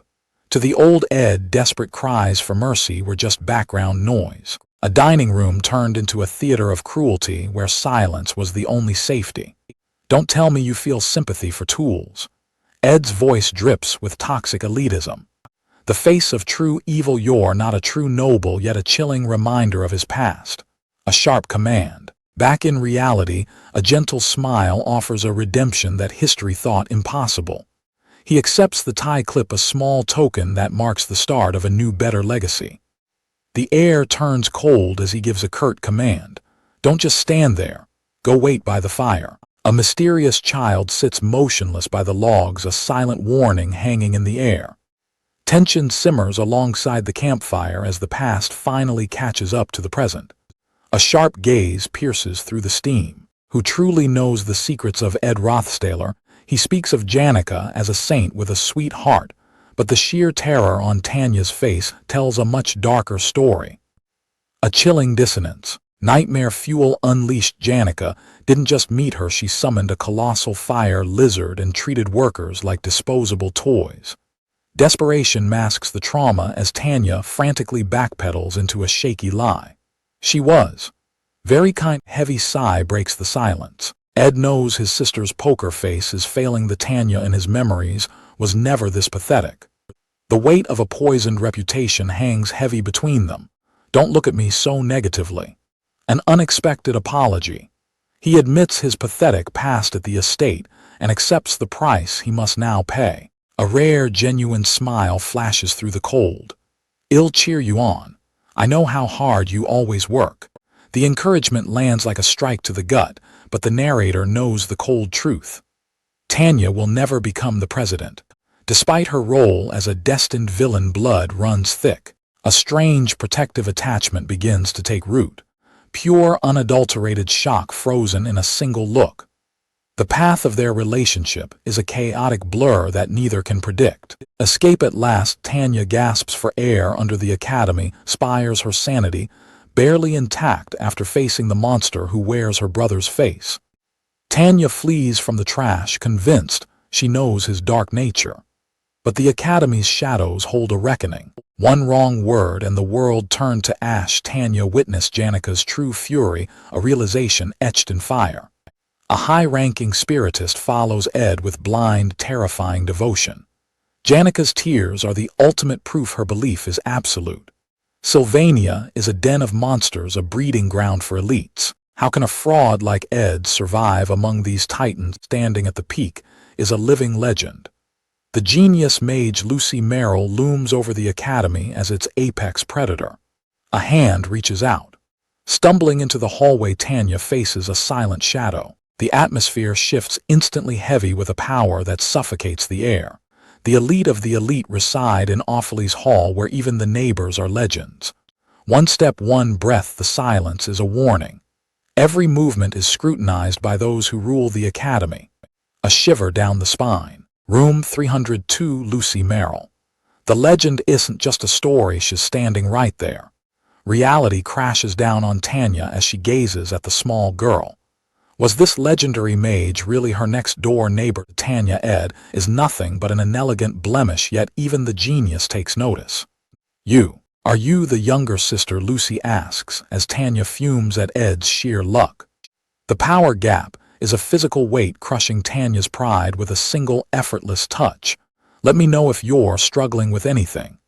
The genius walks away, leaving Tanya paralyzed in the wake of such authority. Sylvania Academy is a labyrinth where logic dies. For Tanya, the struggle to survive has only just begun. One victory derailed the entire world. Taylor's sudden rise pushed Janica toward a path of catastrophic destruction. The bells of war ring again for the joint combat training. This year the stakes are higher and the tension is suffocating. A new wave of monstrous talent rises. The elite first years are hungry to tear down the legends of the past. Training becomes a massacre as the first years descend into a total frenzy. They'll use any means necessary to secure victory. A grip tightens on the hilt of destiny. The calm before the storm breaks as the true power prepares to strike. Total annihilation in a single moment. Every so-called elite falls like wheat before a scythe beaten by Taylor alone. The price of arrogance is paid in the dirt. Beneath Taylor's shadow, the academy's talents are nothing more than broken fodder. Taylor's evolution is absolute. The student who once failed has transcended into a myth. From the shadows, Saintess Clarice fixes her cold gaze. Her obsession has just been born. The fourth-generation hero stands revealed in radiant glory. Her power is the only hope against Lucy. The script is written in blood. Taylor and the Saintess are now the pivot of fate. The frenzy of the elite students isn't an accident. It's a calculated explosion coming to fruition. Elite forces clash violently. The gate to class is barred. Professor Claire has set the stage for a ruthless culling. The instruments of the trial lie shattered. These purple discs are now useless scrap. Disaster strikes as the magical circuit fails all our hard work. Why this tension hangs thick in the freezing air? The broken item is a blow no apology can mend. Regret won't restart the dead circuit. Carelessness has thrown the class balance into chaos. An influx of class students creates a nightmare. A desperate solution is needed now. Responsibility shifts onto trembling shoulders. And by we, the sacrificial lamb is chosen without mercy. I mean Clebius, of course. The battlefield is set at the frozen peaks of the Oran Mountain entrance. Welcome to Sylvania, the land where learning and lethal trials collide. Tanya Rothtaylor moves with the practiced grace of high nobility. Even among equals, a true exception to the rule is about to emerge. Behold the anchor of millions. This butterfly ornament signifies a power that transcends any academy. The Saintess Clarice descends like a vision of divine purity. Spare me the formalities, she commands. Her presence is a suffocating weight even on the most arrogant students. A piercing, holy gaze. Tanya meets the Saintess head-on in a collision of high-born destinies. The Saintess drops a bombshell of divine prestige. I baptized the current patriarch myself. Tanya bows before the holy light, sealing her fate with a calculated promise. I too will come to be baptized. A moment of realization. Everything is a mere piece on the board until the sky screams with fire. The main event has arrived. Signal flare pierces the clouds, drawing every gaze toward the summit. The hunt is on. Roar of fire in the sky marks the start of the chaos. One word echoes across the mountains. Begin. The academy unleashes its elite. There is only one destination worth the blood and sweat, the prestigious class of glory wealth, and the keys to the legendary Opheles Hall. The students fight for everything. Arrogance takes a physical form as a student clutches a single stone as his ticket. Speed is the only currency that matters. Joseph streaks past, leaving a cold command. The summit looms like a monolith of fate as the pack thins in the snow. Tanya realizes the terrifying reality. The mountains are crawling with stones and rivals, calculated steps and a sharp mind. Then a shriek of failure shatters the silence. One misstep ends a dream. A fallen student lies crumpled in the freezing snow. Tanya looms over the fallen with a veneer of noble concern. Did you hurt your leg? If so, ill call the staff. Barefoot in the freezing snow, this eccentric newcomer is either a genius or completely insane, introducing 𝒩𝒨, a fish out of water begging for mercy in this high-stakes arena. Tanya watches with a cold gaze. In this world, weakness is a death sentence. It was on my wish list. This girl finds joy in the bite of the frost. B-roll, a playful spirit. The name Rothlailer carries the weight of empires. Kylie's eyes sparkle with awe. Tanya spits a bitter truth. Ancient bloodlines breed scoundrels. Status is just a mask. The shadow of Ed Rothlailer looms large. The fear he engraved into her soul will never fade. Status is just a word in Sylvania. Kylie brushes off the darkness to see the person behind the title. A fleeting moment of peace amidst the storm. Even a Rothlailer can find a reason to smile. No more formalities. They are classmates bound by the fire of the exam. The race to the top begins now. Kylie doesn't give a damn about marks or classes. She's hunting for something far rarer than in a true friend. B-roll, a frantic pace. It'll help you. Kylie drags the stunned noble into her chaotic pace. A chilling frost. 30 minutes in, and the real beasts emerge. A red-haired striver is desperate for the crown.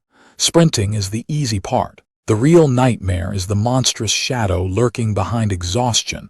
A blood-red strike lands with bone-shattering force. The scream for death echoes as the target is decimated. Gasping for air, the striver collapses as the psychological toll finally catches up. The survivor stares at his clenched fist in disbelief. The taste of power is intoxicating. Shame burns hotter than any spell. Such underhanded tactics are unbecoming of a senior. Panic sets in. Why just me again? The cry of a sacrificial lamb. It won't just be you. Comes the chilling promise. A massive explosion of mana tears through the sky. Responsibility weighs heavy as the mage steels her resolve to fix the mess. Onyx takes flight. Wings shimmering. The master of aerial magic is now the final line of defense. The strategy is set, but the cost is high. While roles are assigned to guard the entrances, the sleep-deprived professor is buried under reports. Ed's gaze is like iron as he stares down the impending chaos. There is no room for hesitation now.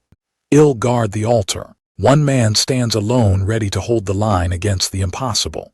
The doubt is palpable. How can Ed survive the onslaught when he can't even feel the flow of magic? Ed closes his eyes. He has a plan, and it's far more dangerous than anyone realizes. Rare rank vision disc. The engineer prepares to unleash high-level apparitions upon his foes. All good. The absolute confidence of a man who has already won. A cracked ancient relic. Magic stone, a high-quality gem brimming with raw power, worthy of Sylvania's elite exams. The altar of substitution. Ed sacrifices the stone, turning its essence into a continuous well of mana. The stage is set. Ed clutches his bag of stones. He has more than enough power to settle this. A ruthless declaration of absolute defense. Not a single soul gets past him. A cold, steady breath marks the onset of the storm. Who? A single chilling word of invitation to his prey. Come. Ed smirks at his spectral companion, his eyes gleaming with lethal anticipation. It's been a while. Despair grips the battlefield. Cries to Run fall on deaf ears as the survivors are crushed into the frozen earth. The air grows heavy with murderous intent. I'm not in a very good mood. A terrifying shadowy titan erupts from the darkness, wreathed in raw malice. Let's end things quickly. Annihilation. A colossal explosion tears through the northern entrance, signaling the arrival of a true monster. The realization strikes like lightning. This is a power far beyond the scope of a student exam. Pure chaos now. The only choice left is to flee the nightmare before it devours everyone. Annie's is a brilliant academic, but in a true life or death brawl, she's facing an unstoppable force. The examiner steps aside with a chilling dismissal. 𝒩�ဋ𝒂ℜℰ, a simple command of forced defeat. Joseph Whitefelt stands amidst the rubble toying with a magic stone as if the entire exam is beneath him. Joseph is a natural-born genius. To him, mid-rank magic isn't a goal, it's a playground. There's no need to be that upset, he says, offering pity where she wanted a fair fight. Battered and bruised, Annie's refuses to buckle. I am upset, but it's not because of that, she spits. The genius walks away into the freezing white. The gap between them feels like an impassable abyss. Trembling with rage, in the heat of total chaos, one man remained unshakable, leading with cold, constructive precision. A bitter grimace. Rage turns inward. He solved the impossible while she fell apart, and that realization burns. The final obstacle waits at the peak. My first guess, the greeting marks the beginning of a trial. He sits upon the altar, a wall of pure, suffocating intent. I won't just let you do that. Joseph senses the shift. The air itself has grown heavy with a strange predatory pressure. A calculated glance. A purple vision disc lies in the snow. The game has changed and the stakes just hit the ceiling. The senior's mana is suspiciously low. He's forced to rely on a magic stone to stay in the game. The arrogant challenger sighs. How disappointing, Sylvania. I thought there'd be something to learn here. He's already planning his victory meal while unleashing hell. He's not even taking this fight seriously. Mid-rank magic particle explosion, a high-speed strike that punishes anyone not ready to die. A lethal gaze. Against all odds, the senior evades the blast with fluid grace. This is the movement of a man with real combat experience. The air ripples as the flow of mana shifts to fire. It's a gamble between ignition and scorch. The hand aims downward, its ignition. The senior moves before the sparks even have a chance to fly. A massive pillar of fire erupts, turning the battlefield into a literal furnace. The scale of the flames is staggering. Joseph has pushed his basic magic to rival a mid-rank spell. Total shock. But the flames hit an invisible wall. A shimmering blue barrier stands firm, swallowing the heat whole. What a waste! Ignition will never pierce the challenger's absolute defense magic. Mana capacity is the ultimate law. The one with the bigger tank claims the crown. The senior is running dry. Once the mana hits zero, he won't be able to survive. Joseph's shock proves he's no longer the one in control. Joseph Whitefelt. The battlefield remains a stage for the profound. A defensive wall fails. A magic circle is useless against raw physical force. A brutal knee strike shatters the mage's composure. You think you'll only face mages just because you're a mage. The predator lunges, abandoning distance for a close-quarters execution. A lethal glare. The profound duel turns into a street fight. All the mana in the world can't save a mage from a fist to the face. Clinging to his bruised face, Joseph's mind reels in disbelief. You went through the fire. How? The impossible is made real. The inferno that should have incinerated the intruder has become his most effective smokescreen. Fire tolerance. Joseph realizes his opponent is functionally invincible within his own element. Desperation forces a shift in strategy. Joseph unleashes mid-rank ice magic to freeze the encroaching hunter in his tracks. Joseph underestimates the sheer versatility of his foe. I can use the other elements, two flares to life. Joseph is baffled by the enemy's choice to respond to ice with such a low-tier flame. To this monster, the flames aren't a weapon, they are a sanctuary where no ordinary mage can follow. Charging through the roaring heat like a demon, the hunter closes the gap with a blade in hand. The time for parlor tricks is over. Erupts in a blinding wave of heat, turning the arena into a literal hellscape. The scale of the basic magic defies all logic. Panic finally overrides Joseph's pride as he frantically tries to outpace his opponent's casting speed. Activates to block the red-hot dagger. The relentless pressure is beginning to crack the mage's ultimate protection. One word, one move, total destruction. Mug. The ignites, turning a simple dagger into a tactical nuke. The arena vanishes in a blinding white-hot eruption. There is no defense against a blast this raw and relentless. Shockwaves ripple through the air, sending the arrogant mage spiraling into the sky like a broken doll. Reality sets in as he crashes into the dirt. Through the suffocating soot, a terrifying shadow looms. Panic claws at Joseph's throat as he wipes blood from his face. Think there's no way his casting is faster. A lethal grip. Joseph's pride shatters as he screams internally, "Who is this man? This isn't basic magic, it's a high level executed with terrifying precision." A spirit form was hidden in the flames the entire time he used to walk through hell unscathed. Joseph looks at the mountain of tools still at his opponent's disposal. He's facing a literal walking arsenal. Now, in a final frantic gamble, Joseph lunges forward, pouring every last drop of mana into a desperate strike.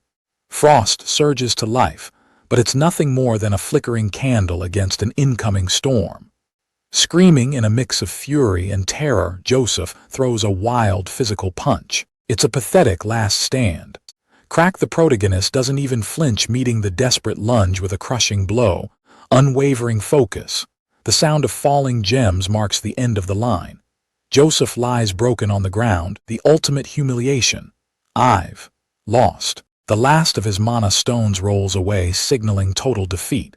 A scholar's fist could never carry the weight of a true warrior.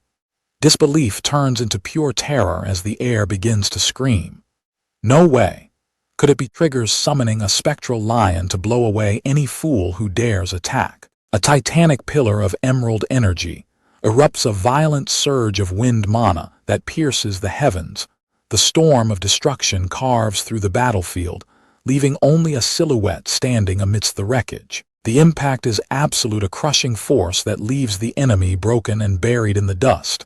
Battered and gasping for air, the defeated can only acknowledge the gap. Huff, huff, truly. As the smoke finally clears, a trembling voice asks the only question that matters. "Excuse me, what's your name?" Victor stands tall, leaning against the cold stone with an aura of unshakable dominance. A name that will soon echo through the halls of power. Ed Rothstaler. With the battle over, Ed turns his back on the wreckage. "I'll leave him to you, Onyx." The scene shifts to a quiet carriage ride where curiosity begins to brew. "Jix, why did you join the magic faculty?" A genius who could have conquered alchemy or combat, yet he abandoned those heights just to stay by her side. The hierarchy is about to be shattered by the incoming second years, starting with the undisputed king of the combat faculty. A beast in human form, a name that commands absolute fear, Clebius Nortondale. Blinding white light. Holy magic burns with a terrifying power, leaving everyone stunned. What was that just now? Clebius Nortondale is broken, hanging limp as an unblockable strike shatters his pride. How do I block that? Shock and disbelief. Onlookers come face to face with a truth they weren't prepared for. The exam has turned into a field of fallen mages under a blood-red sunset. Surrender is the only point left. The shadow of a monster resurfaces, the man who was once the absolute object of fear. Bathed in blood amidst wreckage, he has become the sole object of everyone's hate. Saintess Claris carries the weight of two conflicting dreams, her eyes reflecting a destiny she never asked for. Faith is a heavy burden etched into the very glass of the holy temple. I believe. Archbishop Verdio's prayers are a cage planting the seeds of a life meant for nothing but hollow service. The command is absolute nobility comes from becoming a blank slate, a vessel stripped of self for the sake of the divine. A whisper of rebellion stirs within the saintess. It is better to die in the wastewater than to live as a soulless shell. A spark of light. The saintess gazes at the world through the melody of a bard watching a majestic city that feels as fragile as a sandcastle. From golden fields to turquoise intelligence, the song paints a portrait of a world Claris barely knows. Beyond the desert sand ocean, the melody reaches into the lawless shadows of 𝒩𝒜ℰℰ, where the music finally fades. Adele strums a melody that shatters sterile perfection. The world is bigger and more colorful than any sanctuary could ever hold. For Clarice, the outside world isn't a map, it's a whispered secret D under the stars by her only true friend. Defying the order, the romantic scales the academy walls to sing at the saintess window. A hug from someone you love is more valuable than a million prayers. Adele leaves for Sylvania, leaving a seed of rebellion behind. Every vacation, Clarice chased the echoes of Adele's stories across the horizon, finally seeing the places she once only visited in her dreams. A quiet longing to walk a path of vibrant color, and a deep embrace. It was the most scandalous and beautiful dream a saintess could possess. Cloaked in a commoner's disguise, Clarice trades her divinity for a chance at her real life. Who would suspect me? Verdio. In the halls of Sylvania Academy, the most powerful girl in the world finds her ultimate treasure, the bliss of being absolutely ignored. No bows, no reverence, just the simple joy of running through the sun. For the first time, she is just a girl, not a symbol. Carefree laughter. The illusion of peace shatters. Ed Rothstaler stands bloodied and fierce, delivering a chilling ultimatum: give up. It's the saintess. Tanya reels in shock as the truth hits like a hammer. The world is about to find out who the girl beside her truly is. A command of pure authority rips through the air as the atmosphere vibrates with a surge of emerald power. Death from above, a dark silhouette with glowing red eyes, descends, throwing the girls back as the sanctuary is breached. The verdant storm of magic surges with terrifying intensity. The secret is out, and the real fight for survival has just begun. This isn't just skill, it's a miracle that defies logic. This level of spirit magic is an impossibility, a high-rank miracle. Panic sets in as rational thought crumbles before a power that is truly paralyzing. The shadow of a high-level spirit drags a buried nightmare back to the surface.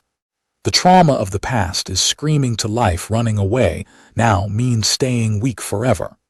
She refuses to be the girl with a knife at her throat ever again. I'm not giving up. Kylie accepts the weight of her duty, bracing for the inevitable storm. It has to be an illusion, that's definitely fake. She charges forward, betting everything on striking the source. A physical blow. There's no way. Despair sets in as the crushing weight of the energy leaves her, gasping for answers. The sheer scale of the beast dwarfs everything they thought they knew about magic. A high-level spirit, summoned by a student. The reality of the power gap is hitting like a hammer.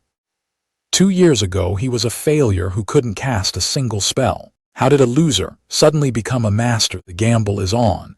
Is that really a high-level spirit? She throws herself into the maw of the storm to find the truth. The spirit's roar echoes with world-shaking power. Kaya. The shockwave is absolute, tossing them aside like ragdolls. The fantasy of noble men lies broken in the dirt. That terrifying monster is Tanya's brother. Despair settles over the battlefield. A neat appearance and graceful manners, the perfect facade for a nobleman. But beneath the surface, a darker truth is waiting. The son of Rothtaler stands revealed as the complete opposite of a hero. This is the face of a true scoundrel. Even in the holy capital, the rot of an ancient lineage can't be hidden forever. Every great family eventually produces a piece of trash, and Tanya has found hers. Tanya, go for the main body like you had originally planned. While the distraction begins, the killing blow must be prepared. He'll play the role of the bait. Kylie steps into the jaws of danger for her first real friend. He's a really bad person. The first friend made at Sylvania refuses to let a scoundrel win, charging into the chaotic storm.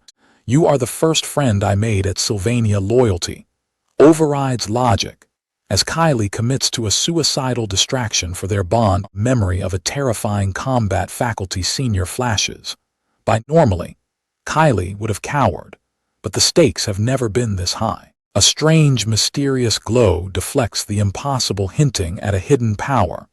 The scaredy cat of the academy is now leading the charge, surprising everyone with her sudden resolve. Kylie sprints forward, proving that true courage is acting even while you're dying of fright. The high-level spirit looms like a god of destruction. A massive glowing beast of pure energy rises to crush the tiny intruder in its path.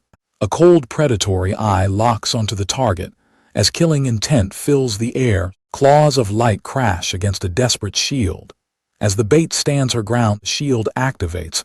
Just as the beast lets out an earth-shaking howl of pure rage, a storm of energy threatens to shatter the girl's defense into a million glowing shards. The barrier fails, sending her spiraling through the air like a rag doll. The dust settles to reveal 𝒟𝐿, his eyes burning with a cold predatory. Light green mana spirals into a deadly vortex as the air screams with the weight of the coming strike. Basic magic. Amid a massive pillar of gale force energy erupts from the sky. He takes the full brunt of the gale head-on as the terrain shatters under the pressure, a whirlwind of blood and debris. The wind tears at him, yet he refuses to be swept away. The caster gasps for breath as the smoke clears. He disappeared. Was it? The vision disk lies sparking in the crater, a spent relic of the desperate clash. Blue streaks of mana rain down like meteors, pinning the girl to the earth. Stay still. A voice like cold steel echoes through the clearing. She realizes with horror that the predator has become the prey. The person who couldn't swing a sword now wields a bow of pure light, drawing a mana-forged arrow, turning a warning shot into a declaration of absolute power. A massive spectral wolf looms behind its master, looking like the personification of death itself. Despair crushes her spirit as the realization sinks in. She is nothing more than a helpless child before the overwhelming shadow of 𝒟𝐿. Helplessness returns like a ghost from the past. The chains of her weakness refuse to break. A bitter realization. Through a veil of bitter tears, a single recognition cuts through the darkness. You must have worked hard.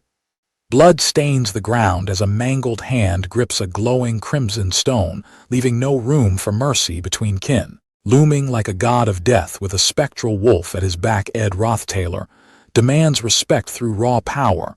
The battlefield falls silent as the predator acknowledges his prey, facing down an invincible vision until the end has forever changed his view of Tanya. A blood-streaked smile breaks through. You have that kind of side to you too. The overwhelming aura of 𝒟𝐿 remains absolute, a blood-soaked titan standing tall while the world trembles. Tanya stands frozen in shock as the words sink in. Something has shifted. The perception of the weak girl is dead and buried. You should be proud. Ed bestows the ultimate praise upon the weeping girl, marking her as a warrior who fought an illusion until her very last breath. Confusion strikes the victor as 𝒟𝐿 rushes in to shield the broken girl. She screams for him to stay back as the tragedy of the exam reaches its peak. The battlefield is a graveyard of dreams where 𝒟𝐿 lies broken. And the exam finally reaches its bloody conclusion, a heavy blood-soaked silence. Adrenaline fades into a cold, trembling realization, as the protector feels her very voice begin to fail her. The ultimate secret is exposed as the transformation magic unravels, the mana dissipating to reveal the truth hidden beneath the facade. The memory of the golden crescent flashes back. The critical magic item was lost in the chaos. And now, there is nowhere left to hide. Ghost from a memory waves. The artifact is reclaimed. Amidst the blood and the fire, 𝒟𝐿 clenches the golden crescent tight. A battered hero returns the prize to its rightful owner. Be careful not to lose your things, kid.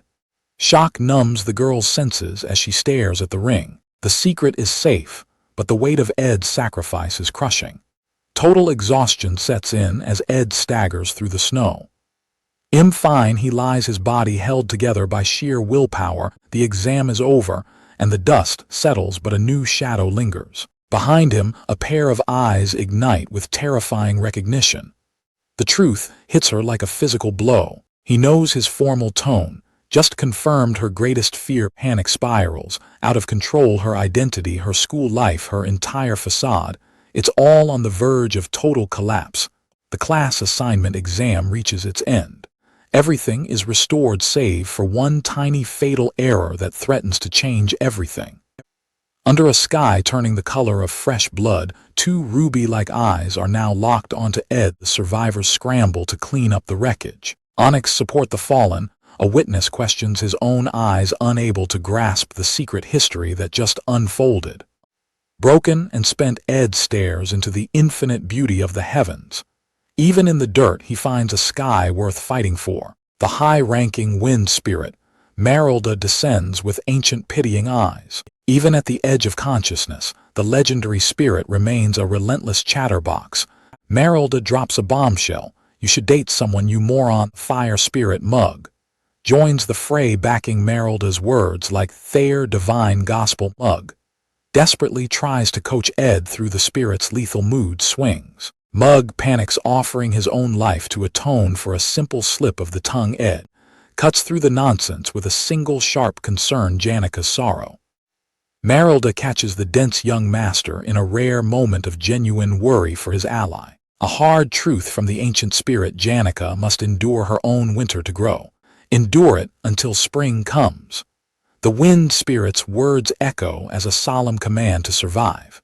𝒟𝐿 maintains her fox form to spare Ed's dwindling mana reserves. She teases Ed with the prospect of a beautiful girl form, knowing his limits are pushed to the limit. A glimpse into the abyss, 𝒟𝐿's true power, revealed in the form of a gargantuan beast. Sharp strike to the head for the dense young master, for failing to sense the truth. The ultimate revelation: a spirit of this caliber never binds itself to a single soul. Did you think you were handling the mana all by yourself? The game has just changed. Reality hits like a freight train as Ed's mana reserves scream in protest.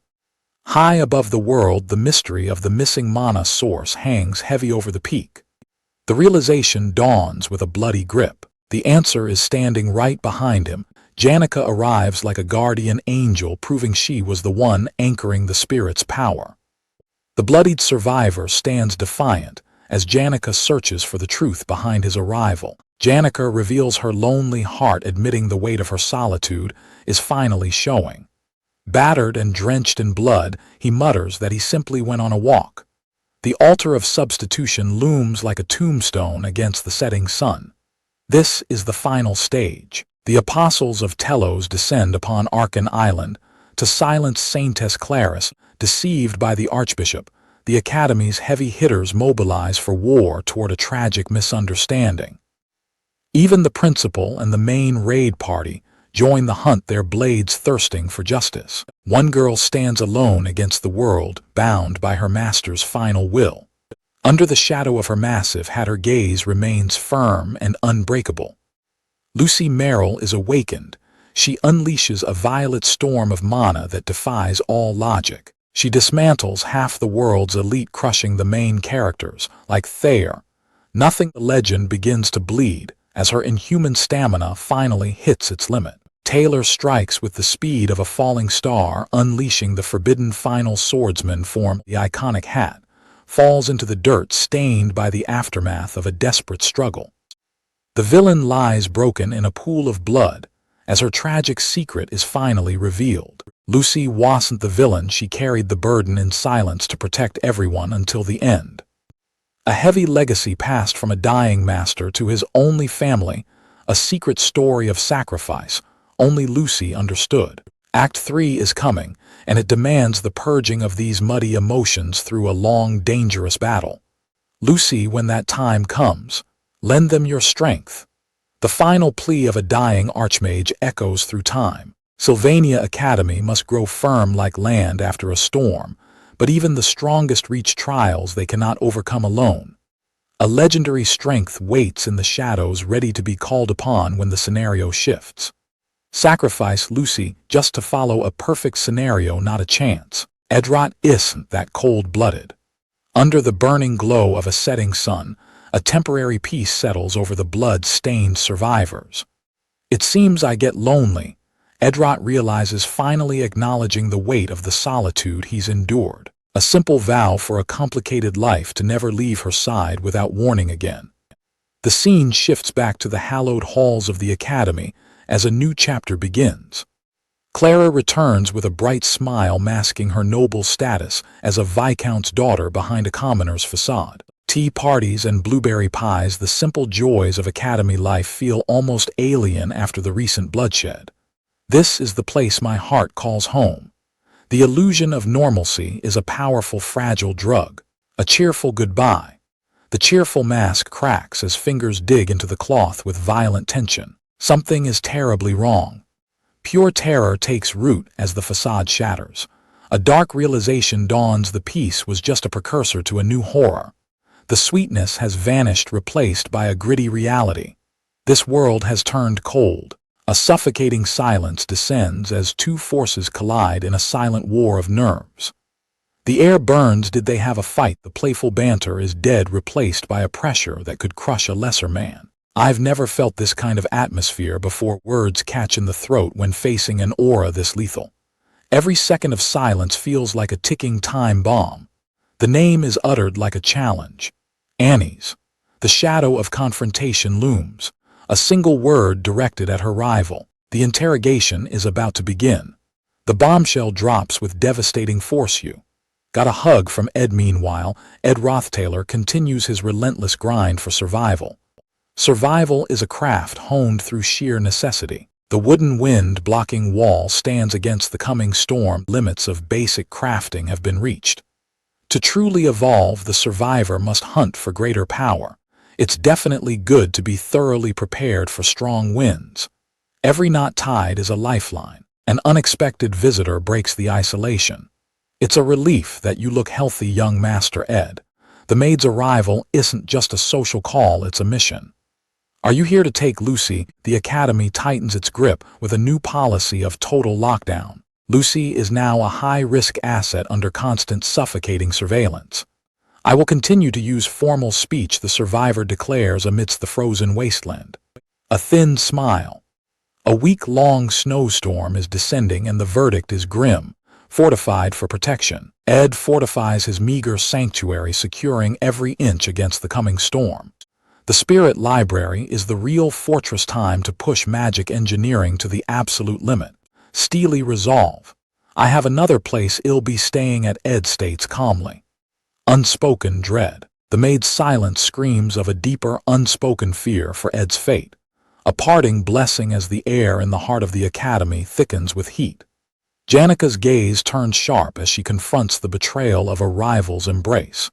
The accusation hangs heavy as the secret encounter with Ed finally spills out. Caught in the crosshairs of a friend's fury, Annie's trembles as her casual flirtation sparks a social inferno. The confession is a thunderbolt that shakes the room. To be honest, I flirted with Ed. A fist clenches. It wasn't love, it was a test. Annie's reveals she was merely feeling out the man she branded a playboy. Desperate damage control. Annie swears Ed isn't even her type, trying to quench the fire in Janica's heart. Janica won't let Ed's name be dragged through the mud. You don't even know Ed like that. A desperate plea. Annie's bows her head, realizing that questioning Ed's character was a bridge too far for his devoted protector. Janica's heart is exposed, raw and wounded by the meddling of a precious friend. The ultimate insecurity surfaces in the middle of the breakdown. Even though actually nothing to Ed, a reassuring touch. To Ed, Janica isn't just another face, she is special.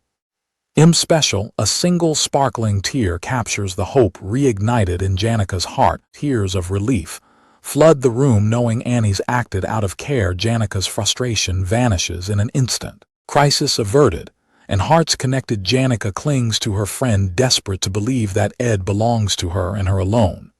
A focused gaze. The mask of a friend hides a heart in turmoil as Annie stutters through a lie, her face flushing with guilt. Total tactical retreat. Overwhelmed by her own emotions, Janica bolts from the scene, leaving a cloud of dust behind. The mood turns icy as a shadow falls over Annie's. Clara demands an introduction to a man, but the answer is a cold, absolute no. Desperation leads to a radical proposal. Annie shouts the unthinkable, "Do you want to date me?" Pure, unadulterated chaos. The awkward tension explodes into a frantic shouting match of misunderstandings. The crushing weight of deception. Annie's prays for distance to fade her feelings. Shocked into silence. The Academy scholarship results are about to flip the script. The bombshell announcement drops. The scholarship students are staying on as assistants, securing their place in the Academy. Even while stuffing his face, his talent is undeniable. Ed's work ethic has earned him a permanent spot in countless scholarships. The system reveals the truth of Ed's growing arsenal. With the high-level wind spirit locked into a slot, his power is reaching new heights. The fire of determination returns under the glow of a setting sun. The mission is set for a mid-level spirit contract. A single mention of the camp and Janika's composure shatters. Hazy memories of a warm embrace flood back. Leaving her mind in a frantic blushing mess, she exclaims, "Wait, when was that again? I forgot." A nervous fidget. To Ed, Janika is the only true friend he can count on, and beside her the weight on his shoulders begins to loosen. The secret behind the impossible contract is revealed. Ed brandishes a trick that defies logic. He reveals a legendary rank magic engineering tool, Glast's golden phoenix ring. Under the flickering firelight, Ed lays out the blueprint for his future, entrusting Janika with the truth of his path. Power comes with a heavy price. Ed's mana is drained until the new semester. Janika's radiant smile marks this day as his second birthday as a spirit sorcerer. While others seek warmth, Ed plans to conquer the spirit library in the heart of a snowstorm. A political storm is brewing. The student council elections are coming, and as the academy's ace, Janika is the kingmaker. Everyone is watching. In the original scenario, Janika was a shadow, her humble heart keeping her far from the spotlight. Now the mention of Ed's ambitious sister Tanya shifts the gravity of the conversation. Excommunicated or not, blood is a bond you can't outrun. Ed knows he's tied to his sister for life, whether Thayer crossing blades or sharing a lineage. A brother's hidden warmth surfaces. I do care for her quite a lot. The tension tightens with a sudden grip as Janika reaches out, her eyes searching Ed's. Gifts, food, any peace offering will do. Janika is desperate to mend the sibling rift. Ed's sharp gaze cuts through her frantic questions like a knife. The air turns heavy as Ed's piercing stare lingers, seeing right through the facade. 3 seconds, that's all the top student lasts, before crumbling into a tearful, adorable confession. The shadow of conflict vanishes into a genuine smile and a rare moment of peace. A brutal winter storm is descending, and the academy is locking down. The golden relic gleams in the dark, a heavy reminder of a meeting she can't forget. The memory of that third year and his monstrous spirit wolf is pure terror. He almost spoke to her as royalty. He almost said the one word that would ruin everything. Be careful not to lose your things, your hoe kid. Panic sets in as she huddles in the shadows. If Ed knows her secret, her life is over. She spent her life trapped within sterile white walls, dreaming of a world full of color. This freedom is the only romance she has ever known. The stakes are absolute. If a single outsider discovers her true identity, her academy life ends instantly. The rumors are clear. Ed Roththaler is a freak among freaks who lives like a hermit in a hut in the northern forest. Time is running out before the snow buries her chance.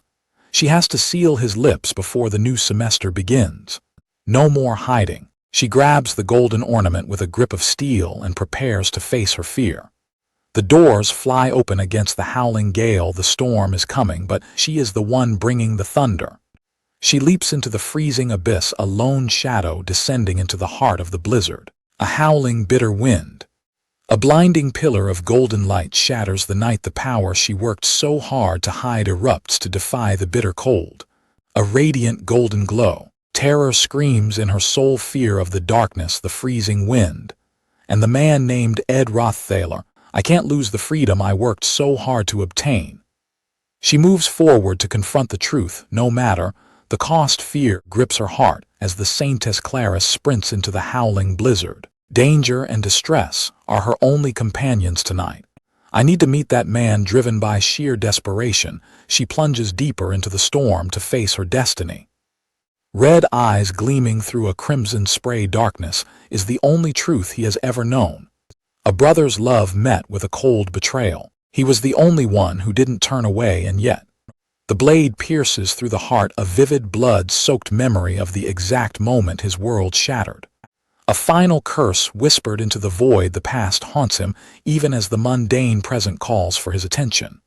Reality returns in the lab. The blonde researcher probes for answers. She wonders if her top student assistant is looking for a way out. The weight of his past failures crushes his spirit. Every step forward feels like a burden he can never truly shed. A heavy silence. Just do it then. A simple command, but the stakes are far higher than anyone realizes.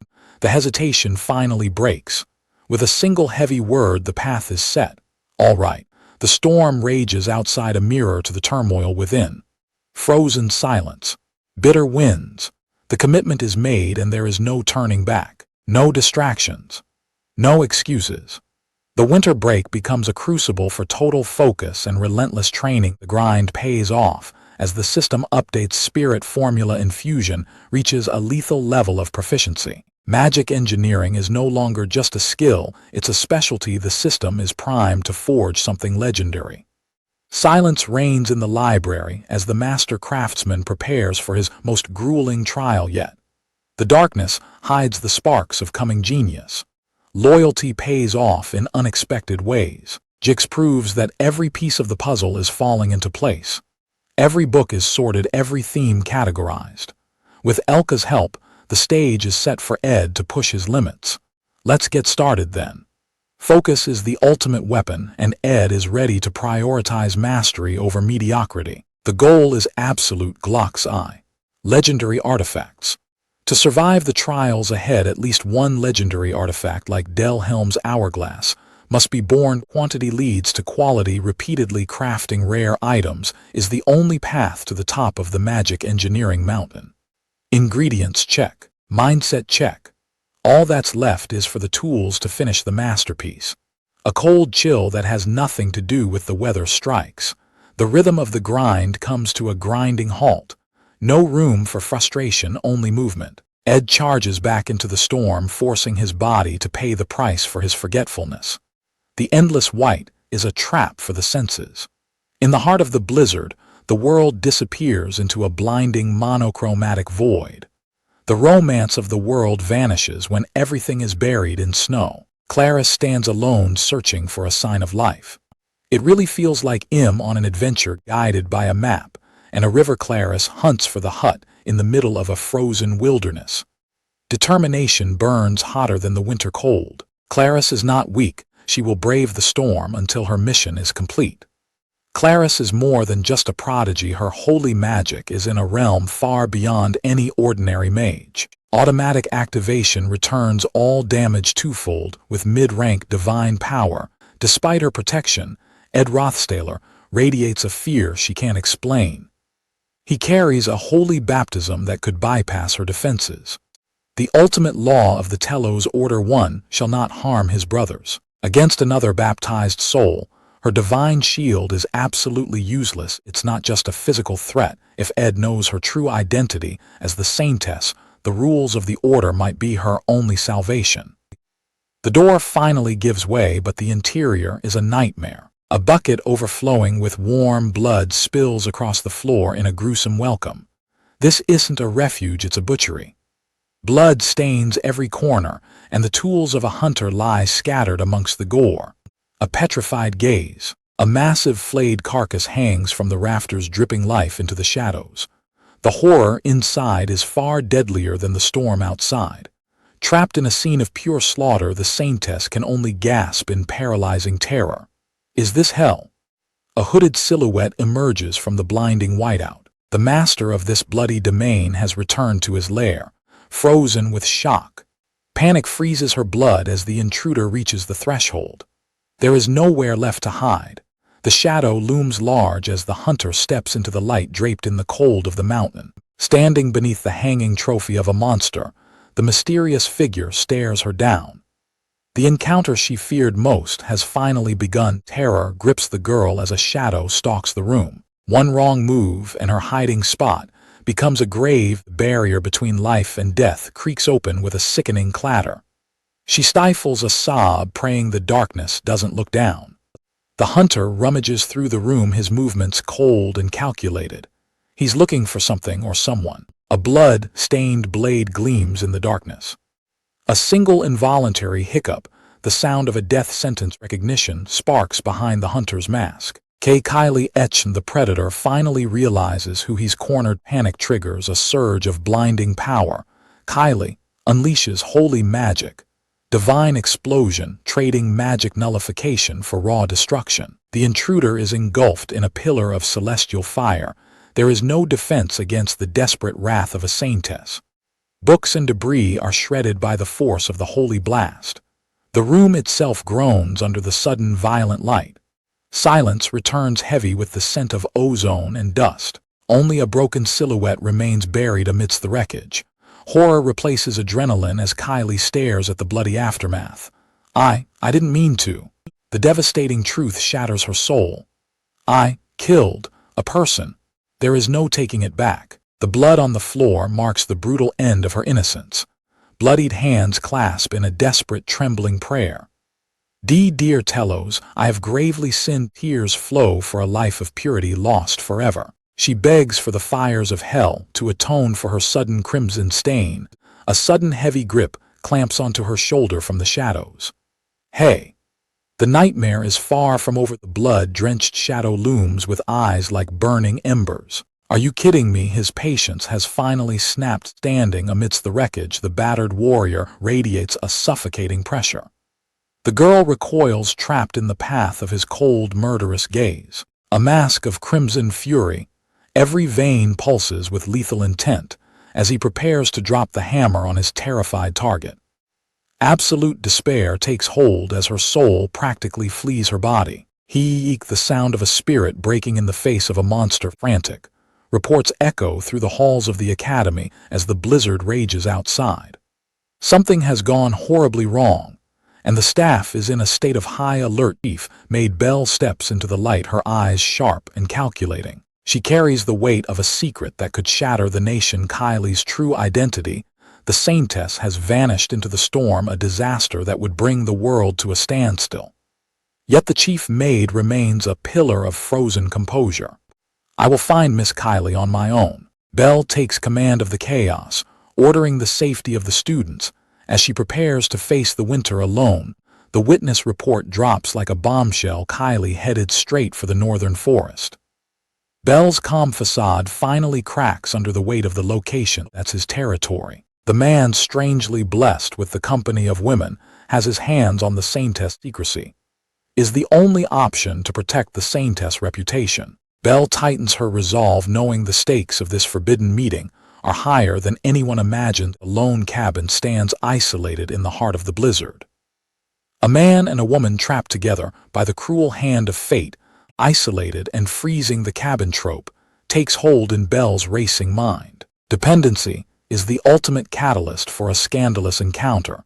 Just two people alone in the shimmering dark. Belle's imagination paints a picture of a passionate embrace that could ruin everything. Her face flushes a deep panicked red as the worst-case scenario takes root. Belle charges into the snow with a single desperate goal: stop that man at all costs. Desperation fuels Belle's lungs as she races through the freezing gale. Every second counts. The saintess' life hangs by a thread. Rumors spread like a plague among the students, whispers of something dark lurking in the frozen shadows. A shadow moves through the northern woods, a silent, expressionless killer hauling the mangled remains of monstrous beasts through the dark. Flames lick the air as Belle ignores the biting cold, determined to reach the truth before the secret consumes them all. Through the blinding whiteout, a solitary light flickers in the distance. The hidden sanctuary is finally within reach. Fresh tracks in the snow lead the way to Ed. Despite Ed's standoffish appearance, he was easy to talk to and was pretty considerate. Despite the swarm of admirers, Ed remains a steadfast professional, a man truly worth placing your absolute trust in. Belle's head throbs with the weight of tangled secrets. The door creaks open, confirming her worst fears. The moment of truth has arrived. Tension explodes inside the cabin as Belle finds Ed wounded and the saintess ready to strike. Absolute shock. Saintess, the chair. Please put it down. A disastrous misunderstanding is pushed to the brink. The weight of destiny falls heavy on the room as the true reason for the saintess' arrival surfaces.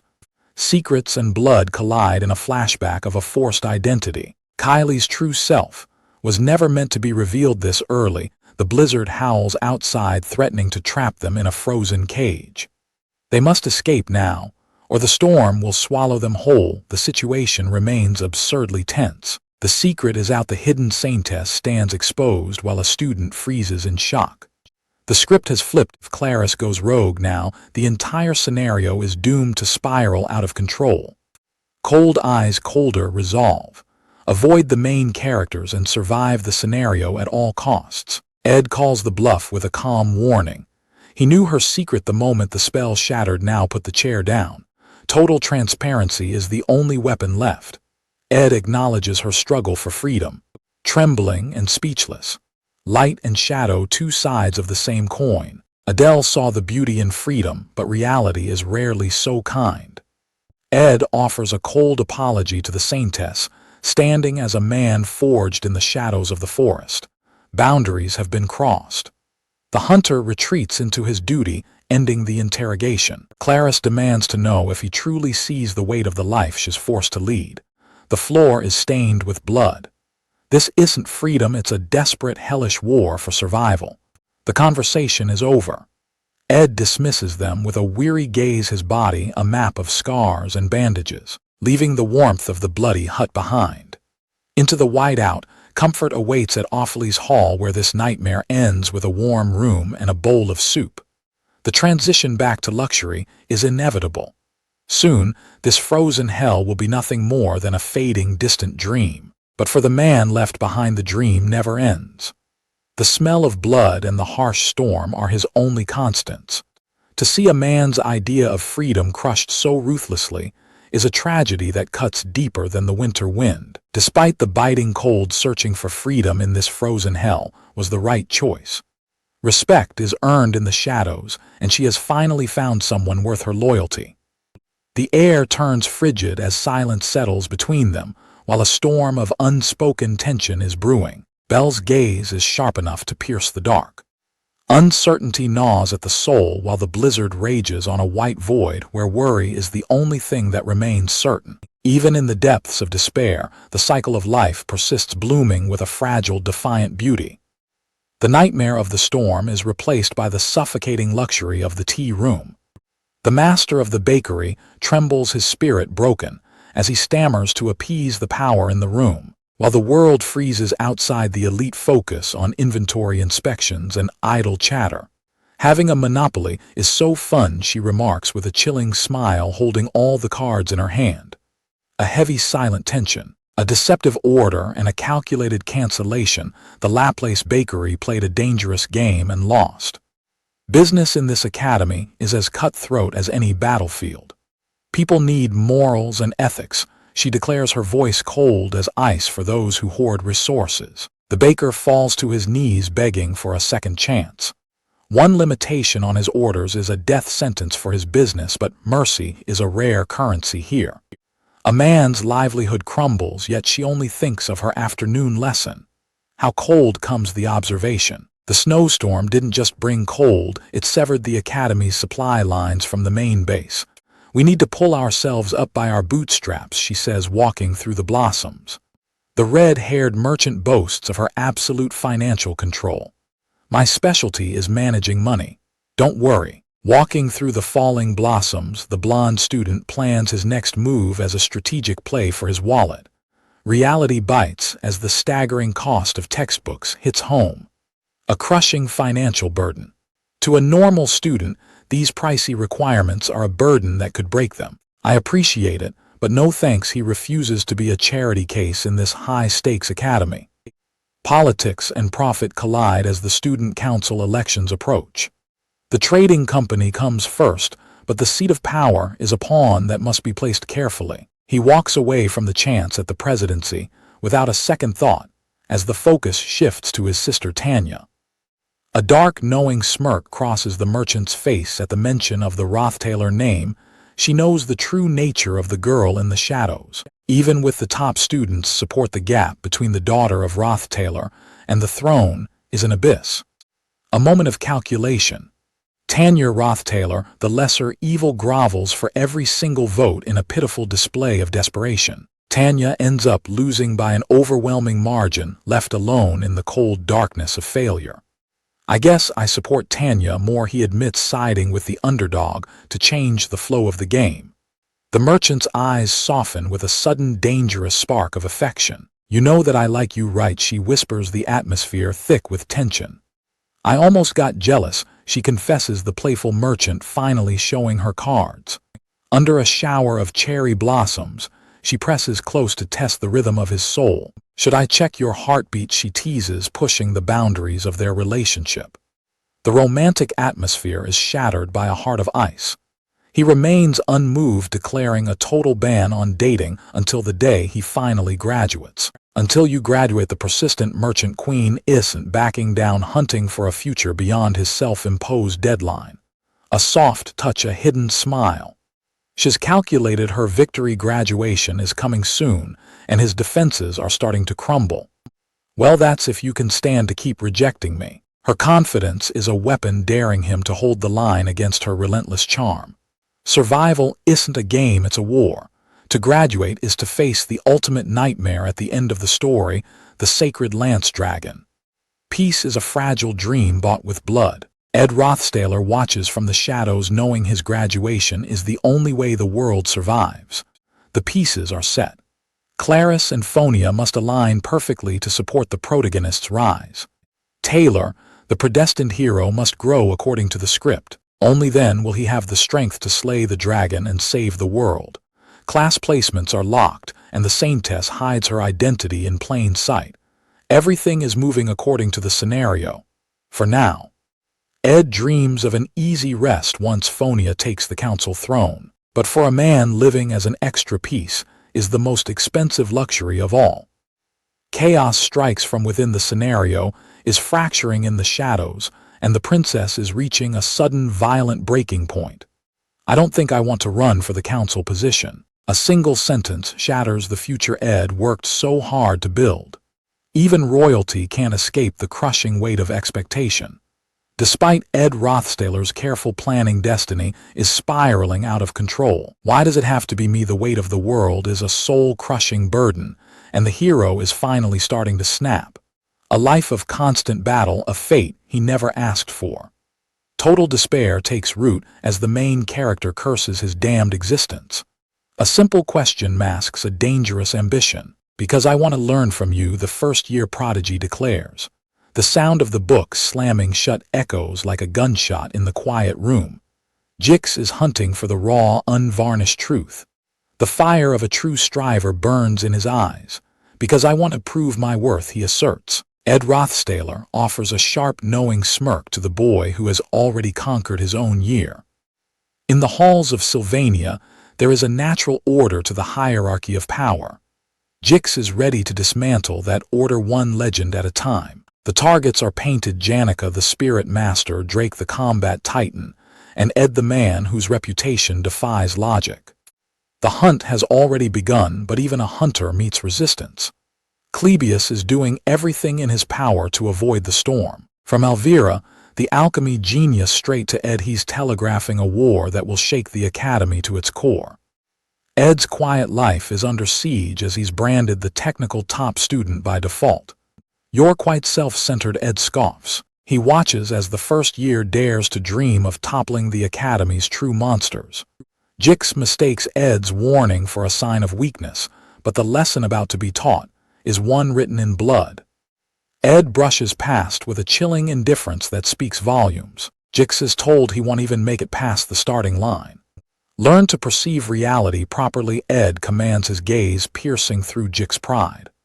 Left alone in the silence, Jix grapples with the realization that he's entered a league far beyond his imagination. Ed tosses a casual thanks to Jix's terrifying aura, replaced by the effortless calm of a senior student.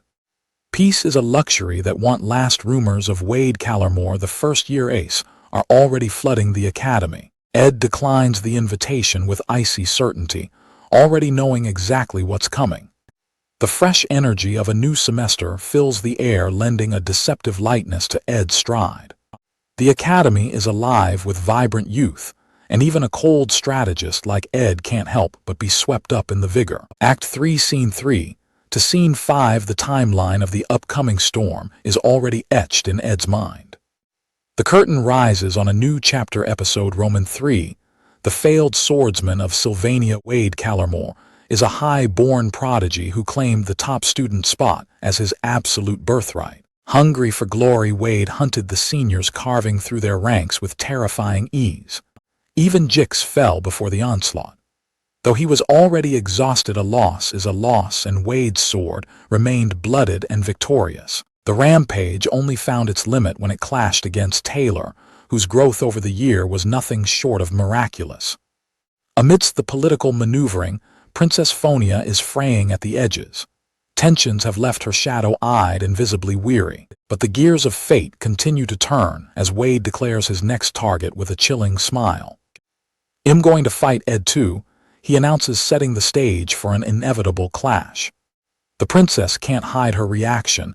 Every mention of Ed's name sends a jolt of visible anxiety through her. A single name shatters the silence of the lecture hall. The mere mention of his name is a physical blow to her composure.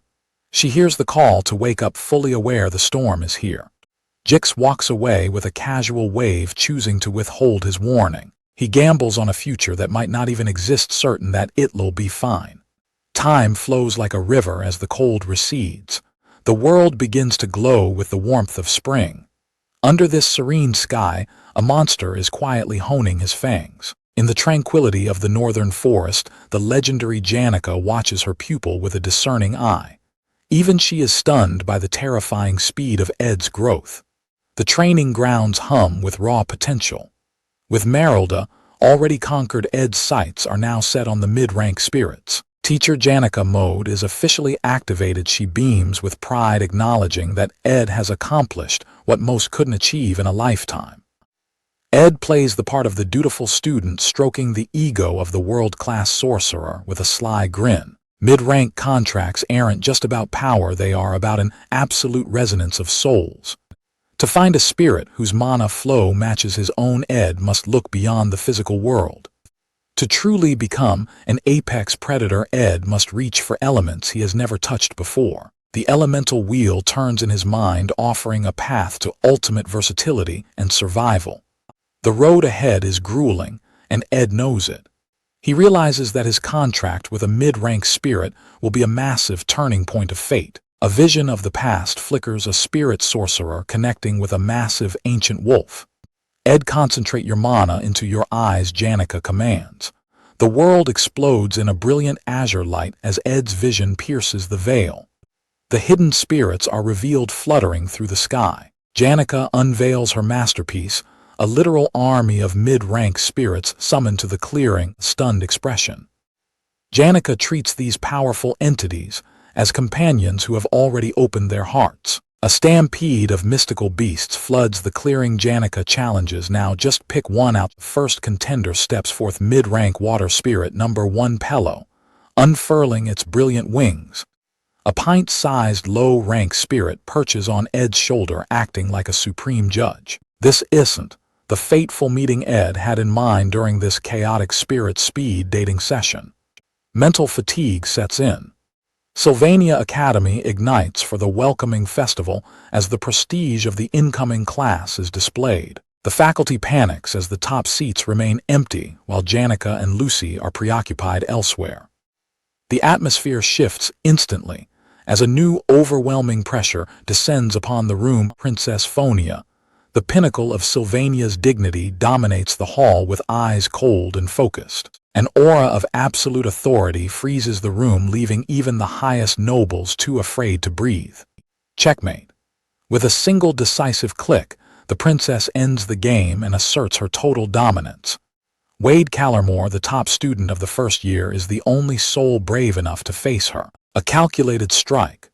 Phonia rejects narrow palace tactics, knowing reality is a beast that cannot be taught by mere tutors. The high and mighty princess faces a rare moment of introspection, learning that no one can always be right. Kicking Ed Rothstaler out of the academy was supposed to be a minor nuisance, a mere fishbone caught in Princess Phonia's throat.